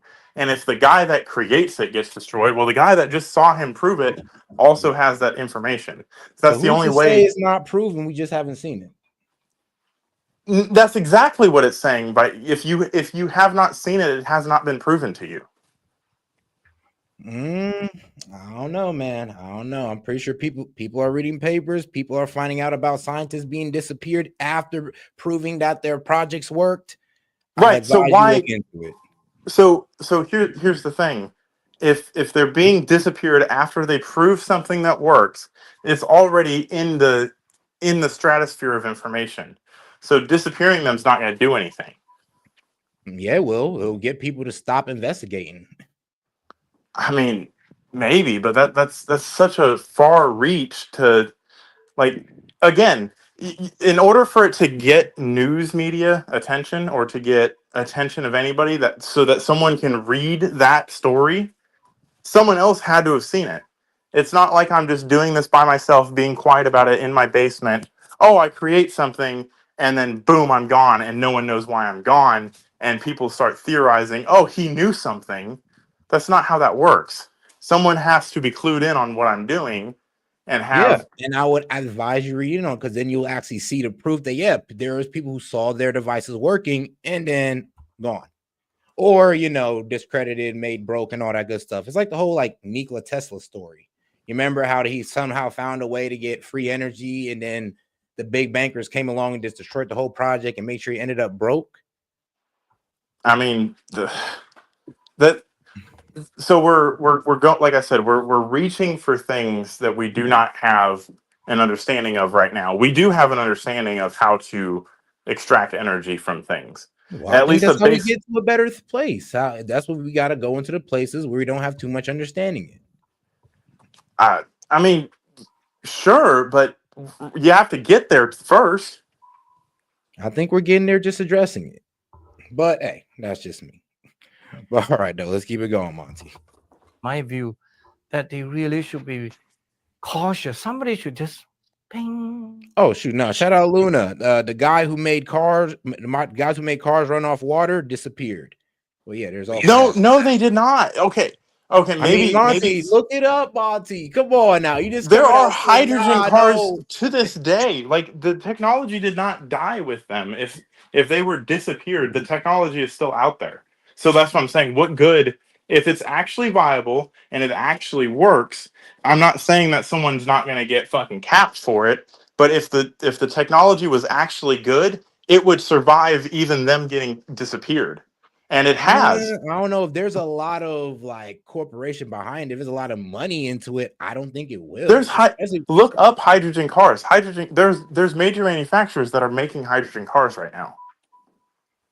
There are hydrogen fueling stations. I know. I remember even like Trump talking about the whole hydrogen car, and if you blow up, then that's the big problem about it. I know. No, it's not. See, that's what I no, fucking. no. I know that's the fear mongering of it, but I know what you're talking about. No, I definitely do. On the head. If you drive a normal car and you run into the gas tank, you get blown up. I.e., Ford Pinto. Also, for anybody that's gonna fucking jump in and start talking about electric car fires, an electric car is 62 times less likely to catch fire than a gas car. Just for the record, just throwing that out there. Gosh. And shout out Luna coming in again. He was unalived. Look it up. Trust me. We can get into those scientists like later on. That's like for a conspiracy hour. Right, but what good? So you unalive somebody for a reason, right? It's usually in this case, it's probably, I would argue that it would be to stop his research from getting out, right? Or to probably put people in the other direction. Because think about it, there might be people working with him. They see this guy dies, and they're like, okay, maybe I want to go another direction here. Right, but that you can't stop all of humanity from trying to make something work. I mean, if you just take out the people who are making it work and then tell humanity that, oh no, it doesn't work, just go with what we have here that already works, then that's how you can kind of distract. Well, obviously it didn't work because we have technology working on hydrogen cars. Hell, you can go to fucking any science workshop and buy a hydrogen fuel cell to create a hydrogen car, like a little tiny mock-up car. The technology has already been proven, so killing him did nothing. Yeah, but we could have had it sooner. Like, this guy came out about like with this like a while ago, and so it means that it pretty much means that there are, well, corporations, government, however you want to frame it, that do want to keep us held back on our technology. That do want to keep us, well, not from where they're at with it. Because let's be real, because when they take out these guys, they go use the technology themselves. Yeah, and I'm not arguing that doesn't happen. What I'm arguing is that once the genie's out of the bottle, there's no putting it back in the bottle. I can somewhat. That's why I'm saying that's why that's why it's so if the people can know conspiracy is about the way it. you say it is, if the conspiracy is the way you say it is, that's why it's so hot and heavy to take those people out, because you can't put the genie back in the bottle.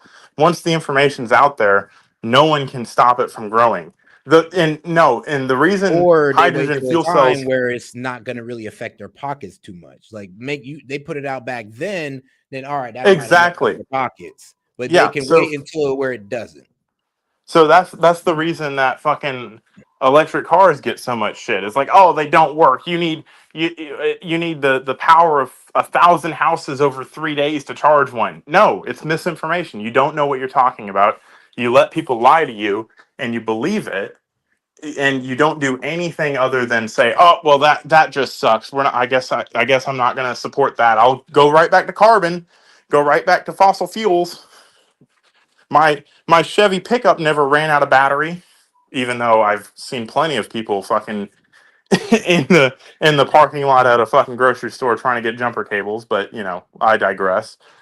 Like the idea that energy is just this fucking crazy thing that we can't understand is preposterous. There's many different types of energy. There's many ways to harvest energy. There's many ways to get energy, and we should be trying to explore all of them so that we can have more power. Like, we don't have enough power as it is right now. Like, California is getting brownouts every freaking week, right? Yeah, wouldn't you say that there's energy corporations dedicated to making sure we don't get to that type of power? Right. So why would you continue to suck on the tit of energy corporations that get to control how much energy you get? Why not buy some solar panels, put them on your fucking house, and now no one can tell you how much energy you can use? Why not buy some solar panels, put them on your house, and get an electric car that now you can freely travel? I would say this. Like I said, there's a lot of like I said, fear mongering around those. And I would say this. It's still, to some people, new. It's like we gotta pretty much wait till even the old guys are catching on to and be like, okay, yeah, this is a good way, this is how we do it. Because think about it, the consensus still is that, well, we're all gonna go with fossil fuel, we're all gonna go with oil. That's Until we can not the kind of consensus. Look up how it really much. is, because we're all still buying it. Like, majority of the cars that are on the road is gas. So like, that is the consensus. We all are going. Most of America is still dedicated towards fossil fuel. Right. That's because most of America still wants the gas bill instead of just having an all electric house. That makes no fucking sense to me. Like, if you can get something for free and you can also pay for something and they can achieve the same result, why would you pay for something? Now, the argument is that, like I said, people say that gas is just more efficient. It's not. It like when look it comes up to look heating, up the I would beg to differ. When it comes to heating, I think gas is definitely more. Incorrect. Heating, electricity is way more efficient than gas is. Look it up. Like, you can look this up right now. A gas heater, man, I think a gas heater is way better than an electric one. You Electric will think it last is, you but it's longer, not. for sure. But a gas heater, oh, come on. So, for example, like I said earlier, an electric motor is 95% efficient. 95% efficient. Like, there's a little bit of energy loss due to heat. So every unit of energy that goes in, 95% of it is used to do work. A gas motor is, like, I think the best ones are like 35 to 37. I don't remember they might have gotten a little bit more efficient, but not even 50% efficient. Well, I would say this, Monty. I don't think it's as efficient, because I think everybody would move to it a whole lot quicker. And I've heard people pretty much saying that the electric is not more efficient than gas. And Look it up. It's a simple math people. equation. It's I a wouldn't simple think math equation. so, because then, I mean, the experience of people, the math is not mathing. Then, if the experience of people is telling you that, oh, well, I'd rather go to electric, I'd rather go to gas. Most of these people are fundamentally against it and would never try it anyway. So how do they have But that there's experience? people who have and who said, "No, I'm good." no. I mean, there's some But people that you're have. in disbelief, but you're come on, man. You're definitely pro-electric, and I get it, but there is people who just sit there and be like, yeah, I don't think gas is more efficient than I don't think electric is more efficient than gas, and I'd rather be Well, rocking with gas. that's not a matter of opinion. You don't get to have an opinion on it. That is a scientific fact. I mean, that's why. But here's the thing, though. I mean, if it was such a scientific fact, then why are everybody still going off the fossil fuel? Because Why are everybody still people on have gas? been sold a lie. That's why. That's Or my maybe point. it's their experience with it. Their experience doesn't count for shit when they're I mean, literally. damn. So their experience with it doesn't matter. They should just go with it because the numbers say that, oh, well, your experience don't matter. Even if you do feel better with the gas, even if the gas does feel more efficient to you, you should just go with the science and go with the less efficient. So does 2 + 2 = 4, or does it equal 5 because you feel like it equals 5? Bro, if we're going with the experience of it, then we have to go with the experience of the people. They're the ones who are buying into it. So we can't add a mathematical equation to it because this is the people's experience. They're choosing gas. So until we're able to convince people that, oh, well, you're gonna have a better experience with electric, people are gonna continuously choose gas. And here's the thing: I know, and this is anecdotal though, and it's also what I've heard online, that people will be on an electric housing and then it'll go right back to gas and say, yeah, I'm having a better experience. My electric bill is lower. The gas bill ain't Well, that no much. shit. Of course, your electric So, bill is lower because you're taking that and people will have shift. the same experience with a Tesla and say, oh, I went back to my gas car. I mean, that's a taste in the vehicle thing. That's not a. You cannot say it's more efficient. I mean, people will It's say not that. more. People will say, I don't want to go to the charging station. I just want to fill up my gas tank and ride Don't home. go to the charging like that's what I'm saying. That people are using that you're using the technology incorrectly. If you're saying, "Oh, I don't want to go to a charging station," you shouldn't be going to a charging station. There should be a fucking charger in your house that you plug into, and you fucking when you're sitting at home, fucking scrolling on TikTok, the same way you charge your phone. Like that's unverifiable counterfactual. It's like, oh well, it could be better if I had a gas card. No, Well, what if my house is already all electric and I don't want to add to that bill? That's the thing. The addition of an electric car to your electric bill is like for me. Now, granted, I do get cheaper power. My kilowatts are like 14 cents per kilowatt hour. It's not much cheaper, but it is a little bit cheaper. But just in gas alone, just gas savings. Ignore everything else. I'm at like $3,000 in 6 months. I'm driving more now because I can afford to drive more. But you know how much this raised my electric bill? Must not be About much. about $50 for 2 cars, driving on wherever the fuck I want. Now, All right, considering I paid about $100 a week in gas before I did that. Now, because I had an expedition, so nice. It's a gas guzzler. But like you take a comparable vehicle, it is cheaper to do it.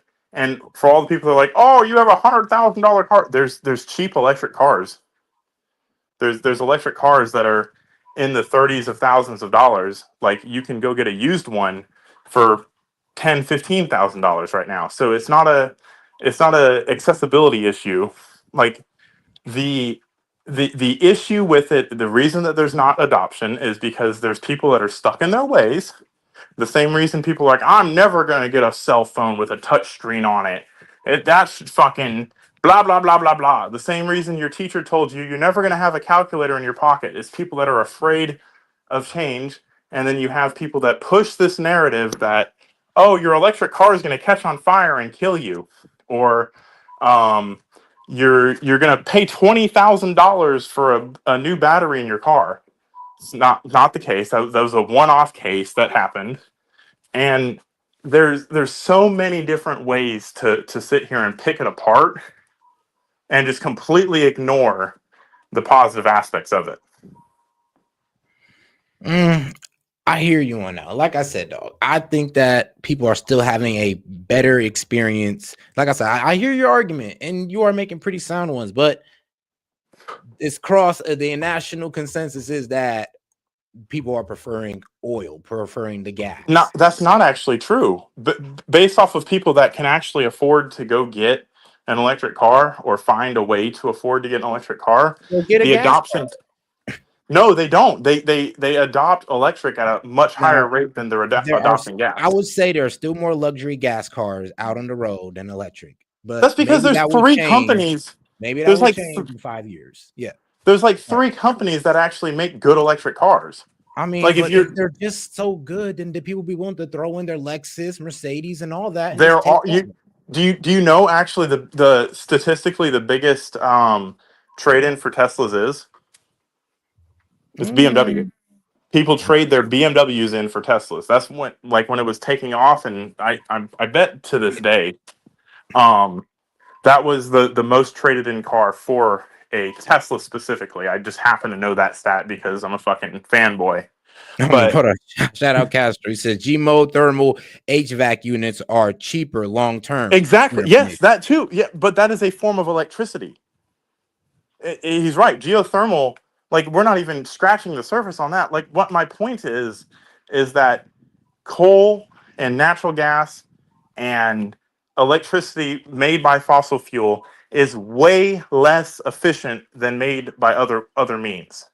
Even what's crazy? If you took a diesel generator, right, and charged an electric car on a diesel generator, you get about 100 miles to the gallon. So if you put a gallon of gas into your diesel generator and ran the diesel generator and charged the car with it, you would get about 100 miles. If that doesn't tell you that electric cars are more efficient than gas cars, I don't know what will. I would say this. Well, when you carry the expansion pack with you, I'll give you that one.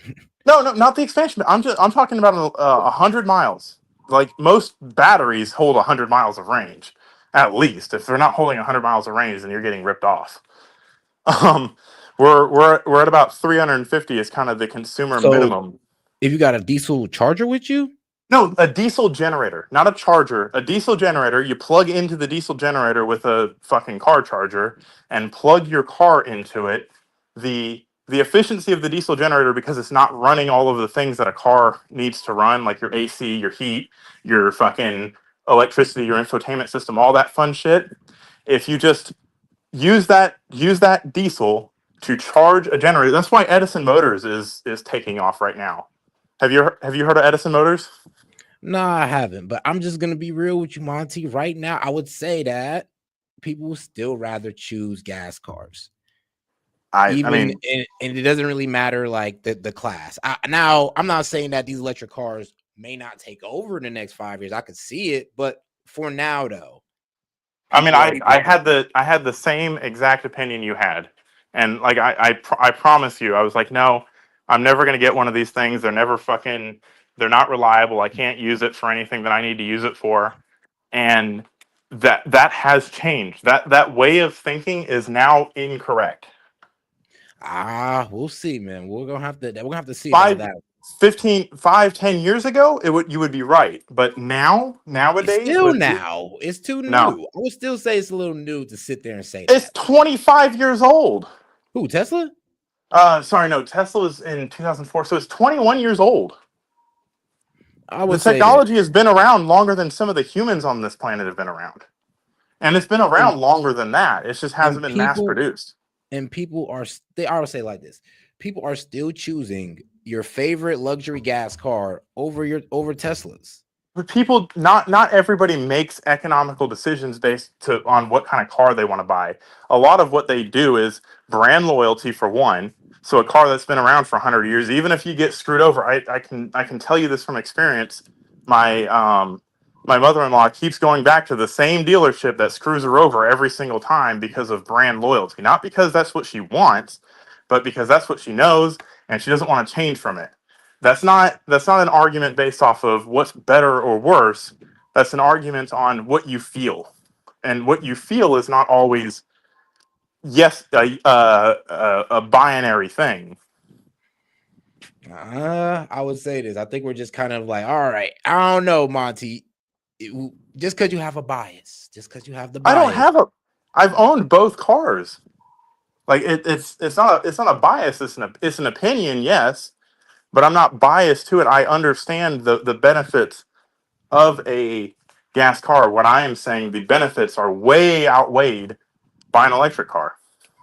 And I think if that was so true, then people would just start buying those electric cars. Like the If market that, would show it. if we worked on complete logic, we would be doing a lot of things. You're right. But we don't work on complete logic. A lot of it's emotion and what we're I don't marketed know. I to. think that's your assumption because it's not. No, The it's statistics absolute. don't go in your Marketing is favor. very powerful. That's the same reason we don't have nuclear in Grace But then to Harbor. sit there and just say that most of people aren't working off of logic because they're not choosing what you would deem the logical choice. Come on now. It's not about what I deem. It's mathematically.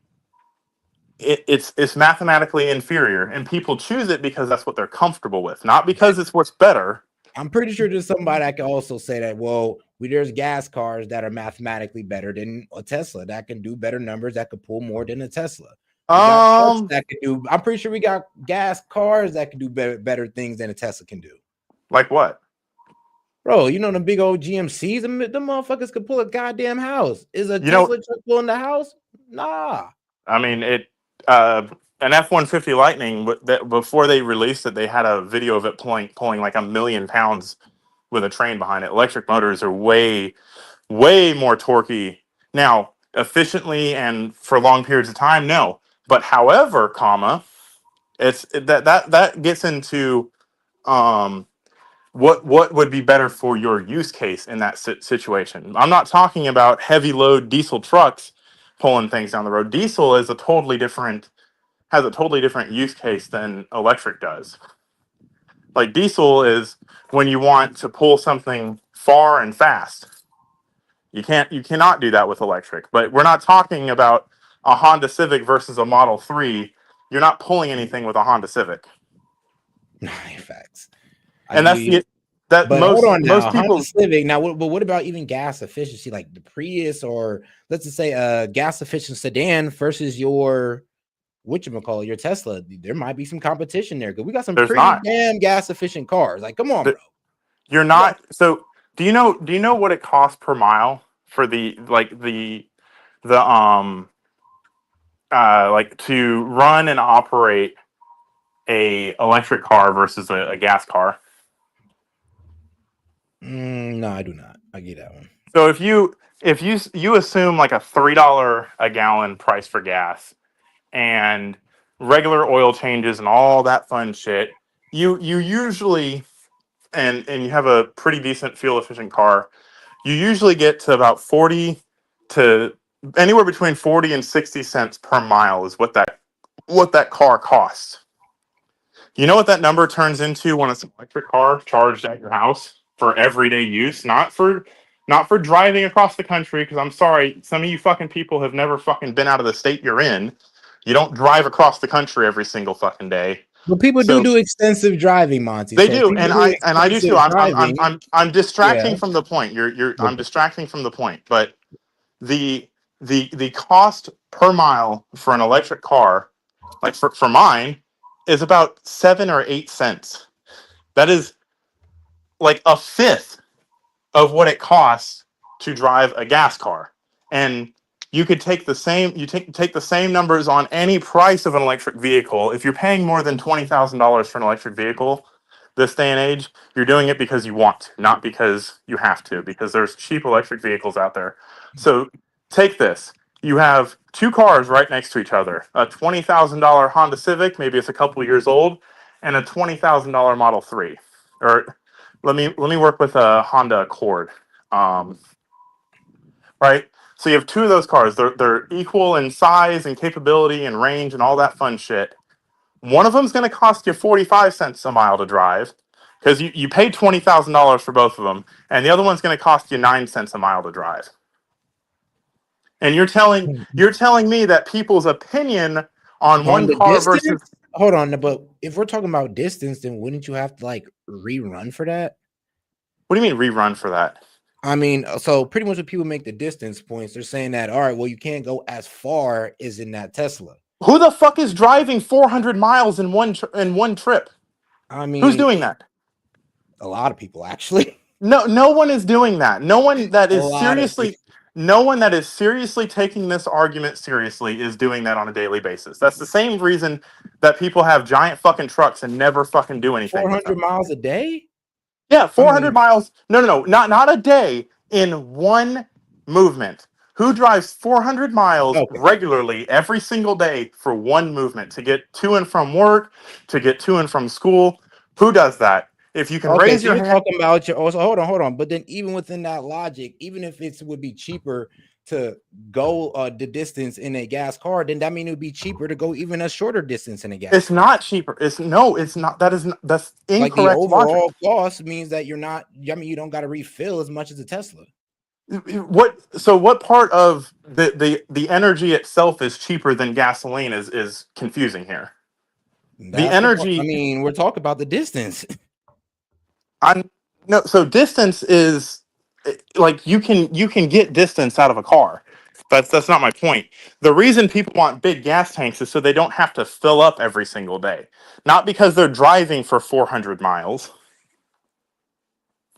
But doesn't That's that what mean I'm you have to saying. keep paying you have to keep paying for the charge, you have to keep consuming energy at your house? I mean, Right, and so what I'm saying, ignore the range of the vehicle for a second, because that's what people love to get hung up on, and they completely mistake what they're actually talking about. Ignore that. One costs 9 cents a mile to drive. One costs 45 cents a mile to drive. now, and where'd you get that from, dog? I'm gonna have to look that one up. Just the average charging costs of what your charging cost for electricity is. I can actually. Because I'm gonna have because I don't know, like think about it. The same way you're saying that, oh well, there's people who fearmonger on electric. Well, I would have to understand where you're getting that study from, because I'm like, huh.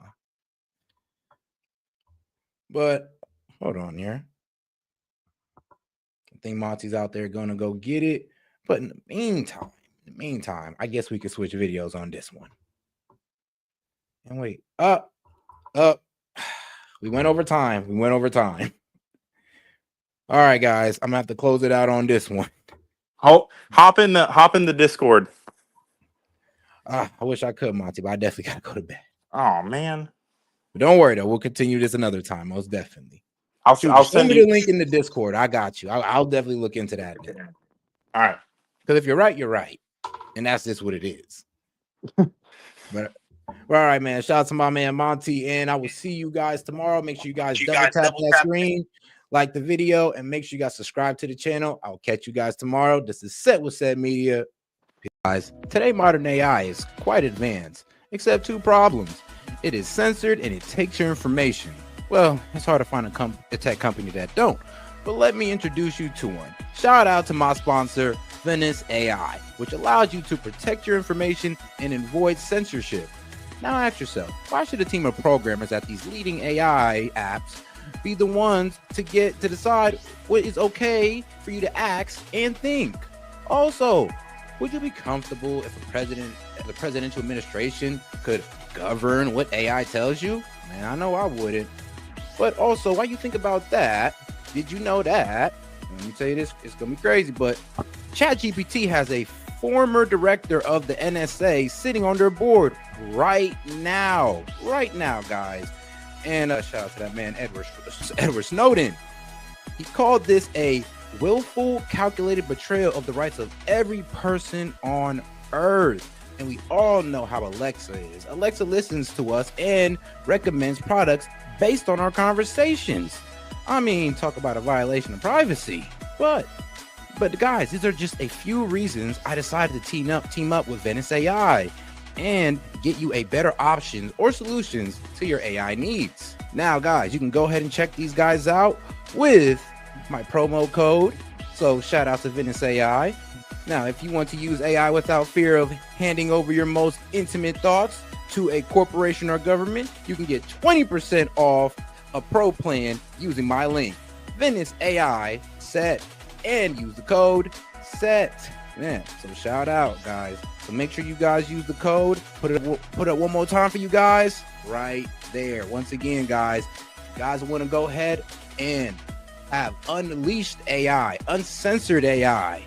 Go ahead and tap in with my guys at Venice AI, guys. Hey, this is S.E.T and appreciate the support. And shout out to the sponsor.